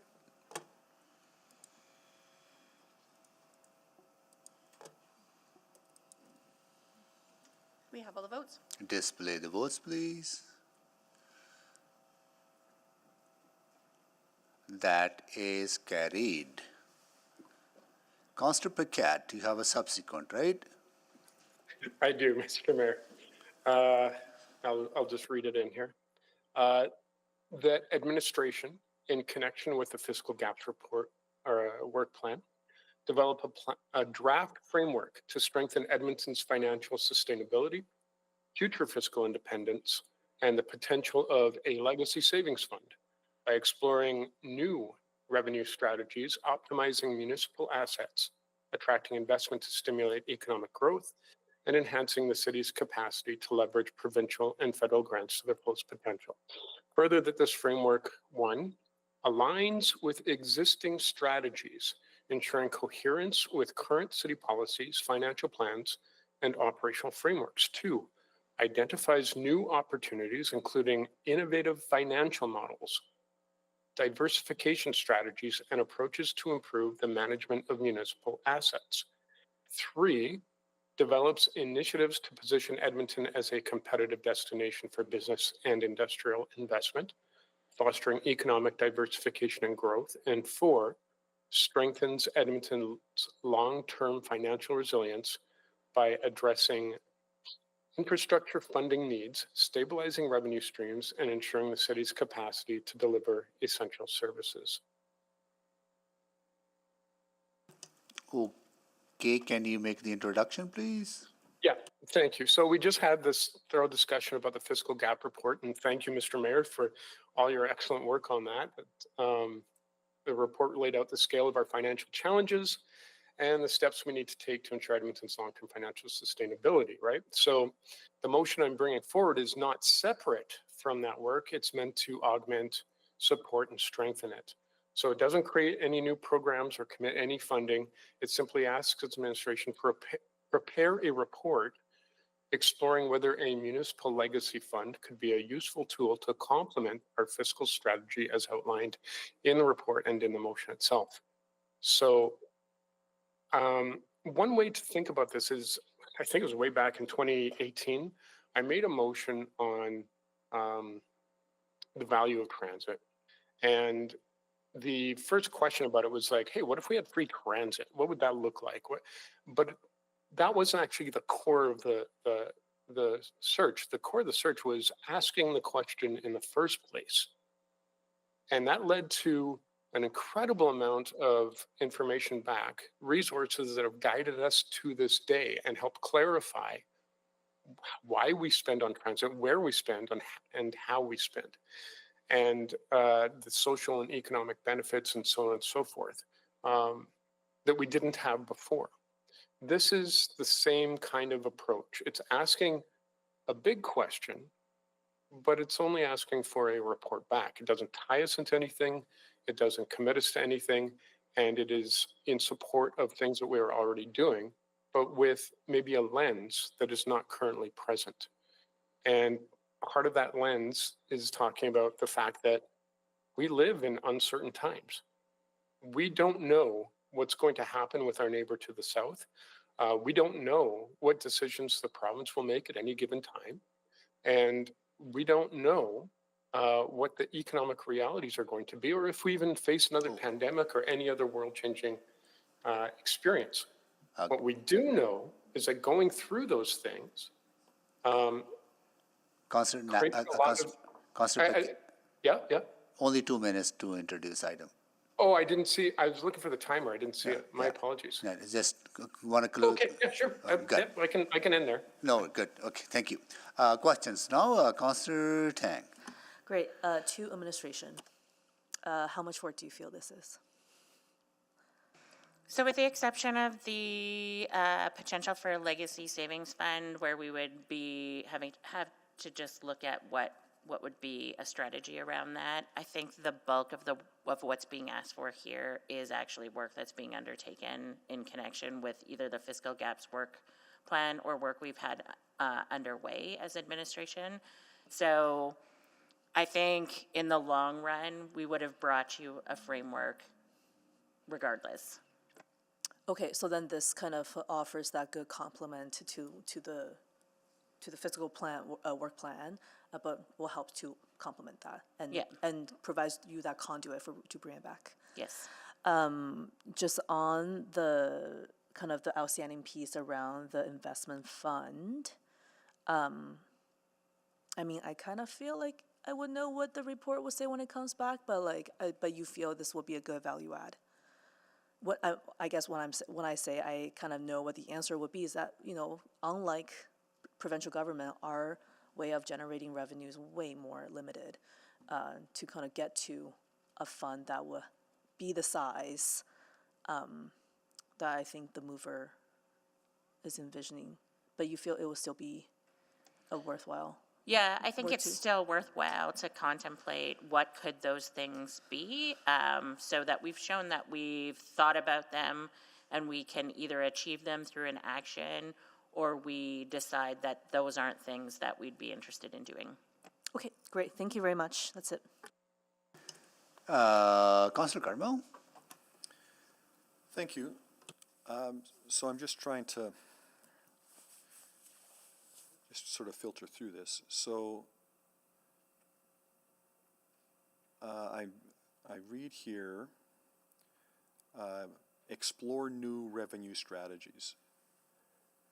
Do we think there's any new revenue strategies out there that we haven't explored already? So this is where I would say, like, this type of thing does connect to the work that we're doing in the fiscal gaps work plan. And I would envision that revenue strategies would be as broad as discussions around who should pay for what and what form should that take. A user fee. Are there places where we're not charging, where we could actually justify a user fee? So there's elements of this that I would connect to the fiscal gaps work plan. And we need this motion to do that work? My time is not correct. We'll adjust that, Councilor Cardinal. Yeah, I'll Carry on, yeah. self-manage too. Yeah. Yeah. Here you go. I mean, we're proceeding with the work of a fiscal gaps work plan anyway. I think what this motion does is have you see a draft fiscal sustainability framework maybe a little earlier in the process than we would have otherwise brought forward. So let's say we find another revenue source somewhere. I've heard a lot of language in the last year about a structural deficit. So without this motion, right now today, if we found some new revenue source, that money would go where?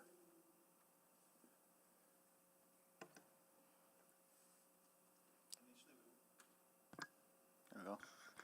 Said initially we'd probably put it back into the structural deficit problems that we have. Right.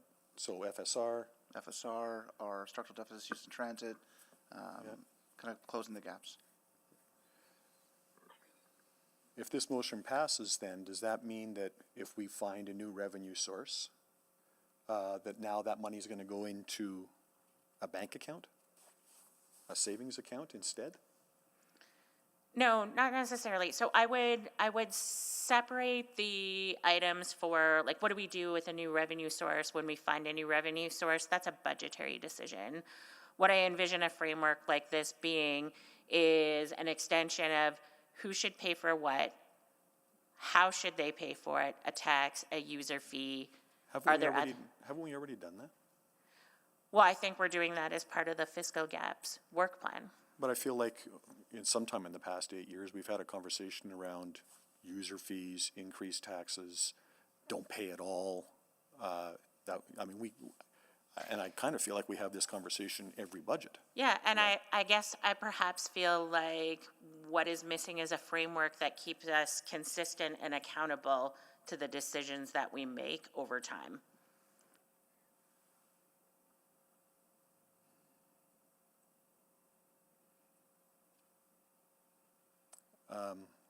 Okay, well, I guess I disagree. Thank you. Yeah. So what I want to understand is that there's work being done, there's overlap between this work and,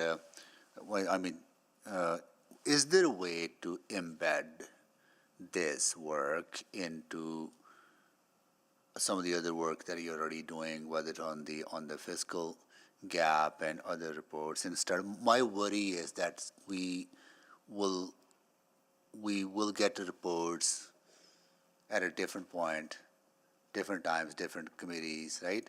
That may not be kind of interconnected working together, right? So is there a way to unite this work into one place, one report, that we have the holistic picture, whether it's you develop a framework or the legacy savings fund? Is there a way to embed this work into other work and bring forward one package or report?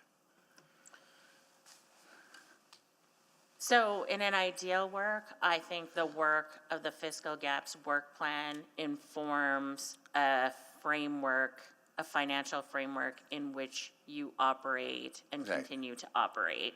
And so I think one is a natural consequence and a consolidation of the things that come out of another. When speaking with the councillor who made this motion, I think if we just recognize that those things are still fluid and the framework might be draft, then I think that the work here is connected. So how do you bring that connectedness all together to one committee at one time, right, that we have that picture together? That's what maybe this is to Councillor Briquette. Are you envisioning it that way, Councillor Briquette, that we embed some of this work? Some is extra work, for example, legacy savings fund, that's a new idea, right? Yeah, how do you see that coming together? Oh, absolutely, yeah. I think that frankly, the inspiration for this came from your work, Mr. Mayor. So I think that it should interlace really, really well and just augment it. And, I understand, okay, well, we get these reports, we make these decisions, but I think the difference between sort of saying, okay, how are we for the next 4 years? Someone might say, how can I align everything to set myself up for 4 years? That's a good question. It yields lots of great benefits. But the question is, how do I set myself up for life? That leads to different questions and different priorities and different focuses. And so I think that if we can bring those things together, we get maybe a more robust way of looking at things that extends past our current council, and maybe a framework that actually extends past the next council as well. I think of it the way that we did the work with the city plan and how that now has become sort of a guiding plan for successive councils. And really, at the end of the day, I think it was your work that instigated this. So maybe would this come alongside other reports and the update on the fiscal action plan, for closing the gap? I think that would be a perfect fit. Maybe I can help just. Yeah. So I see 2, 3, and 4 are really kind of fiscal gap work plan work, right? So, or it's related to the ECDEV work that we're doing in Kim's shop. So, when I look at this is probably a good wrap up of the stuff. The new thing here would be, I would think, number one is this fund conversation, which is a new piece of work, I think, that we haven't contemplated in the work plans that we have. But the fiscal gap work plan, what we talked about just recently, is about kind of landing these specific points in time for us to get decisions from council leading us up into the new budget cycle. So we're trying to land, what we're doing with our structural budget problems, how we're going to attack that into the new budget cycle. And this kind of is more of like wrapping all of that up into one endpoint. So there's a path we have to go through in order for us to get these outcomes that Councilor Briquette is looking for. Yeah. And that really is the fiscal gap process, plus the economic development work that we're doing. And you'll align that in the back end in your shop, right? How this I feel like this comes like somewhere after that, and maybe balls this up into a more like wholesome picture. But we need the incremental things in order for us to kind of get through. What does that mean? Got it. Okay. But the exception to that is the number one on this fund. The fund, I think. Yeah, the legacy part, savings the fund, legacy fund, yeah. I think even one fits into some of the work already being done, but it's the legacy part, the fund part. Okay, cool, okay. Councillor Wright? I'm just wondering, so I know the MGA allows us to establish reserves and things like that, but like a savings fund? I thought like our budgets had to balance, do we have the ability to set up a savings fund like this? I'm comparing it to the Heritage Trust Fund that the province has. Is that an allowed? So you have the EdTel fund. Right. So there are decisions that would be within the municipal realm that you could, like, for example, if you had your financial sustainability reserve above the target, you could make decisions to invest the excess above the target. Okay.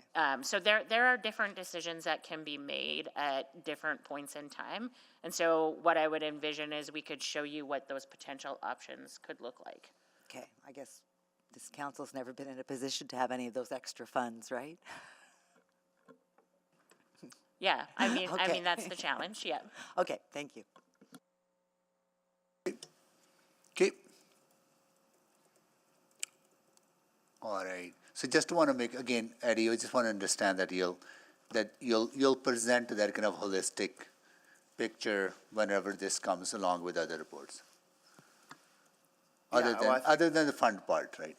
Yeah, I think other than the fun part, all the work that's requested in here is work that's undergoing right now. We're undergoing right now. Okay. So whether it's related to the economic development work that we're doing, or it's related to the fiscal gap work, each of those items are informing that holistic approach for us leading into the next 4-year budget. Got it. Okay, cool. Any other questions? Anyone to speak?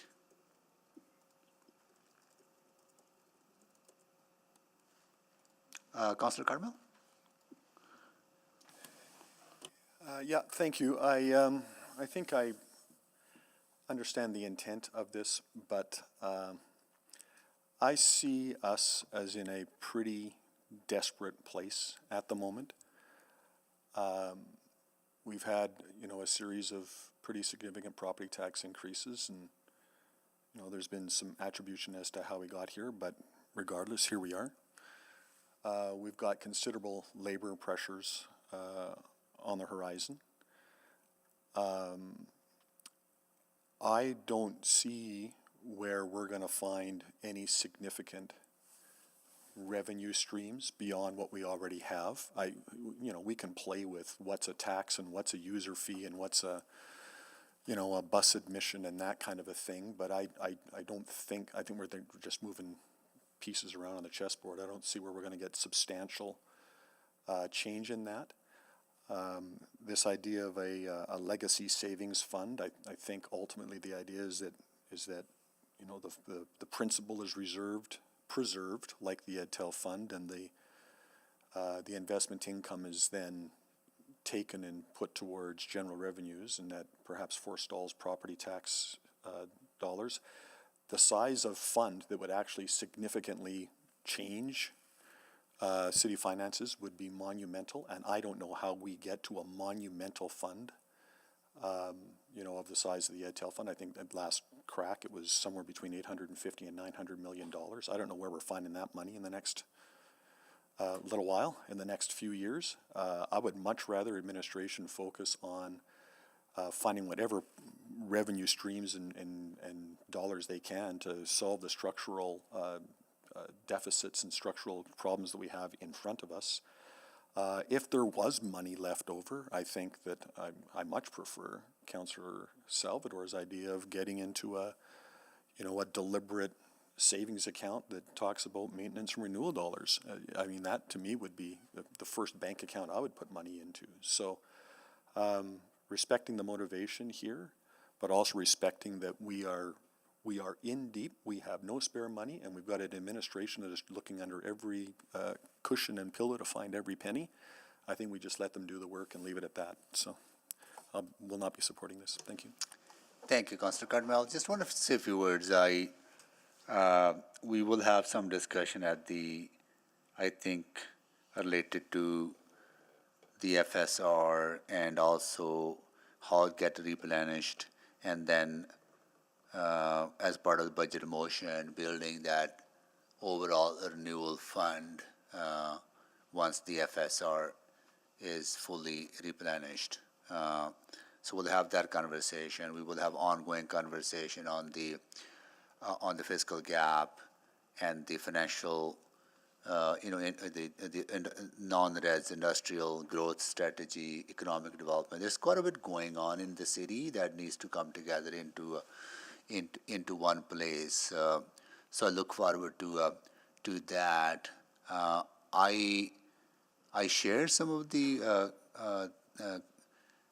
things that Councillor Cartmel has raised about the legacy fund, but I do respect that Councillor Piquet has been working on this concept for a while, and he has been raising this potential opportunity and a possibility through his work with administration, through council colleagues.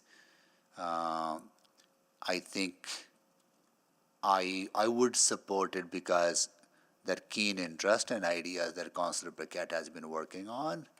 And there might be something to this, right? There may not be something to this, right? I think that is why I think it's kind of worth exploring and see something comes out of it, good. If something doesn't come out of, then we'll say, yeah, we tried, we looked at that option too, right? And so I think let's explore it. How may it turn out? I don't know, right? So, yeah. Okay. Councillor Tang? Yeah, just very briefly, I mean, I have to say, when I first heard about the intent of this motion, actually through media, I was very skeptical. I think it duplicates a lot of the work.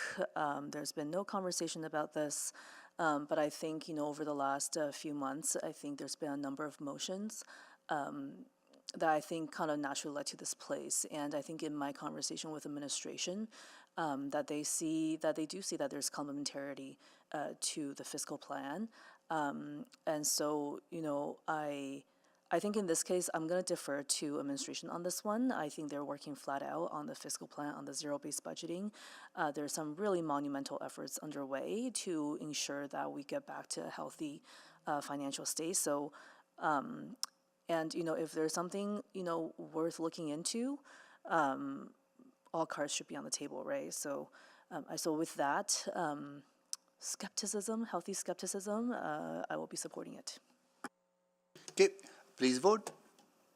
Oh, is it okay if I close? Sorry, I'm so sorry, Councillor Briquette. Please close. Thank you, Mr. Mayor.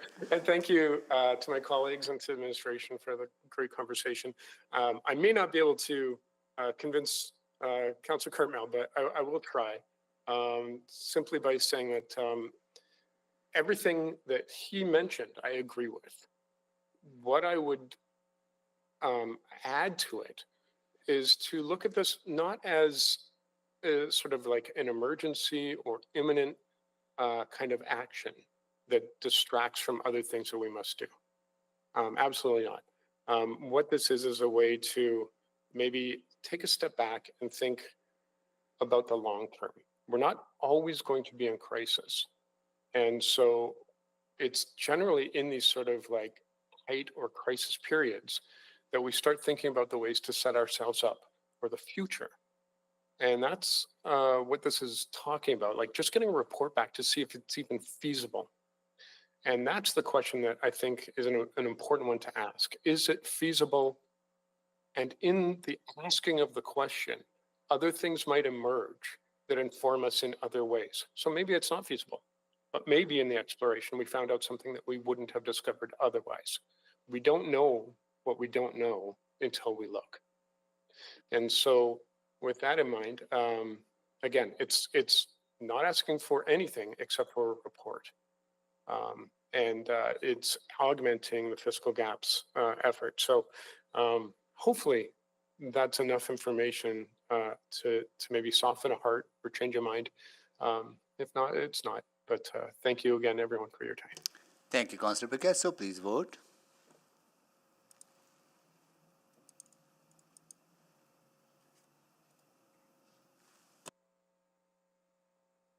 We have all the votes. Display the votes, please. That is carried.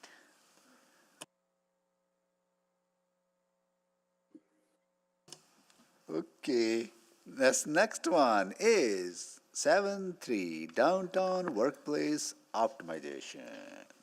Yeah, Mayor, We have so 5 minutes. we have about a 15-minute presentation that we think would 15 be minutes. useful to give, So why your- don't we your take the discretion. break? Why don't we take a break now? Then we'll be back at say 3:40. Is that okay? All right. 3:40 be it. Until then, we are on recess.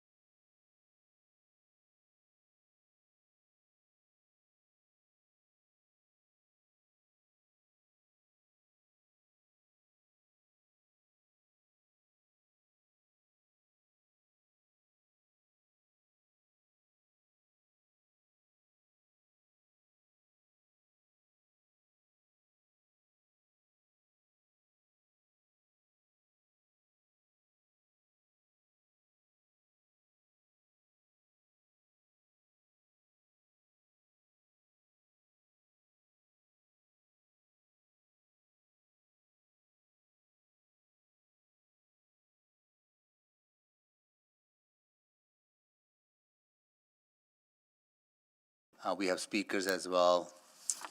We have speaker on downtown workspace optimization, speakers on 7.4 Winspear expansion project, and 7.6 development incentive program. Is 7.6 received for information, or there's a motion coming out of that? Yeah, the recommendation is to receive for information. Can we send that to next executive committee? You can, unless administration says that it's time sensitive. Is there anything time sensitive on the 7.6 development incentive program? No. Okay, so let's do that. I know Panita is here. Maybe not. Yeah, I'm here. Panita, you okay if we send that to next committee? Yeah, I'm fine with that. Okay, thanks, appreciate it. Okay, so let's do that. Then I would suggest that we get a presentation on 7.3, then hear from Anne Marie, conclude questions to Anne Marie. Then we get a presentation on 7.4, hear from speakers, at least conclude with speakers, then we can come back to questions to administration. Just for certainty for the speaker, can you do a motion to postpone 7.6? Okay, let's do that first. Councillor, I should check it. All right, do I have quorum? Okay. I am here. Councillor Principe, you there? Hello, I'm here. Okay, let's see. Councillor Paquette, you there? I'm here. Okay, we have quorum. I'm going to move that we postpone 7.6 to the next executive committee. All agree, please vote. Yes, for me. Thank you, Councillor Tang.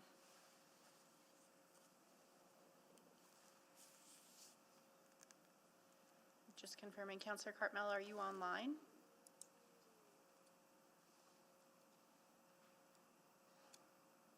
I don't see Councillor Cartmel, so we will mark Councillor Cartmel absent. Okay, We have all the votes? display the votes, please. That is carried. Okay, we're going to go to 7.3. We'll get a presentation, then Anne Marie will come to you for your presentation. Please go ahead. All right, good afternoon, committee. I'm Pascal Adoussard, I'm the branch manager for infrastructure planning and design. With me today are Susan Meunier, the director of facility planning and design, Bart Jaroki from real estate services, and we have colleagues online from financial and corporate services, city operations, and legal services to help with questions. Next slide, please. So we are here today in response to the motion made at City Council following the supplemental budget, capital budget adjustment, requesting more information on the downtown workspace optimization project. Next slide, please. So currently in the downtown core, outside of City Hall, city staff are predominantly located in 3 office buildings: Edmonton Tower, Century Place, and Century Hall. Over about 3,000 city employees in total. The Downtown Workspace Optimization Project aims to dispose of Century Place and Chancery Hall and to relocate employees primarily to Edmonton Tower and other existing city leased or owned buildings.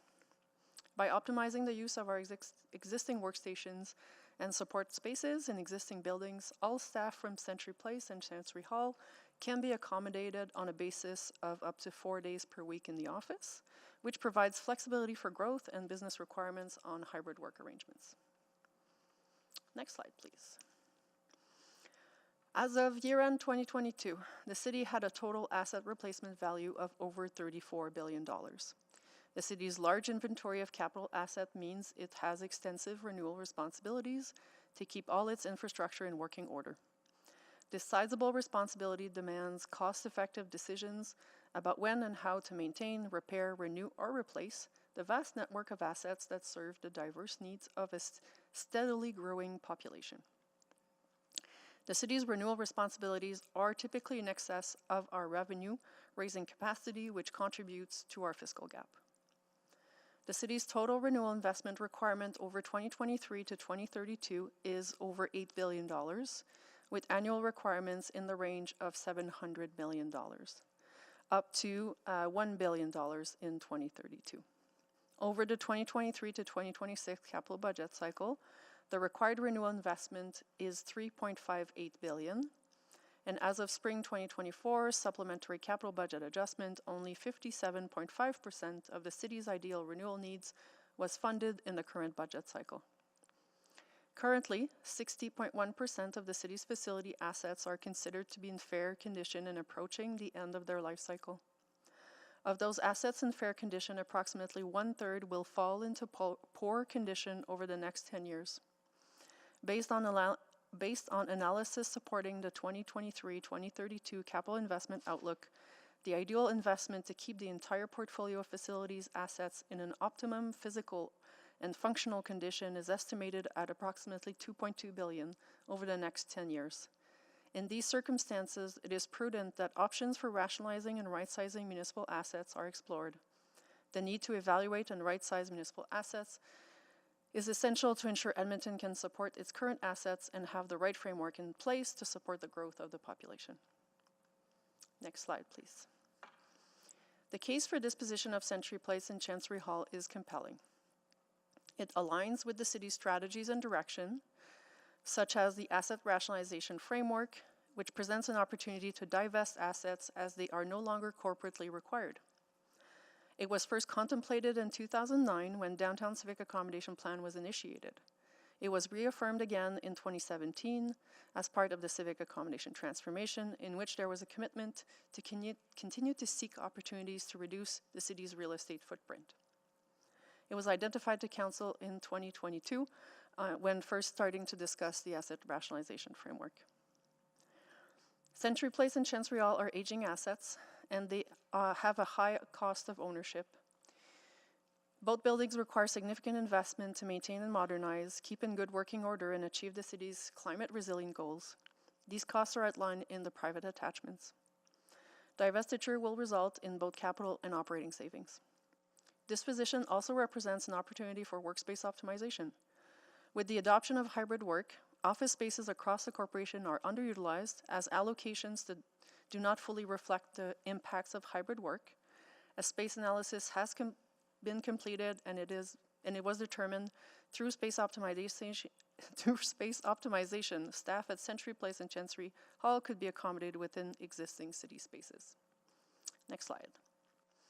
We've elaborated guiding principles that will ground our decision-making throughout the project. And so we are about ensuring responsible management of the city's assets and resources, responding to climate change and pursuing opportunities to transition to low carbon, reflecting the city's strategic vision, supporting policies, directives, and guidelines, and creating employee workspaces that will be universal, functional, adaptable, and efficient. Next slide. So the relocation of staff will be led by Integrated Infrastructure Services with a dedicated team assigned to plan and execute all aspects of the relocation. Next slide. Staff from Century Place and Chancery Hall will be predominantly located to Edmonton Tower.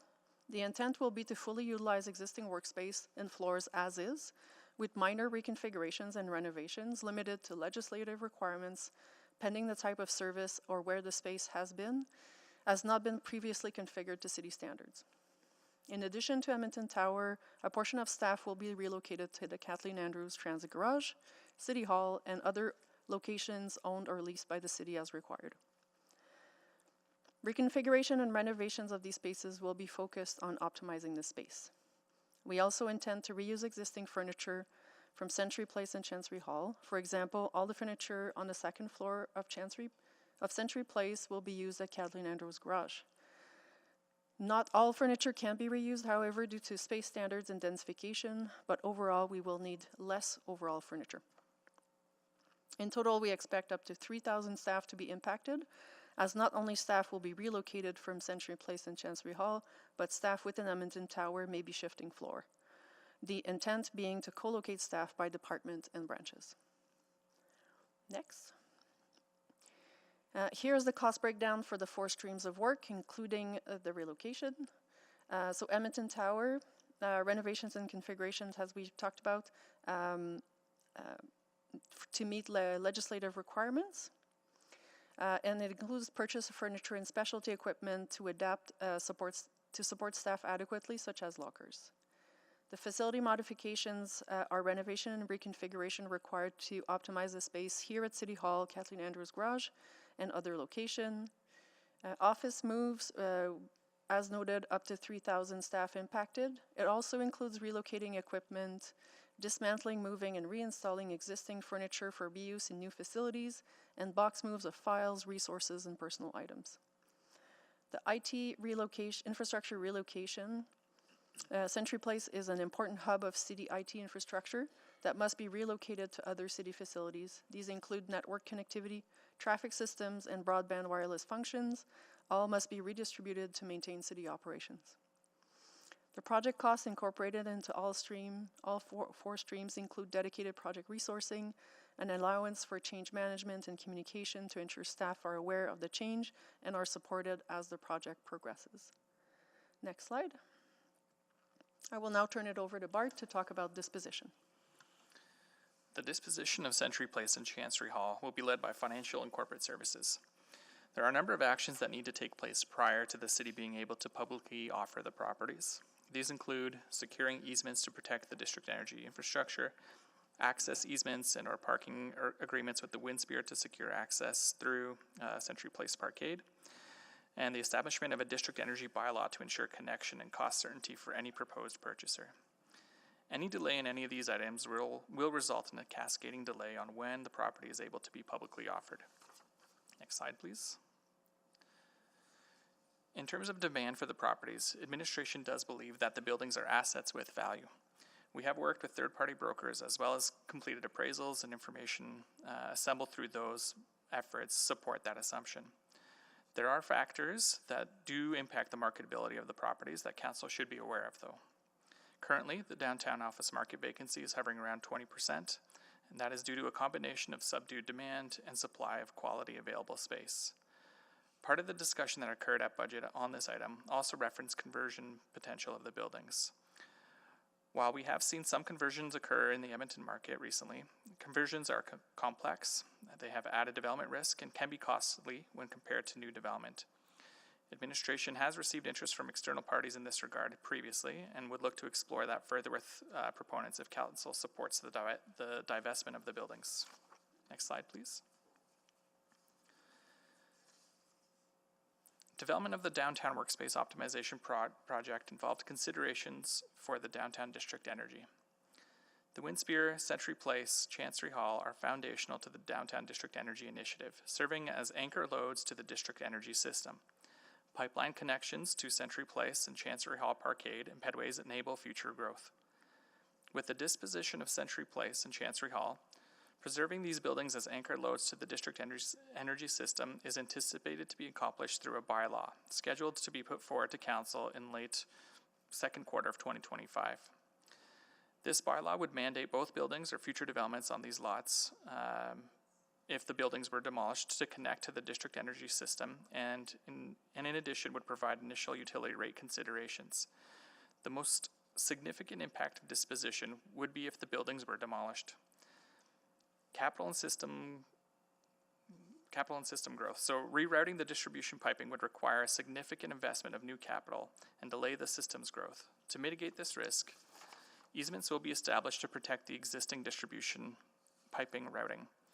On utility revenue, any transition would temporarily reduce revenue from these buildings. Administration is working to establish a utility fiscal policy and utility rates ahead of the beginning of the utility operations. This upcoming report will provide more clarity on the utility's financial performance and is anticipated to be presented in late Q2 of 2025 as well. Any future change in building usage could also have an unknown revenue impact due to the potentially different thermal energy load requirements. Next slide, please. The approach to disposition selected by administration is to list the properties before starting employee relocation. This approach allows for the opportunity to better understand market interest in the properties before relocation work commences.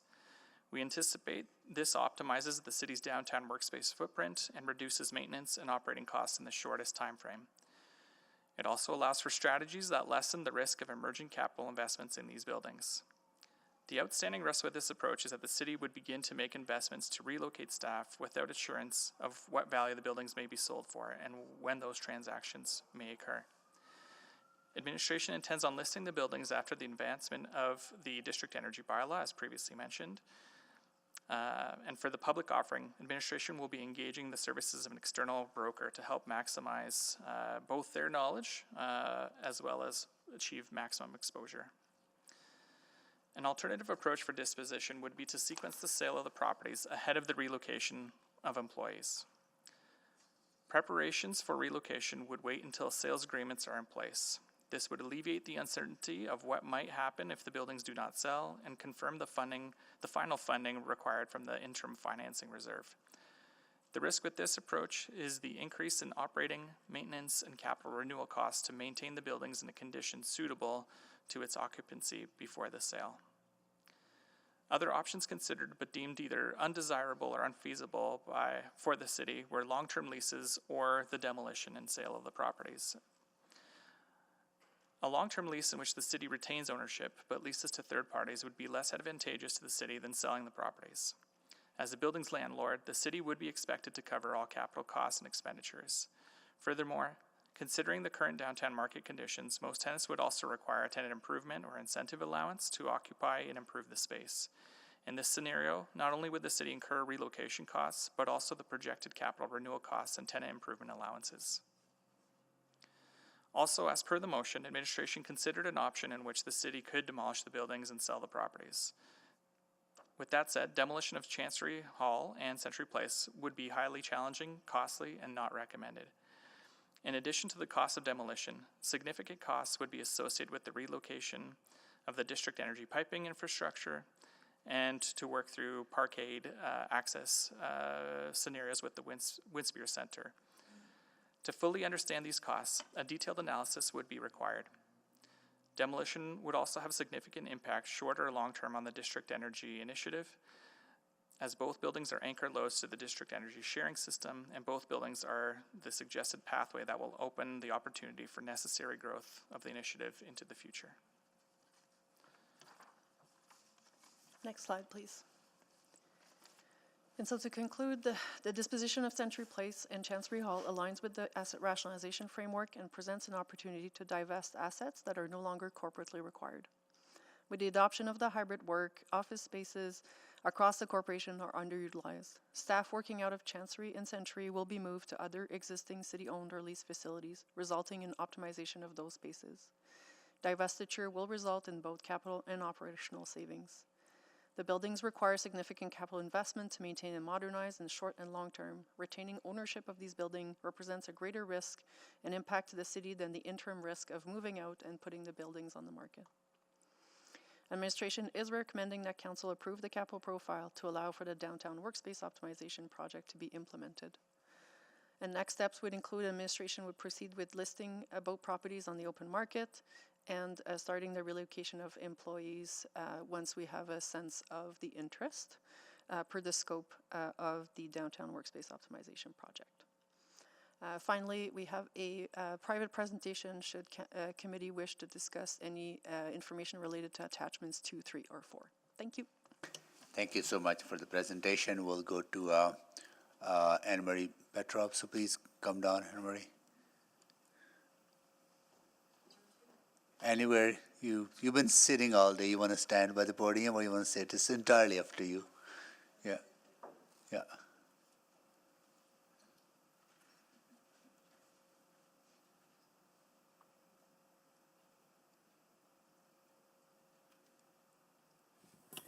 Good afternoon. Thank you for allowing me to speak today.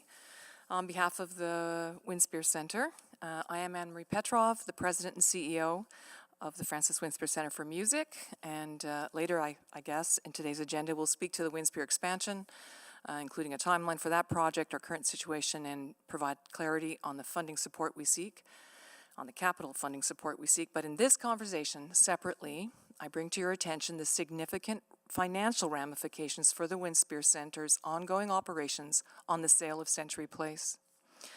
From the day that the Winspear opened in 1997, we have always generated commercial income from our leased land to support operations, as we are a not-for-profit that serves the community through music for people of all ages and walks of life, and we operate with fiscal responsibility.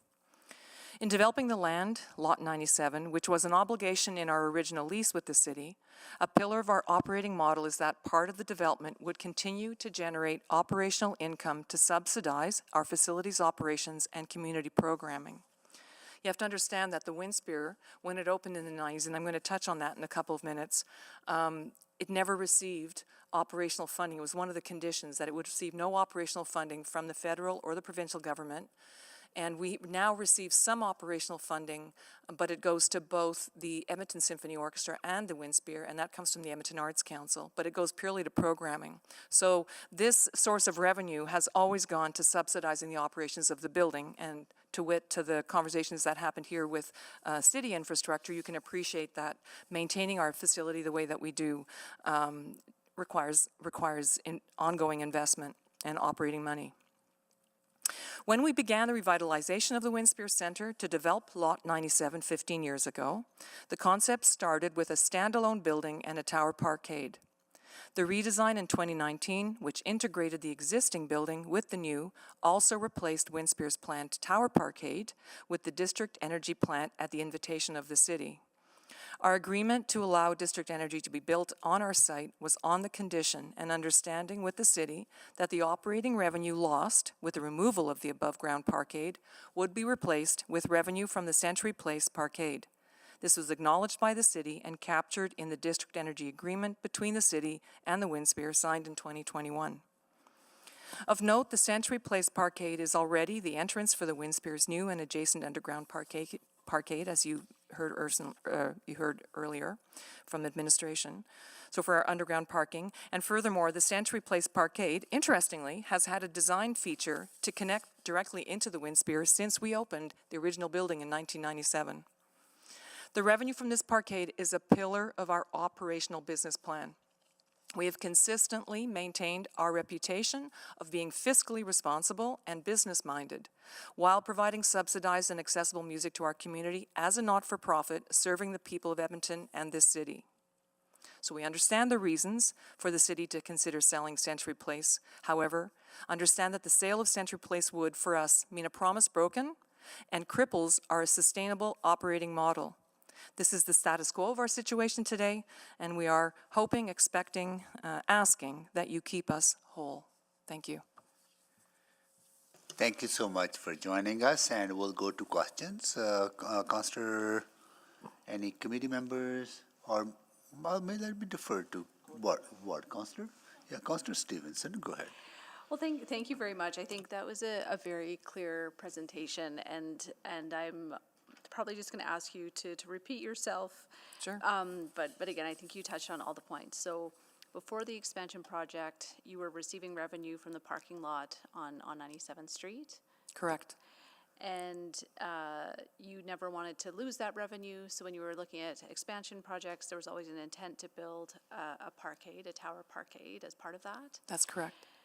That footprint where you were going to put the parkade instead went to the district energy system. Correct. And then the intent was to replace that revenue that you lost from having that tower parkade with revenue from the Century Park. Correct. Parkade. Yes. And also just wanted to emphasize that again, this was an ongoing, unending legacy stream of funding in perpetuity. Yes.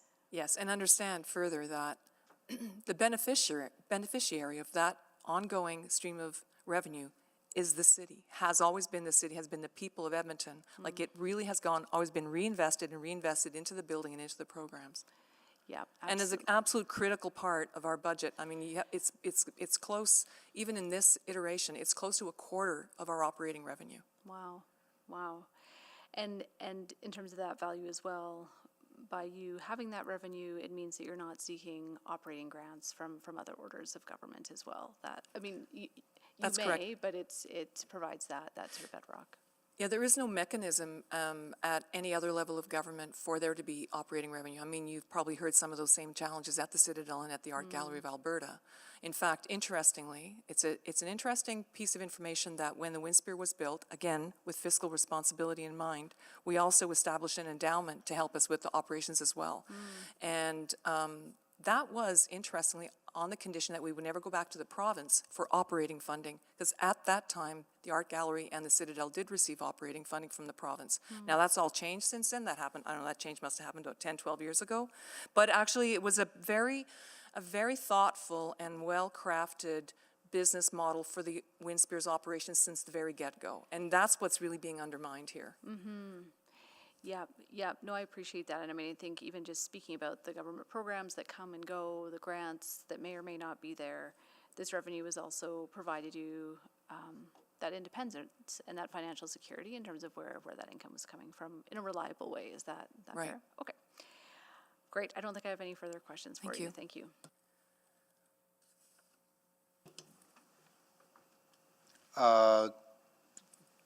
Do you have estimate around what revenue you were generating prior to the building going up behind the current Winspear on 97th Yes. Street? We generated net around $650,000 per year in 2018. Since that time, again, talking about our business plan throughout our construction, knowing that that revenue was not available is built into our project plan. And going forward, once we would be opening, we would be generating from well over $800,000 a year. And do you get the revenue now from Century Place parking? We do not, and we would love to. Okay, you don't, okay. Yeah. It's not been made available at this time, but for, reasons that I suspect. And you made reference to an agreement that was put in place when the swap was done to build the district energy system. So you have that as part of the agreement somewhere. That's correct. With the It city. was signed in 2021. It's Schedule D of 2020, of the agreement signed in 2021. Okay. Did that reference to the revenue that you would be getting from the Century Place parking, or is There's no reference to the actual revenue. It just says that we would operate the parkade going forward, and that we would then get into further discussions on the details. I see, okay. Okay. We will ask those questions to admin. Okay, thank you. Thank you. Thank you for waiting and joining us for this. No problem. Okay, any other questions? I see none. We'll go questions to admin. Anyone start? Councillor Stevenson? Yeah, thank you very much. I think the overall strategy is really thoughtful. I think there's a lot of value in moving city staff out of those buildings. So no concerns about that overall strategy. But it does come down, this is a very pertinent point for me. So I think that question is well put. Just how are we keeping Winspear whole given the agreements we've signed in the past? Councillor, that conversation will have to happen in private. Okay, happy to move then at the appropriate time. I'm sure there'll be some other questions.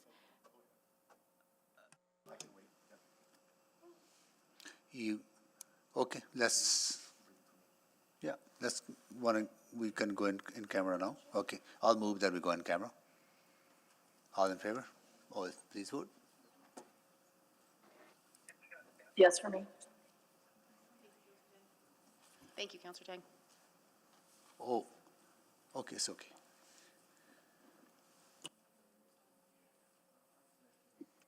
Not sure if my vote registered. I was a yes. Yes, I think it won't be lengthy conversation in camera, hopefully, right? So we'll see how it goes. Then we can finish with speakers. Yeah. Okay. And thank you, Councillor Paquette. We are just getting this vote. Three speakers on the other item. On Winspear. Okay, please vote.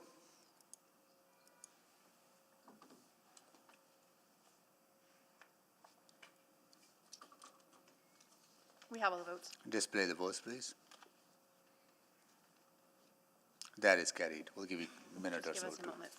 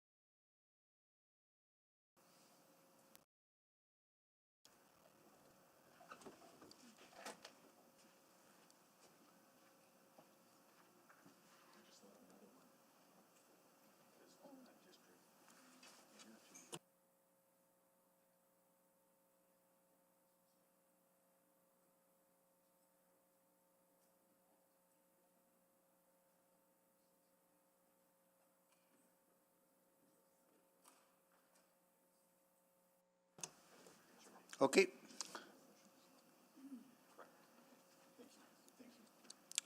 All right, so we're going to requisite this item to council. Councilor Cardinal, you want to move? Yeah, requisition. Requisition, okay, it's done. I need a second requisition. I did. Thank you. Okay, Councilor Tang, doesn't matter, yeah. Yes. Okay. And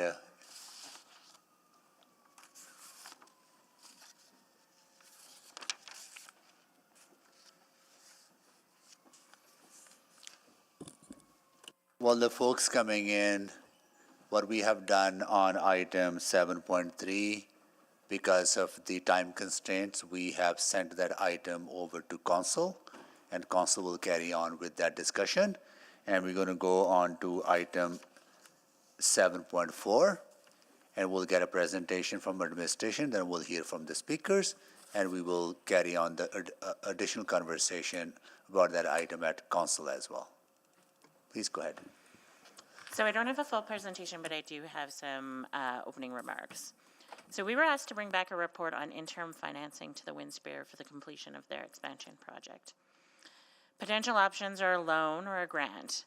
The Winspear has indicated that they do not have the means to repay a loan, and if this option is selected, that it would require an annual subsidy from the city, thereby a grant would be required and would require a funding source, which would likely be a tax increase. So these, as we work through this, it's fairly complex, but I would just say, rather than work through a very complex process that focuses on how to buy something now and pay for it later, the conversation here in this report should focus on whether council would like to fund the $33.4 million requested by Winspear as a priority item, and if it should be funded partially or in full, and how it should be funded, and your only available source at this point in time is tax levy. As a reminder, providing any form of funding to the Winspear for this project outside of the normal budget decision-making process, it's outside of the normal decision-making process, and it's outside of the normal prioritization process. Typically, funding requests of this nature are considered during the budgeting process alongside all other priorities. If council receives today's report for information with no motions directing any funding, the Winspear will continue its current construction staging program as funding comes available. I'm happy to answer any questions, but we know you want to hear from speakers first. Okay, we will start with Anne-Marie Petrov, then Sandra Young, then Sam Jenkins. Oh, we want to start with Sam? Okay, Sam, you got it. Good afternoon, everyone. My name is Sam Jenkins. I'm currently the board chair at the Edmonton Symphony Society and the Francis Winspear Centre for Music. I've sat on the board for about 10 years, and like I said, I act as board chair today. But as related to today's conversation, I also chaired our construction committee prior to becoming board chair. I just wanted to say thank you for giving us a little bit of time here today during committee meeting to be able to talk about our project. So in 2011, the Winspear embarked on an expansion that began with a relatively straightforward addition to our property. The initial project design included a new standalone building with a multi-story parking structure, as we heard about earlier today. Those plans evolved as we discussed the needs of the community we serve and recognized an opportunity to do more, to build and support music within our community and in the downtown core. We changed our vision from a standalone building to an integrated one. It would connect to the existing concert hall. It would integrate a district energy system and add programming spaces and improvements to the existing facility to increase its versatility. And instead of above ground parking, it included underground parking, a vast improvement considering our perspectives on vibrancy and on street attractiveness. We know that above ground parking isn't a positive for our downtown, so we adapted. Then, as we all remember, the pandemic happened. Its impacts on material costs, supply chain, philanthropy, and project timelines was felt by the Winspear, as well as so many other projects throughout the province. But rather than shrink from the moment, we leaned into this challenge. We know that the Winspear Centre is important to so many Edmontonians, It's important to the musicians who make up the Edmonton Symphony Orchestra and with the audience who they connect with every single night.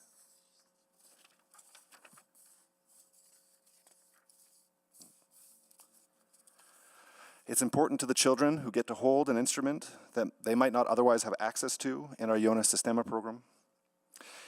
It's essential to the folks of all ages who are learning music with the Alberta Conservatory of Music, or more casually through our other programs.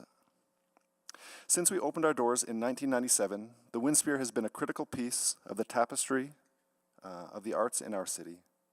Our expansion builds our capacity and footprint. We're doing this to invite more people into our spaces, into the downtown, to experience music by listening, playing, and learning. We're doing this to position Edmonton as a forward-thinking, arts-focused city that attracts tourism and more people downtown. We're doing this to allow Edmonton to compete as a city of choice with modern, world-class amenities worthy of a large city. As you've discussed many times in council, a strong downtown makes a strong city. The Winspear today has been an inspiration for Edmontonians for over a generation now, and our expansion is intended to be even more than that, a signal to Edmontonians that we have faith in our downtown core, that we have faith in our city, that it is a place for more than just commerce, but for community and for culture. We're very close to being able to realize this vision, and with council's help, I'd like to pass the mic to Sandra, to our CFO, to share some information on the dollars we're talking about today.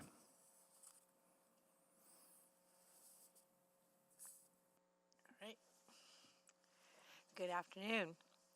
Thank you, Sam. My name is Sandra Young. I'm the Chief Financial and Operating Officer of the Winspear Centre. As our original vision has changed and shifted, so has the budget from this project. Initially, the estimated cost of the preliminary design in 2011, 14 years ago, was $66 million. As Sam mentioned, the vision shifted as we better understood the needs of the communities we serve, and the building was redesigned to meet those needs. Some key aspects of the redesign included integrating the district energy plant on our site and aligning ourselves with the city's climate goals, something that would benefit the entire downtown. With the addition of the district energy plant, we removed the tower parkade from our design, and the new design allowed for one level of parking under the building, accessed through Century Place Parkade. And most importantly, we integrated the new construction with the existing concert hall, adding more space to invite more people to learn and perform. This also activates the connection between 99th Street, our downtown, and 97th Street, the quarters. The cost of the new design was $89.2 million, and with that, we began construction. Then the pandemic hit. Construction costs increased, driven by worldwide supply chain shortages and record inflation. As with most capital projects during this time, the pandemic created delays and added costs. And so today we find ourselves with a total project budget of $118.2 million. But we've made significant strides to secure funding. We have 72% of the needed dollars. We have $84.8 million. Overall this time, the community has also pledged over $19 million in grassroots support for operations, endowment, and for capital. To complete this project, we need $33.4 million of funding. Today, we are asking you for your support to close the gap. We've heard different options. We're working alongside you to find a solution that lets us open our building next year and serve our community. Thank you. Thank you so much. Anne-Marie? Thank you. Thanks, Sandra, and I don't think I need introduction this time. You know, I'm Anne-Marie Petrov, and that I have the pleasure of serving as the President and CEO of the Winspear Centre, this incredible city, really, a city. It's a venue that serves our city through music. Our agenda today is focused on building your agenda today, I should say, and it's been fascinating to sit and hear the good work that you're doing to build an Edmonton that's vibrant, attractive, and a true destination for residents and visitors. I joined my colleagues Sam and Sandra because we want you to think of the Winspear Centre as one of the puzzle pieces and so much more than a concert hall. The expanded Winspear Centre will be a jewel in the entertainment district that stretches from Rogers Place and the proposed new event venue into the arts district. Great cities have many venues that offer vibrancy, culture, and joy. And together I believe we are collectively building a great city. We're here because we need your help. We need your help to make downtown of Edmonton more vibrant, more inviting, and more of a destination for performers, students, teachers, patrons, and all lovers of music and the arts. To create the downtown in the city, we've always wanted to be one that feels alive, energized, and optimistic. One where families might pick up their children from lessons at the Winspear, a theatre class at the Citadel, on their way from visiting the Art Gallery, the Royal Alberta Museum, or the Stanley Milner Library, before watching a hockey game at Rogers Place. I'm just going to interject in there that you have to know that I moved downtown from the fringes of the city. I used to live on the far west end, and what attracted me to move downtown with my children when they were very young was exactly these things. We had the opportunity to stay at a hotel downtown. We were going to a hockey game, and in that moment we went to visit we saw some houses that we knew had been for sale, but it was really the fact that there was a downtown library and the fact that we could go to the YMCA, to the Kinsman, and all these amenities. And this is already almost 15 years ago that we bought that house, and we've never looked back. I've loved our downtown and the urban environment. One where all parts of our downtown are connected, welcoming and inspiring, bustling with people. The Winspear is in a unique position, geographically speaking. Consider that a completed Winspear can form the connection between the downtown from the Ice District to the Arts District to the Quarters and to Chinatown. We know these are important areas of growth and vibrancy for the city. Today's reports from your administration underscore that. I want to acknowledge this gap that we've identified, that the $33.4 million gap is one that we have to close, but it isn't small. And yet, we know that it isn't surmountable either. In fact, we've made significant progress toward funding this building. We are currently running ahead of our estimated budget, which is good news. We are working hard every day to stay on scope, find efficiencies, and stay on target to open next year. And consider that we have never closed the building for one day throughout all of this construction. Not an insignificant feat. Even during the pandemic, every time that we could be open, we were open. With whatever the restrictions were that were ongoing, because we understood our role as a place where people could gather and come together in community and bring them joy through music. The project is a true community project. Every level of government and community have stepped up to make it happen. City Council has discussed closing this gap with a loan, and we're very grateful for this as a solution that was put on the table. But we do want to make it clear that from our perspective, a loan is not a solution, as you've heard today and in the report.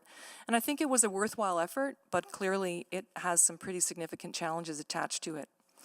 When this was raised, it was as a way to ensure that the time frame within which we want to open, which is 2026, could be more of a certainty.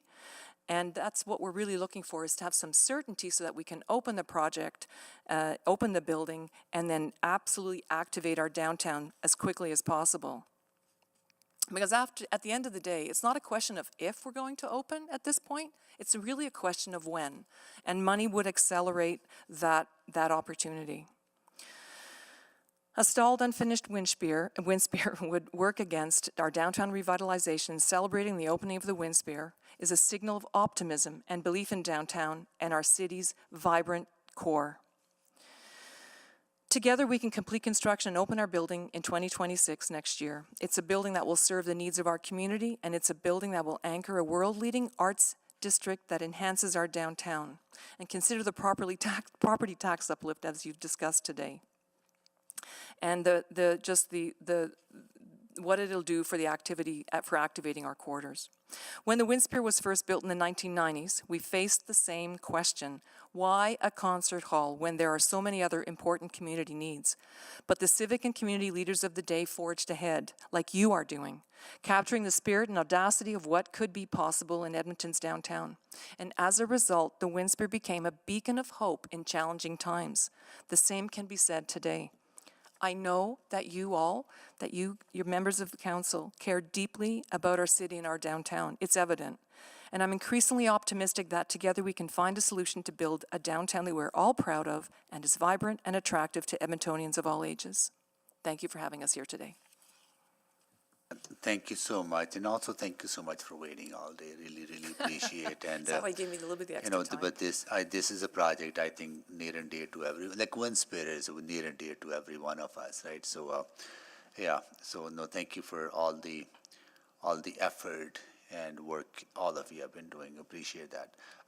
Going to go to questions, and we'll see how we get where we get with questions, and we'll requisite this to Council.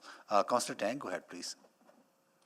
Yeah, great. Thank you very much. I know we're coming up on time. And yes, thank you all for being here and your patience for waiting all day to speak. No one is disputing that vision. I think we all have that shared vision of downtown revitalization through the Winspear construction. It's a matter of understanding the numbers, at least for me, and figuring out how to get there. Maybe I'll start with Sandra. So just so I'm clear then, within that 72% of the funding that's secured, part of that also includes a previous loan from the city, correct? Sorry, includes what? A previous loan from the city, correct? Yes, it does. It does include 11.5 million previous grant. Okay. And Is there a loan or a grant? There's a grant. It's a grant, not a oh, loan. so that's a grant. Yeah, okay. yeah. Apologies. Okay, and then that's all you have from the city, the grant. Correct. Okay. And then you had mentioned, as well as we have a loan that was used to construct the parking piece as well. okay, the parking piece. Yeah. So our underground parking- parkade, we have a loan for that Okay. that we service. And that is part of the new construction. Correct. Okay. Great, thank you. And then, so then that is part of the secured? Yes, it is. It's part of Overall, the total overall number. Correct. Okay, thank you. And then you also mentioned the 19 million of raised from donors and endowments, and that's separate from all this. This is for your day-to-day operation, correct? Correct. So some of the 19 million includes funding for operations, some for operations, because of course there is a gap for us in terms of operating revenue that we've lost now because the parking lot was closed. So some of our funders recognized that we needed that working capital, as well as we have endowment monies, and we have approximately just over $10 million today for capital. And that 10 million is part of the, again, that secured total Exactly. funding then? It's a part of the 84.8 million. Okay, thank you.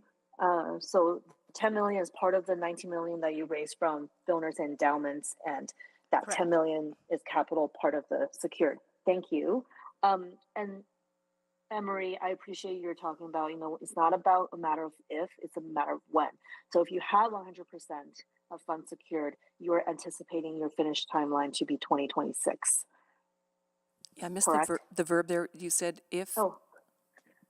If you had the 100% of the funds secured as your ask today, then you're anticipating the project to be finished by 2026. Absolutely. And in fact, we might Okay. even do better than budget. The sooner we get built, the better. And you probably understand that time is money. Yes, of course. But if not, I mean, today we talked about the CRL. You saw that in the motion, we had asked to include Winspear, and that's another pathway. But if not, if you're not going to be able to secure this 100%, what would you do? I see, you'll stage it, and you would wait until as funding trickle in, and Yeah. So thank you for that question. What was an important feature about our original building, and we're sustaining that same ratio, is what we came to the city with a year and a half ago, officially on the record, was a request for $13 million to match the same funding that we've in fact recently secured in budget 2024 from the province. So that was part of the total package. So that's confirmed, the $13 million from the province, and we had submitted a similar application to the city to sustain the same ratio of funding, which was essentially like quarter, a quarter from the city, a quarter from the province, a quarter from the feds, and a quarter from the community. And we have sustained that. So what would happen is, assuming that the 13 million is still something that is on the table with the city, we would then be proceeding with approaching the federal government, which is an ongoing effort on our part and our community. And we have a plan in place for that.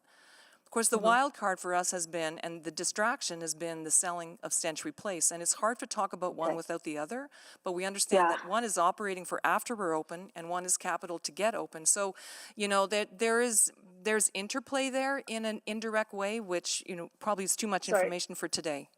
Yeah, 5 seconds left. Does this have to be resolved today, I guess? Does it have to be resolved today? Yeah, like, do you need that certainty today? Well, I mean, the sooner the better, but I think if it was resolved over the coming months and we had a line of sight that we knew we could rely on, we can work with that. Okay, I appreciate that. Thank you. Sorry, Councillor Stevenson? Yeah, thank you very much. So I think, you know, again, if you have 100% of the funding, it's opening next year.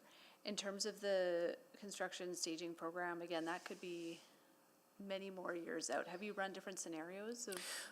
We haven't yet, and we will once, but as you can appreciate, we still need a slightly better line of sight because we don't know what exactly that means, but we're prepared to do that work. Did you want to also answer that? Yeah, and also the longer the outlook is, the challenge becomes things like tariffs, you know, the risks just get insurmountable to try to calculate. So that's why we are very focused on trying to get open as quickly as possible. Yeah, absolutely. And I think, you know, you spoke to the construction management that's ongoing, that's keeping things actually below projected budget. I assume that you also alluded to doing sort of a value engineering process, looking for savings. Could you just, confirm that is work that you're continuing to do to? Well, I can answer that question and Sandra can answer that question. I mean, the short answer is absolutely yes, but I'll let Sandra give you more of the details. So there has been several value engineering processes that had taken place over the last couple of years. There's a point where value engineering actually becomes more expensive than the value that you receive, and we're at that sort of pivot point. Right now, we're at sort of more of a focus of how can we mitigate escalations and keep the budget intact. Currently, as Anne-Marie had indicated earlier, currently for this shell building, we're actually $2 million ahead of budget. Okay. So, but I've just kept that as reserve because I'm concerned about the tariffs, changing economic landscape right now. Yeah. But yeah, absolutely. And you've also, again, sort of as an organization and ongoing with the expansion, you are maximizing revenue sources as well as sponsorships, naming rights, all of the above and then some? Absolutely. Great. And, I saw reference to, when this facility is open, we could anticipate, an average of 2,000 people a day in the facility, using the facility. I'm assuming that those folks, some of them might be parking at the library parkade, or the city hall parkade, or taking transit. Is that fair? Yes, definitely. So that's creating some revenue for the city, and again, in addition to that vibrancy and bringing more business to the downtown. And then, as alluded, as you know, we've included CRL on the list of catalyst projects. Sorry, we've included the Winspear on the list of CRL catalyst projects. Part of the conversation I think our staff will have with the province is around just some of those ownership rules and regulations, if we do need to have ownership of the building.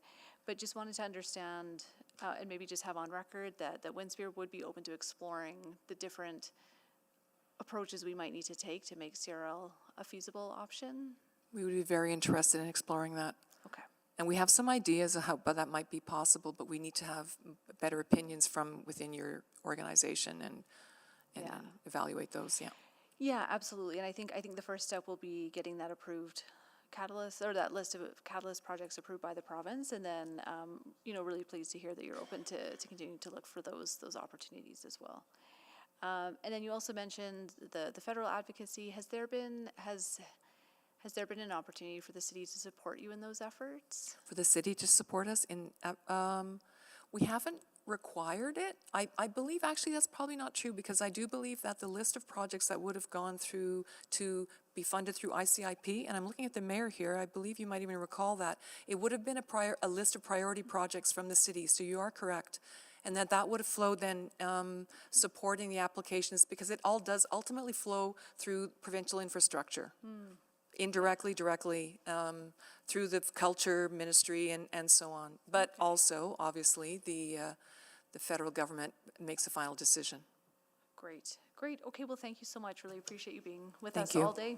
Yeah, so let us, like, if there are applications into the province or the Fed, let us know if there's any advocacy we can do on that, right? So also, I would request that now that we have added Winspear as a catalyst project to be funded through CRL, like if you could activate some of your connections in the community to have a conversation with the provincial government, whether it's through DRC, Chamber, DBA, and others, right? I think it's important that they need to hear how critical this project. They do because they funded partly, but I think just stressing to them how critical this support is, and that not filling this gap is going to have quite a significant impact on Winspear, right? So I think there's an urgency to this, right? I think if we can help them understand the urgency. I understand what you're saying. Yeah. So thank you. and we will do on our part, right? Because through our connections and through our advocacy and also conversation that we have with various ministries. But if you could activate some of your connections, that will be helpful. Yeah. Thank you. Cool. Yes, we Okay. will do that. Okay, thank you. Okay, so that concludes the questions to you. We will requisite to council. Requisition. Requisition, that's two of us. All right.